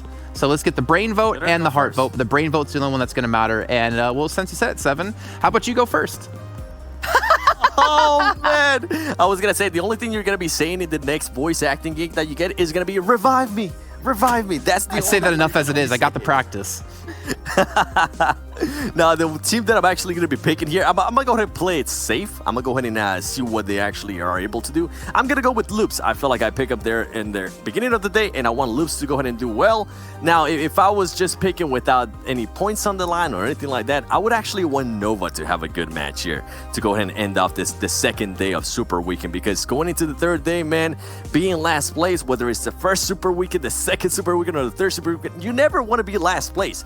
You're a competitor at heart. You're here for a reason, so hopefully they can do good. But my pick is Loops. Remember, they're not technically last. There's still 4 teams who didn't even make it into the first Super Weekend. But I know what you mean. Trust me, I know exactly what you mean. I'm with you on that as well. Glitter, let's get your prediction here with your brain and with your heart. So my brain prediction, I think I'm actually going to be going back to a wild card pick. They have bookended wins on Erangel before. It's a map that they know well, and if they have a strong performance, then they will definitely have that win, right? With my heart, Yala. I want Yala to get a Really? win. Okay? Yala. Yeah. See, now I feel kind of bad because that one.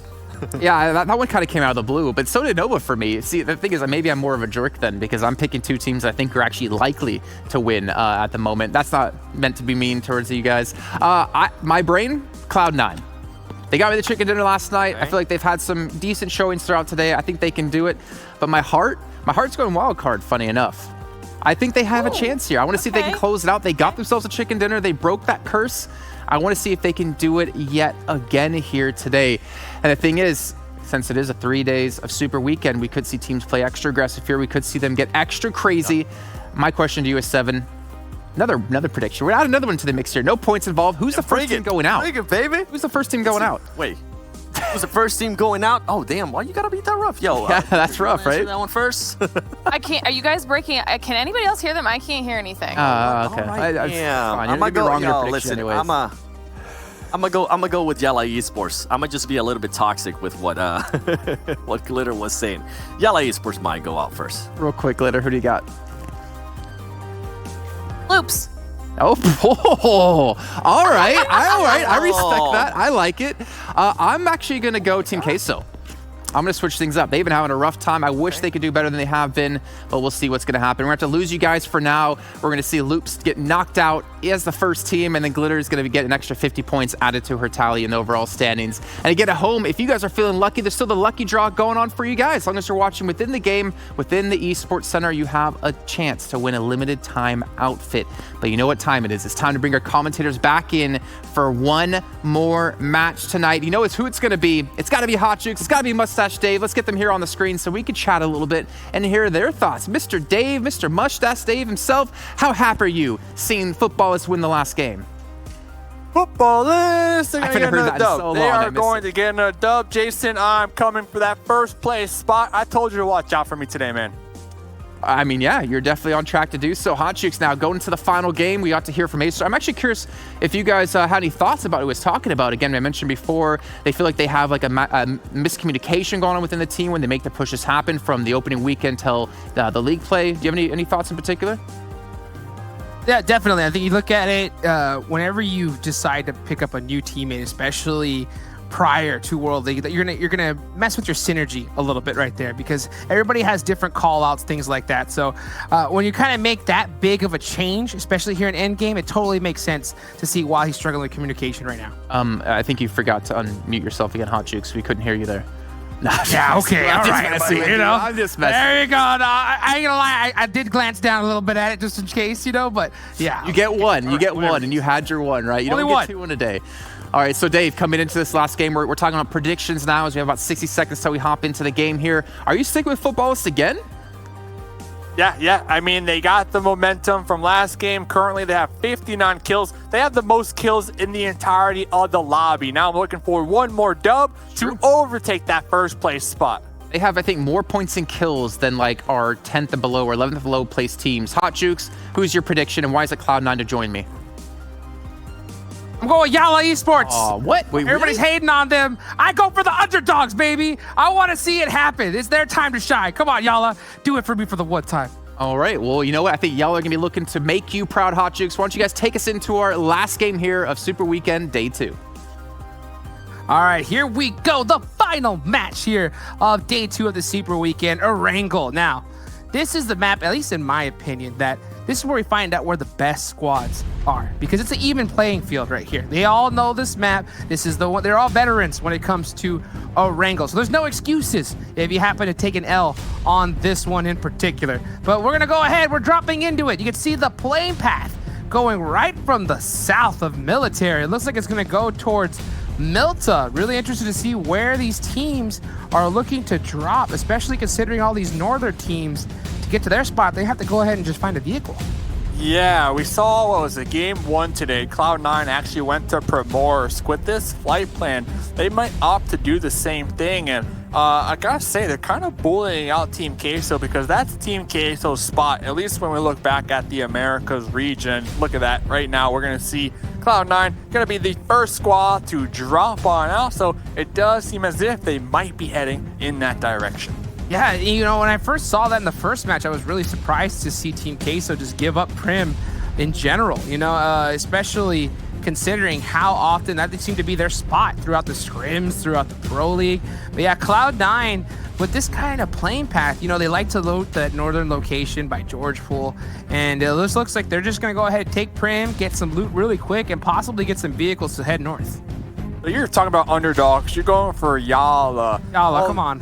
Hey, there's some one time for the Yala, but there's more underdogs, right? Nova Esports, they are dead last right now. They got about a total of 30 points, and Konina Power, they're in 15th position with 39 points, and they average around 4 points per game. So they have not been doing the best here, at least when we look at today and yesterday.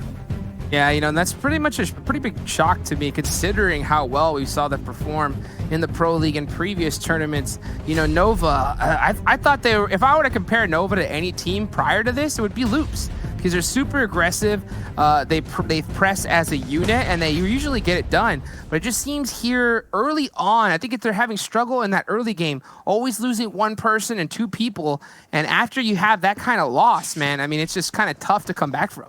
Yeah, you just can't get tilted. You got to come into every game fresh and ready to go. And Sandro trying to do just that. M16 in hand, still trying to get the heal off before Marco pushes upstairs with that SKS. And here comes the support. Team Queso, you got Mystic. Like, Marco, you go first. You go first. No, you. Okay, you know what? You know what? I'll throw a nade.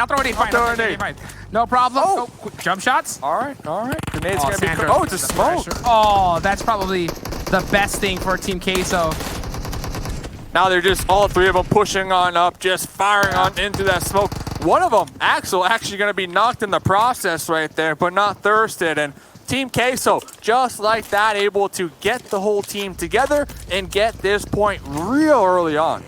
Yep, add it to the scoreboard just like that. And I really like, I like to see this, you know, because this just shows patience, and rather playing it safe rather than take any risks on losing somebody. Because if you just had somebody run up in a 1v1, if they get knocked, they're going to get insta-thirsted, and you do not want to get stuck with 3 members up there at the end. So I love to see that type of tactical gameplay coming out of Team Queso.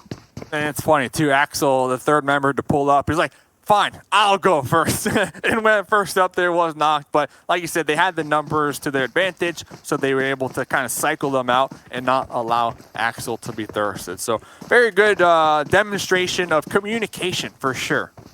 Yeah, definitely, without a doubt. And we're moving on over to Dream Eaters, and you can just see them just kind of looting up Yasnaya here, and I seem to have a pretty good position so far. Alpha Legends on the other side of it, but Dream Eaters, they got their loot. They're headed off to the next spot. This is Jason's team, right? He said Dream Eaters. Oh, I believe so. I believe he did. It's on the dock. It's on the dock. What's said here is official. And they're going to be just driving on around Matic, kind of swapping through their weapons, reloading, you know, organizing the inventory. You know what it is, just getting things ready for the battle. Yeah, and this, you know, with this kind of first circle, it's just dead center. This is I think this is by far like the most common circle for these pro players. Like, they're gonna know this circle so well. So like I said, this is the map I think you really find out where the big players are. You're gonna find out the most consistent teams without a doubt. And then, you know, Sanhok, I think that's just that's a coin toss. You know, whoever wins Sanhok wins Sanhok. And then, of course, I think he definitely had some team shine in both Vikendi and Miramar. There's definitely some different aspects when it comes to playing to those. But Erangel, man, all these guys know what to do here. I'm surprised they passed up that buggy right there. Normally, we see teams early on, they just grab anything, any type of vehicle, because that's going to be more resources for your squad to use.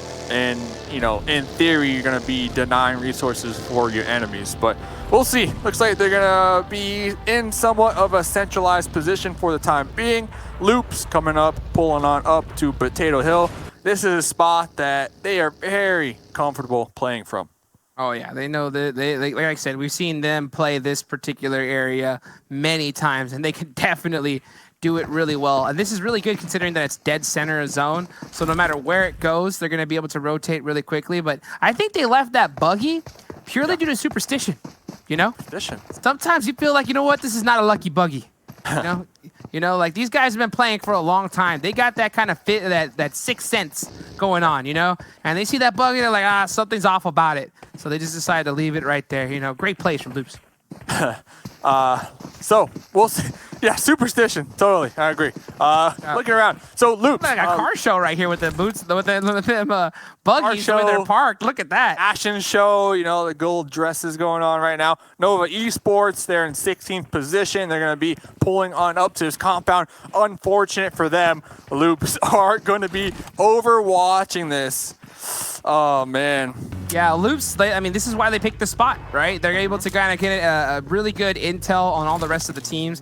Now, Nova, we saw them at those houses. We've seen them do a lot of work, though, at those houses in particular. So I can definitely see why they have a certain bias towards there. And, oh, Yala versus Umbra. Yala for the one time. The knock. Yep. The thirst. Oh! Oh, the back. No. From behind, Prez. So Prez allowed the thirst on the halls to occur. Got there just 2 seconds too late. We'll be able to get the return fire and the return knock and at least make it a 3v3. J7 out here will be spotting out. Oh, J7 spotting out 2 members of Tempo on their rotate right there. Oh, this is good. This is good for the Knights. They needed this. They need this. Definitely, you know, especially knocking out 2 huge members from Tempo Storm. And if you're a team that's kind of like in that, you know, 11th, 12th kind of area, those are the main teams that you want to get. You want to get every single other squad that's at least in your particular kind of play point range, so that way you can be able to rocket launch yourself up to the top 3. Not only that, for confidence, right? Because, you know, we've been seeing them get taken out really early on here today. So to be able to get 2 kills, you know, in the pocket, that's going to boost that confidence just a little more. Oh, here's J7 just setting it up. Motion. Yeah, the M4 right there into the passenger seat and then the driver's seat to finish it on off. We see Tensa on the bottom left-hand corner actually going to be taking some shots of their own. I believe that's going to be on the Knights. And I see 2 Knights. They actually got chunked out. They're going to be bleeding on out right now in the smoke. Tensa trying to get that revenge. Yes, you could definitely see right there the revenge trying to be had. Sixless knocked right now. Raven out in the middle of the street. Only Smokes covering them. Carnage throwing some out as well. But they know that there's only 2 members up. So this can be really difficult for them to push. So it looks like they're going to be able to get these revives right now. Unless, you know, you see HH get some pretty sneaky shots through the smoke. Yeah, Carnage going to be playing that oversight with that 4 times on the DP. Yeah, HH, 10 to others, like, okay, let's just leave. Let's just continue looting. I mean, you know, it's circle number 1. They are, you know, in somewhat of a decent position for the time being in Pachinki. All these squads will be waiting to see where the next circle takes them. Cloud9 also making their way on into Pachinki. So the duo from Tempo, they are going to need to be on high alert right now. Oh, yes, they are. You know, another team that's going to, or another person that needs to be on high alert is me when it comes to these scores, because I picked Yala to win this one, and they're out already in first place right there. Oh, rip. Hey, you know what, though? I believed. That's all that matters. That's true. I told you to pick Nova. I told you to pick Nova, man. Will they get it? Will they get it? I don't know. Too far, too little, too late here, as we can see. Loops and Nova. I think that this is we've seen these 2 teams go at it at this spot before, haven't we? Yeah, multiple times, and maybe like at least 2 or 3 times. So we'll see who comes out on top of this one. Becker already going to be in the second story of the Wizard Tower. Will be peeking that window and quickly will be spotted. Dadden right behind him. Probably calling for Becker to pull back and get that retreat because, I mean, there's still 15 teams alive. We're in circle number 2. I don't know if it's worth, Jukes. I mean, in your opinion, is it worth taking this early engagement on the side of Loops? No, definitely not, considering especially where you're at right now. There's just too many opportunities to get third-partied. So I think that you just kind of go back. Yeah, go back to your spot that you like to stay at right here and just hold it down. You're dead center of zone right now. I mean, and you got a car show going on. I mean, just good vibes all around. And looking at other squads with some vehicles to use, Footballists, we see 3 vehicles in the kill feed. Someone from Alpha Legends, M24, getting a headshot. Get out of Sam right there. Love to see some bolt action here, you know, at the World League West. So, Alpha Legends though, Footballist. Yep, this is going to be Annalise right here, going to be tossing a grenade. Soulk trying to get the retaliation nade. And, ooh, Annalise will be chunking down a good piece of Soulk. Soulk going to be finishing off that UAS to be able to utilize it for cover. Yeah, and you can just see right now, this last member of Team Unique, he is getting surrounded by Footballists. Oh, they're making the push. To hold it down. They are making the push. Oh, no way. Not even a chance. Yep, not even a chance. There goes the underhand grenade to finish it off right there. And, yep, Annalise from Unique, the bait. Yeah, just right now you can just see Rom, the rest of this squad, just trying to find out the rest of Team Unique. And as Frozen switches to FPP, getting in the vehicles, okay, doing some style points here. Possibly thinking about the press, but I mean that would be ridiculously difficult, especially against Footballists.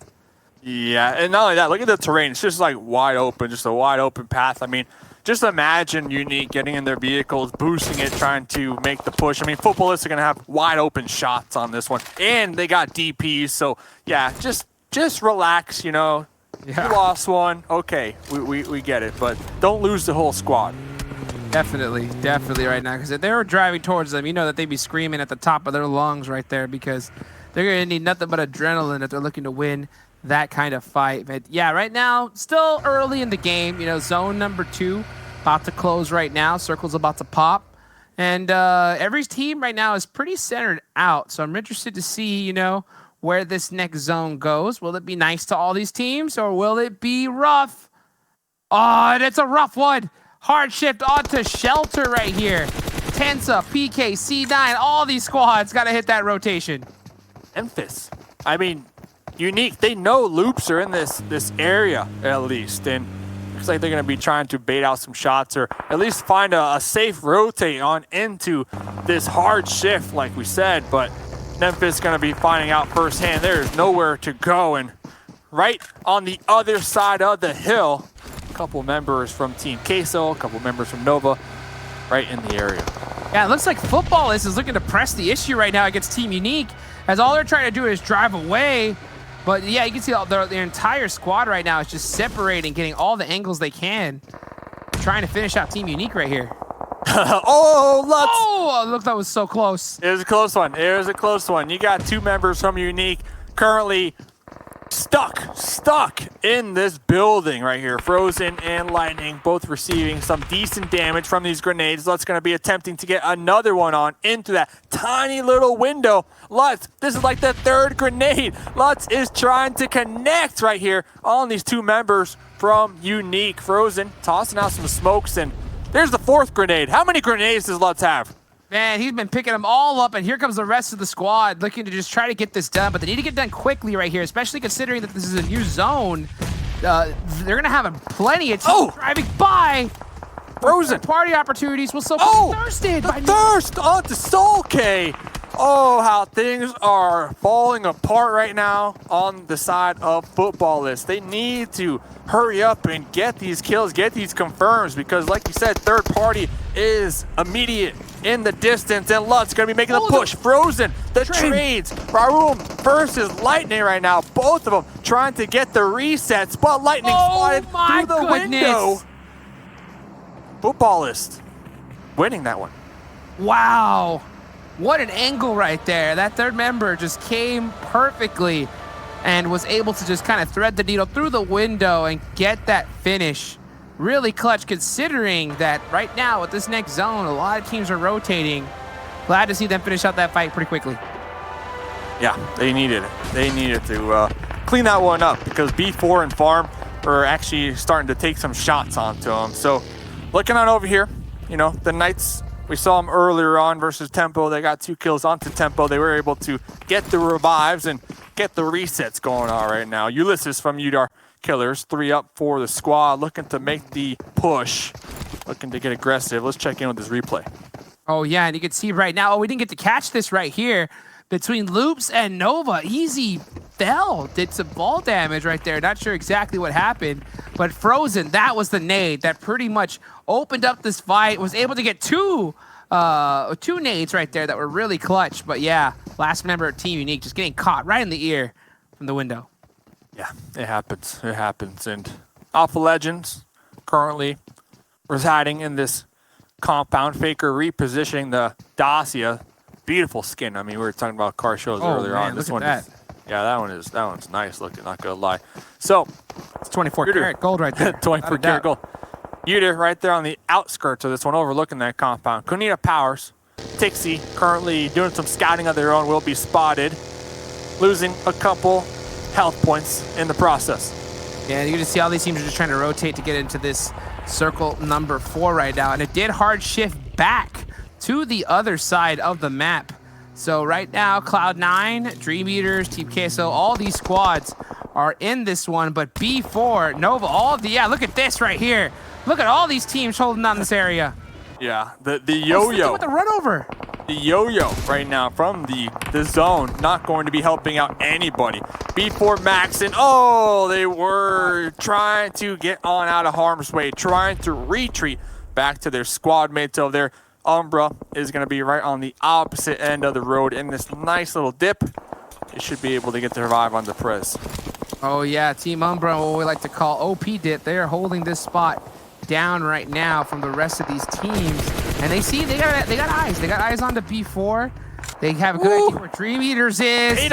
Kato onto Sam right there. Sam is going to be knocked out. Acer currently crawling in the grass, trying to get to a safe location to get the revive on the Sam. But Kato will be getting another member, Slicky, choking Slicky out as well. Wildcard, they can't catch a break. They definitely can't. They're in the zone right now. They're still on the edge, but Alpha Legends is putting on the pressure. And here comes Old Man with the buggy, trying to finish him off. Making the push with the buggy. Gonna be tossing a grenade right on up the hill. Slicky definitely telling the squad, telling Acer, they're pushing. Faker trying to get some grenades in of their own. Old Man with that spray. Faker able to connect, get a point onto the side of the squad. Acer actually third partied by Team Queso. Axel, wildcard, uphill battle for them. Not able to survive. They still have one up though. So Sam was able to get revived in that whole action, that whole mayhem. Team Queso able to get the finish as well. So man, that's just the worst break possible when you get pinched in between two squads. Sam's gonna have to make a monster play here if he's looking to save some extra points for wildcard. And Sam took off their backpack. You know, to limit the information that they provide to their enemies out here, especially as a solo. You don't want to be seen. Oh yeah, it's like going on a diet, you know? Lose some pounds real quick, get that off your back, and you're able to hide in that grass a little bit better.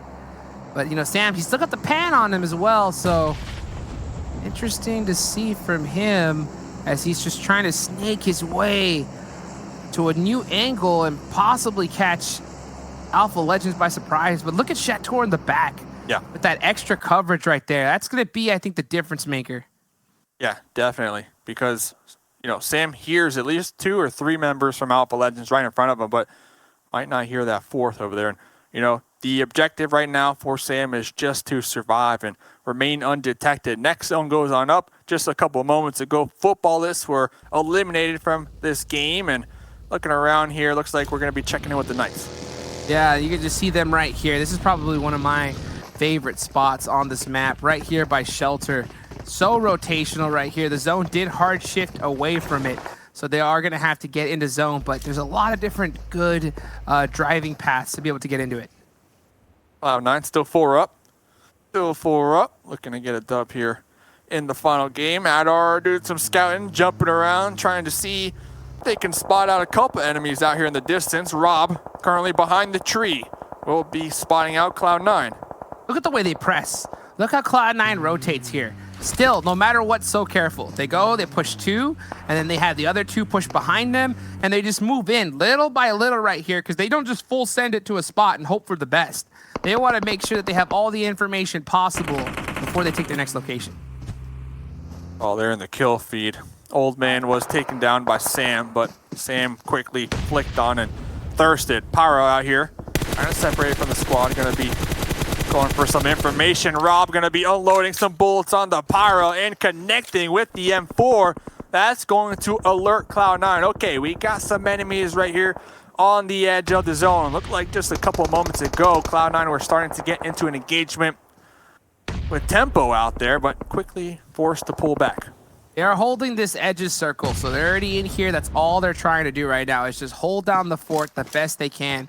Hopefully pick up Pyra, but you can't. You can't do it right there when you got robbed and he just throw in some big nades, getting the finish right there. Tough break for Cloud9.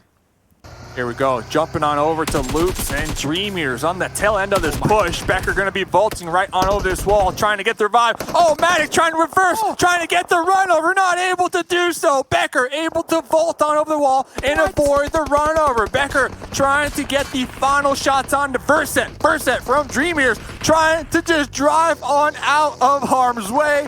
Gonna probably blow up that vehicle, use it for cover, but Becker seeing their life flash before their eyes right there. That was so close. First sit right now, just holding it down the best he possibly can. It's gonna be really interesting to see where these squads end up right now.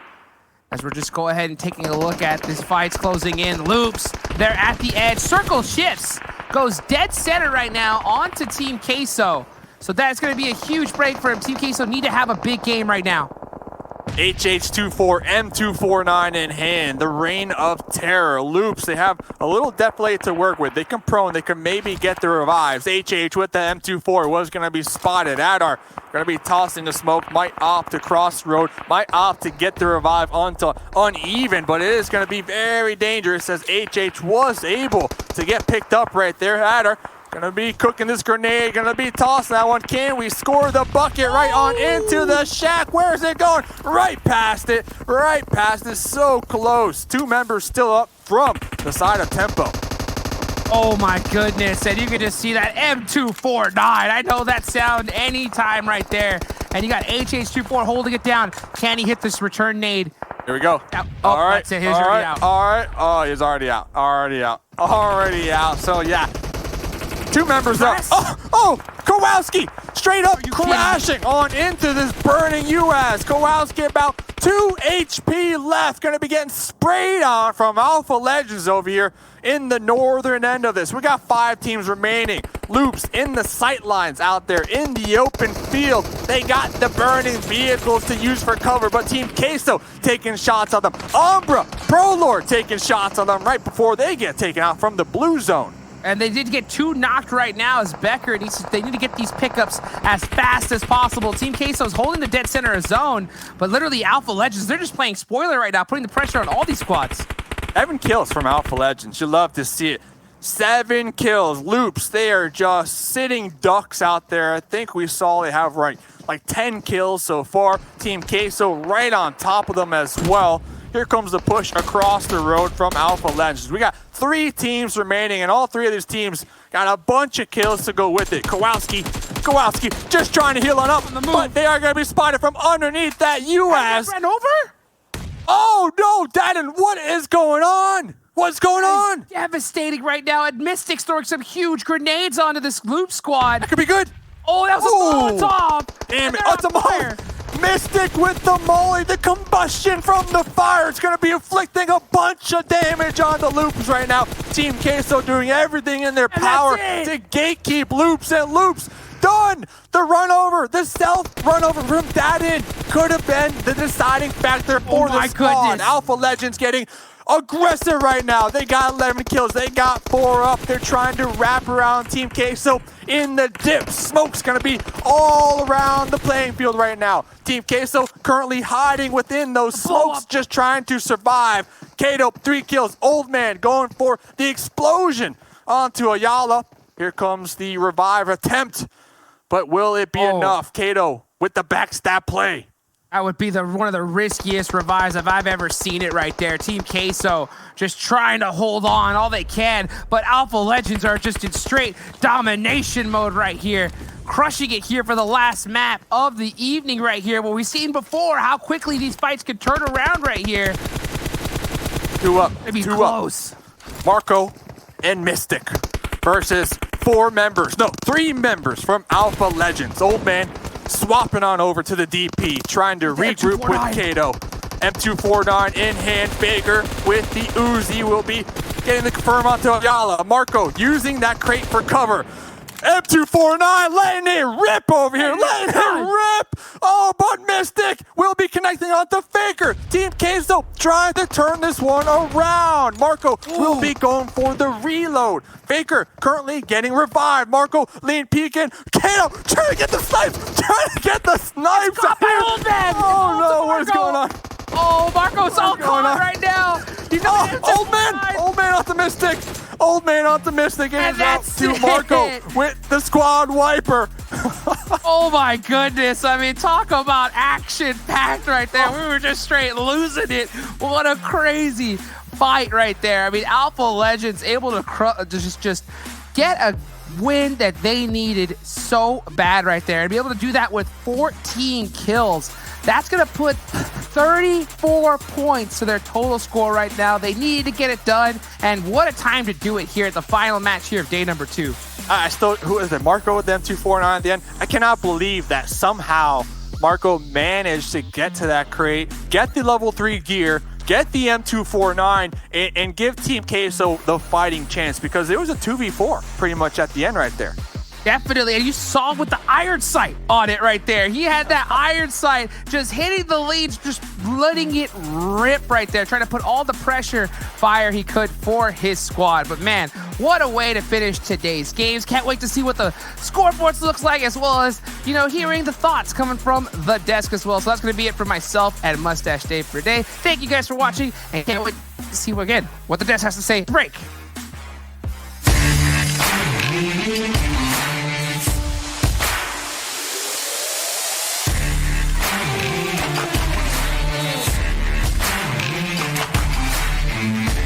Absolute beast coming out into this one. I cannot explain how proud I am to see Alpha Legends step up when they needed it, and they desperately needed it here as well, 7. This was a match they needed to pick up some points on, because they were sitting towards the bottom echelons of our standings for such a long time.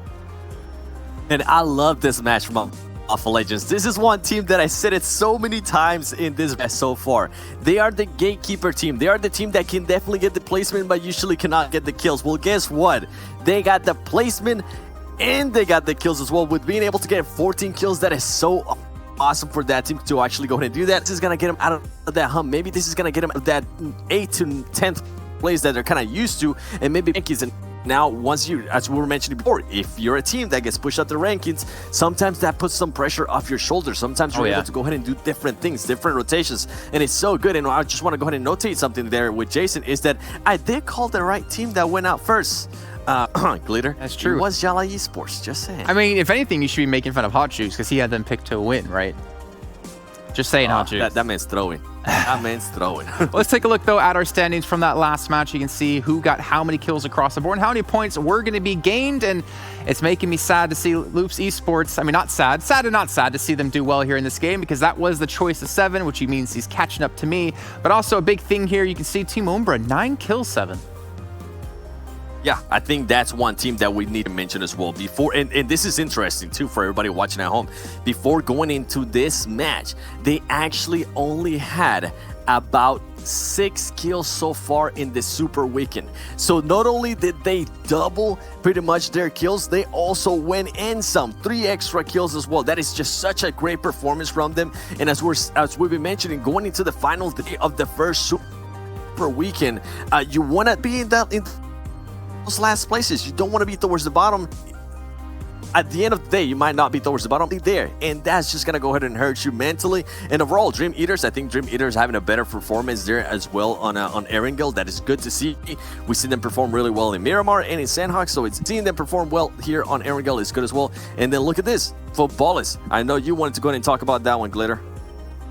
Yeah, I mean, super unfortunate for Footballers down there at the bottom, but one team I did want to point out from the first page as well was also saw Queso up in the higher rankings again, which is great for them. Nova was able to get a few more points, but unfortunately, you know, that was all placement based because we saw Gfan again able to secure his team a few of those extra points, but we need them to kind of pick up that aggression and start going for those rushes that we've seen them do. I don't think that they've really committed to that much during the Super Weekend. And it seems like Team Unique have been kind of hot and cold throughout the last couple of days too. They have some decent placings, they have a decent kills sometimes.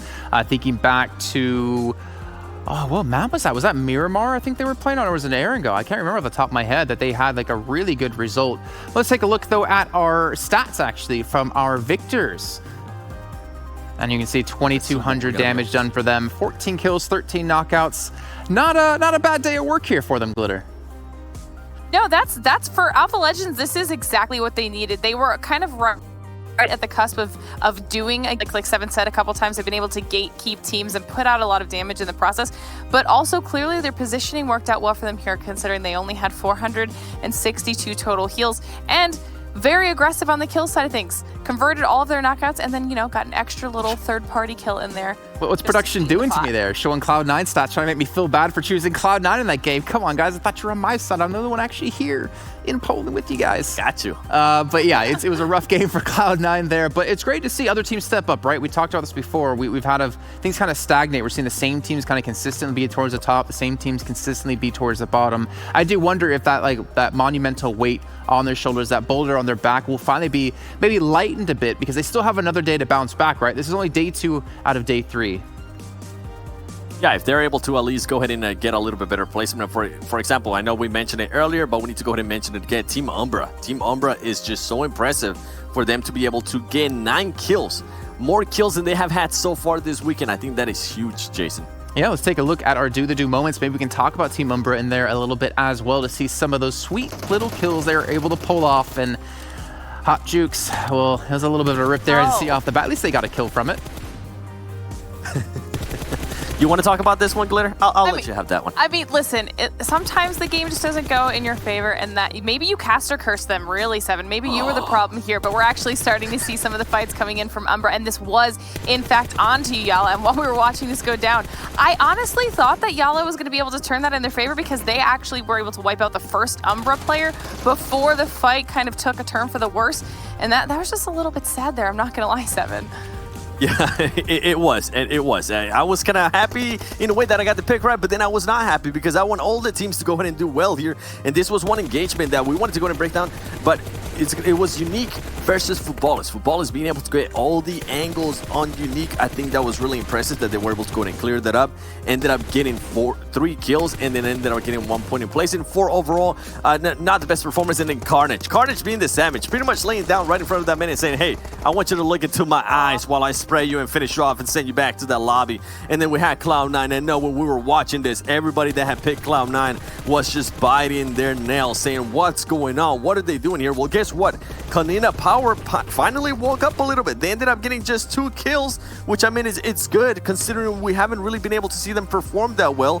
And then another team, the team that I ended up picking, which was Loops Esports, they have been performing so well. They just keep getting very unlucky towards the end. So this is one team that I'm hoping in the future, even though they can get the kills, I want them to step it up on the win department as well. We know they've been able to, actually, so far in this Super Weekend, Loops Esports has not been able to get any win so far, but as you're able to see, they're able to be so aggressive, really aggressive. And one thing that I actually enjoyed that I don't think we're going to be able to see here is that at one point, I believe it was Cameron Davis or Verum, when we were watching this match, they told us how good of a communication this team has. They ended up getting shot by somebody from the back, and all of the players instantaneously just turned around and started shooting the Ben. But overall, Alpha Legends, one that I've been mentioning over again, this is just such a great match for Alpha Alpha Legends. Congratulations, especially Ramon. He's been a player that we've been seeing over and over again, and I cannot wait to see maybe that top players or whatever it's going to be. Well, we saw how much damage Alpha Legends did in that last match. To see how it compares to the rest, though, of the teams within this lobby. I'm expecting some big numbers out of the likes of Loops, as we mentioned before. Maybe some big numbers out of Team Queso as well, as they finally make themselves through in towards the final two teams. You can see here pretty even, to be fair, Glitter, across the numbers or the top 3 teams. And I love seeing games like this where I mean, even down to Umbra as top 5, Tempo managed to sneak in there, but the damage across the board for the top teams of this match makes me happy because it shows that they're doing that aggressive play style towards the end. I mean, you've got 2K on Alpha Legend. Obviously, they were killing it, but almost 1,700 coming out of Queso, over 1,700 coming out of Loops with 6 and 10 kills respectively. And Umbra, I think they might be the most impressive one for me in this game with that 9 kill, over 1,500 damage game. And one that kind of keeps surprising me here is Nova Esports. Nova Esports, this is the second match so far that I see them get anywhere from 500 to 600 damage, and they only end up getting just maybe 1 kill or no kills at all. Not sure what's going on there with Nova. Before this match started, they ended up with just 16th place. Not what you want to see from that team, and they really haven't, so far this Super Weekend, they really haven't been able to put up a performance where they're at least able to put 5 kills on a match, so hopefully they can step it up. I think for me, one of the most important statistics we can see when looking at a team is basically the damage they're doing, right? You see Loops Esports, you know that maybe they don't sometimes get the great placings, but they always seem to have that really consistent high damage and really consistent kills. And that makes them always a threat, because as long as they, I guess, put themselves in a better position, they'll be able to get through later on and really get those placement points. And I said, damage is one of the key markers when it comes to seeing who the best teams are. Well, kills is also a key marker when it comes to seeing who the best players are. Let's take a look at our top 10 players so far, and you can already see off the bat here, Glitter, 2 players out of Loops making the top 3. Yes. And we knew that maybe I knew that we would expect to see Carrillo up there, but look, this is an impressive list. We've got the Dean also in the 40s. The fact that the top 4 players, period, are in the 40s with their kills so far is incredibly impressive. We talked about Matic today. We were, Tensa always has strong. These are pretty much all players that we have touched on, but one thing that's very impressive is 3 footballist players out of the top 10 right now. And one that I'm enjoying, and I'm glad you pointed out, Raum is second place right now. 43 kills, 24 assists, 39 knocks, and for that 4 nade kills. That is so impressive. And another one that I wanted to go ahead and mention is Axel. Remember, Team Queso has not had the best Super Weekend so far, but guess what? Axel has been able to maintain that form. He's been able to go ahead and put out kills. He has gone down a little bit on the leaderboard just because of all the other great matches some of the other teams are having, and the players are just pretty much taking full advantage of that. But seeing Axel there still being consistent and performing for that team is very impressive.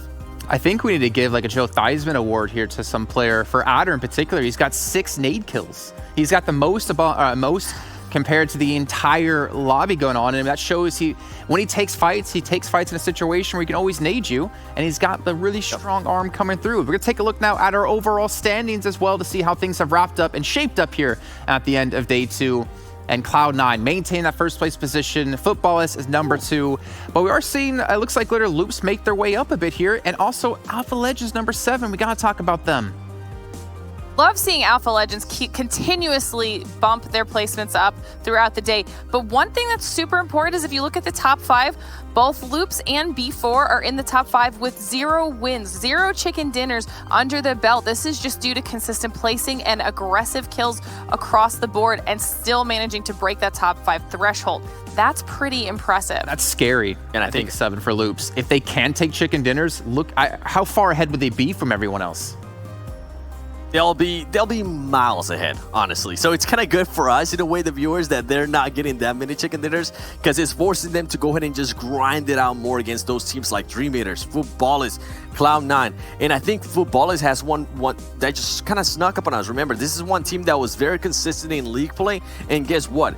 They were able to carry that consistency that they had in league play, and they've been able to outperform anything that I was even thinking about in regards to Footballers. So it's so great to see. And then with that said, we do have teams that are doing very, very well. And guess what? We do have teams that are just quite not there yet. Team Umbra, though, being able to go ahead and jump some spots, being able to add some extra points. And as I was mentioning, that was just such a huge game for them. They ended up in doubling their kills even more. And that, remember, for anybody that's currently watching that might not remember, every kill equals 1 point. Hopefully tomorrow, the final day of the first super weekend, I'm going to be able to see a little bit more from Karina Power. This is just the performance I was not expecting from them.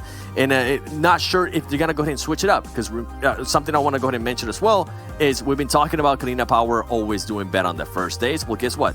It's been already 1 day. It's been already 2 days. And everything is still not going your way. Are you still going to go ahead and stick to your game plan? Or now that you're going into the last day of the first super weekend, it's a time to maybe go ahead and mix it up. Maybe use it as a day to try out new things, because why not? Or just go with the same thing and see and hope that it works. Well, Seven, we talked about first days, but what about second first days? Thank you, Glitter. At least Glitter knew exactly where that was from. One team I do want to mention before we do head out from the show is, again, Team Umbra, because we're seeing glimpses of them that we saw in league play, right? Because they were a team who were out of the bottom 16. They had no chance of getting through into the super weekend, and then they started to pick up some games, some decent placings when it came through the final day of play, and we see them finally have a good game for themselves as well. So for me, Glitter, I'm curious, can they keep that going into day 3? I'm definitely curious to see the same as well. I'm hoping that they can, if only even just to like shake up some of those more consistent teams towards the middle, moving into that top 10 position, because we want to see a little switch up every now and again. We don't want to have to keep calling the same teams, and Umbra is more than capable of doing that. As you said, we saw that in league play. So maybe they're just one of those slower start teams, and day 3 will go very, very well for them. There's a couple other teams we're going to be looking at for that, like Konina Power. You know, hopefully Alpha Legends and Queso can keep that one tomorrow in our games. Thank you very much, Seven Worlds Gaming and Glitter Explosion, for joining me here yet again. We'll see you guys tomorrow for some more action. Obviously, I want to give a big thanks to Hot Jukes, Mustache Dave, and Viram and Cameron as well, because they put on a fantastic show for you all watching at home, and also for us here in the studio. That's going to wrap it up, though, for our second day here of the Super Weekend. It's on the first one of 3 that we'll have. We'll be back tomorrow at 11 a.m. PDT for our third and final day. You're not going to want to miss this.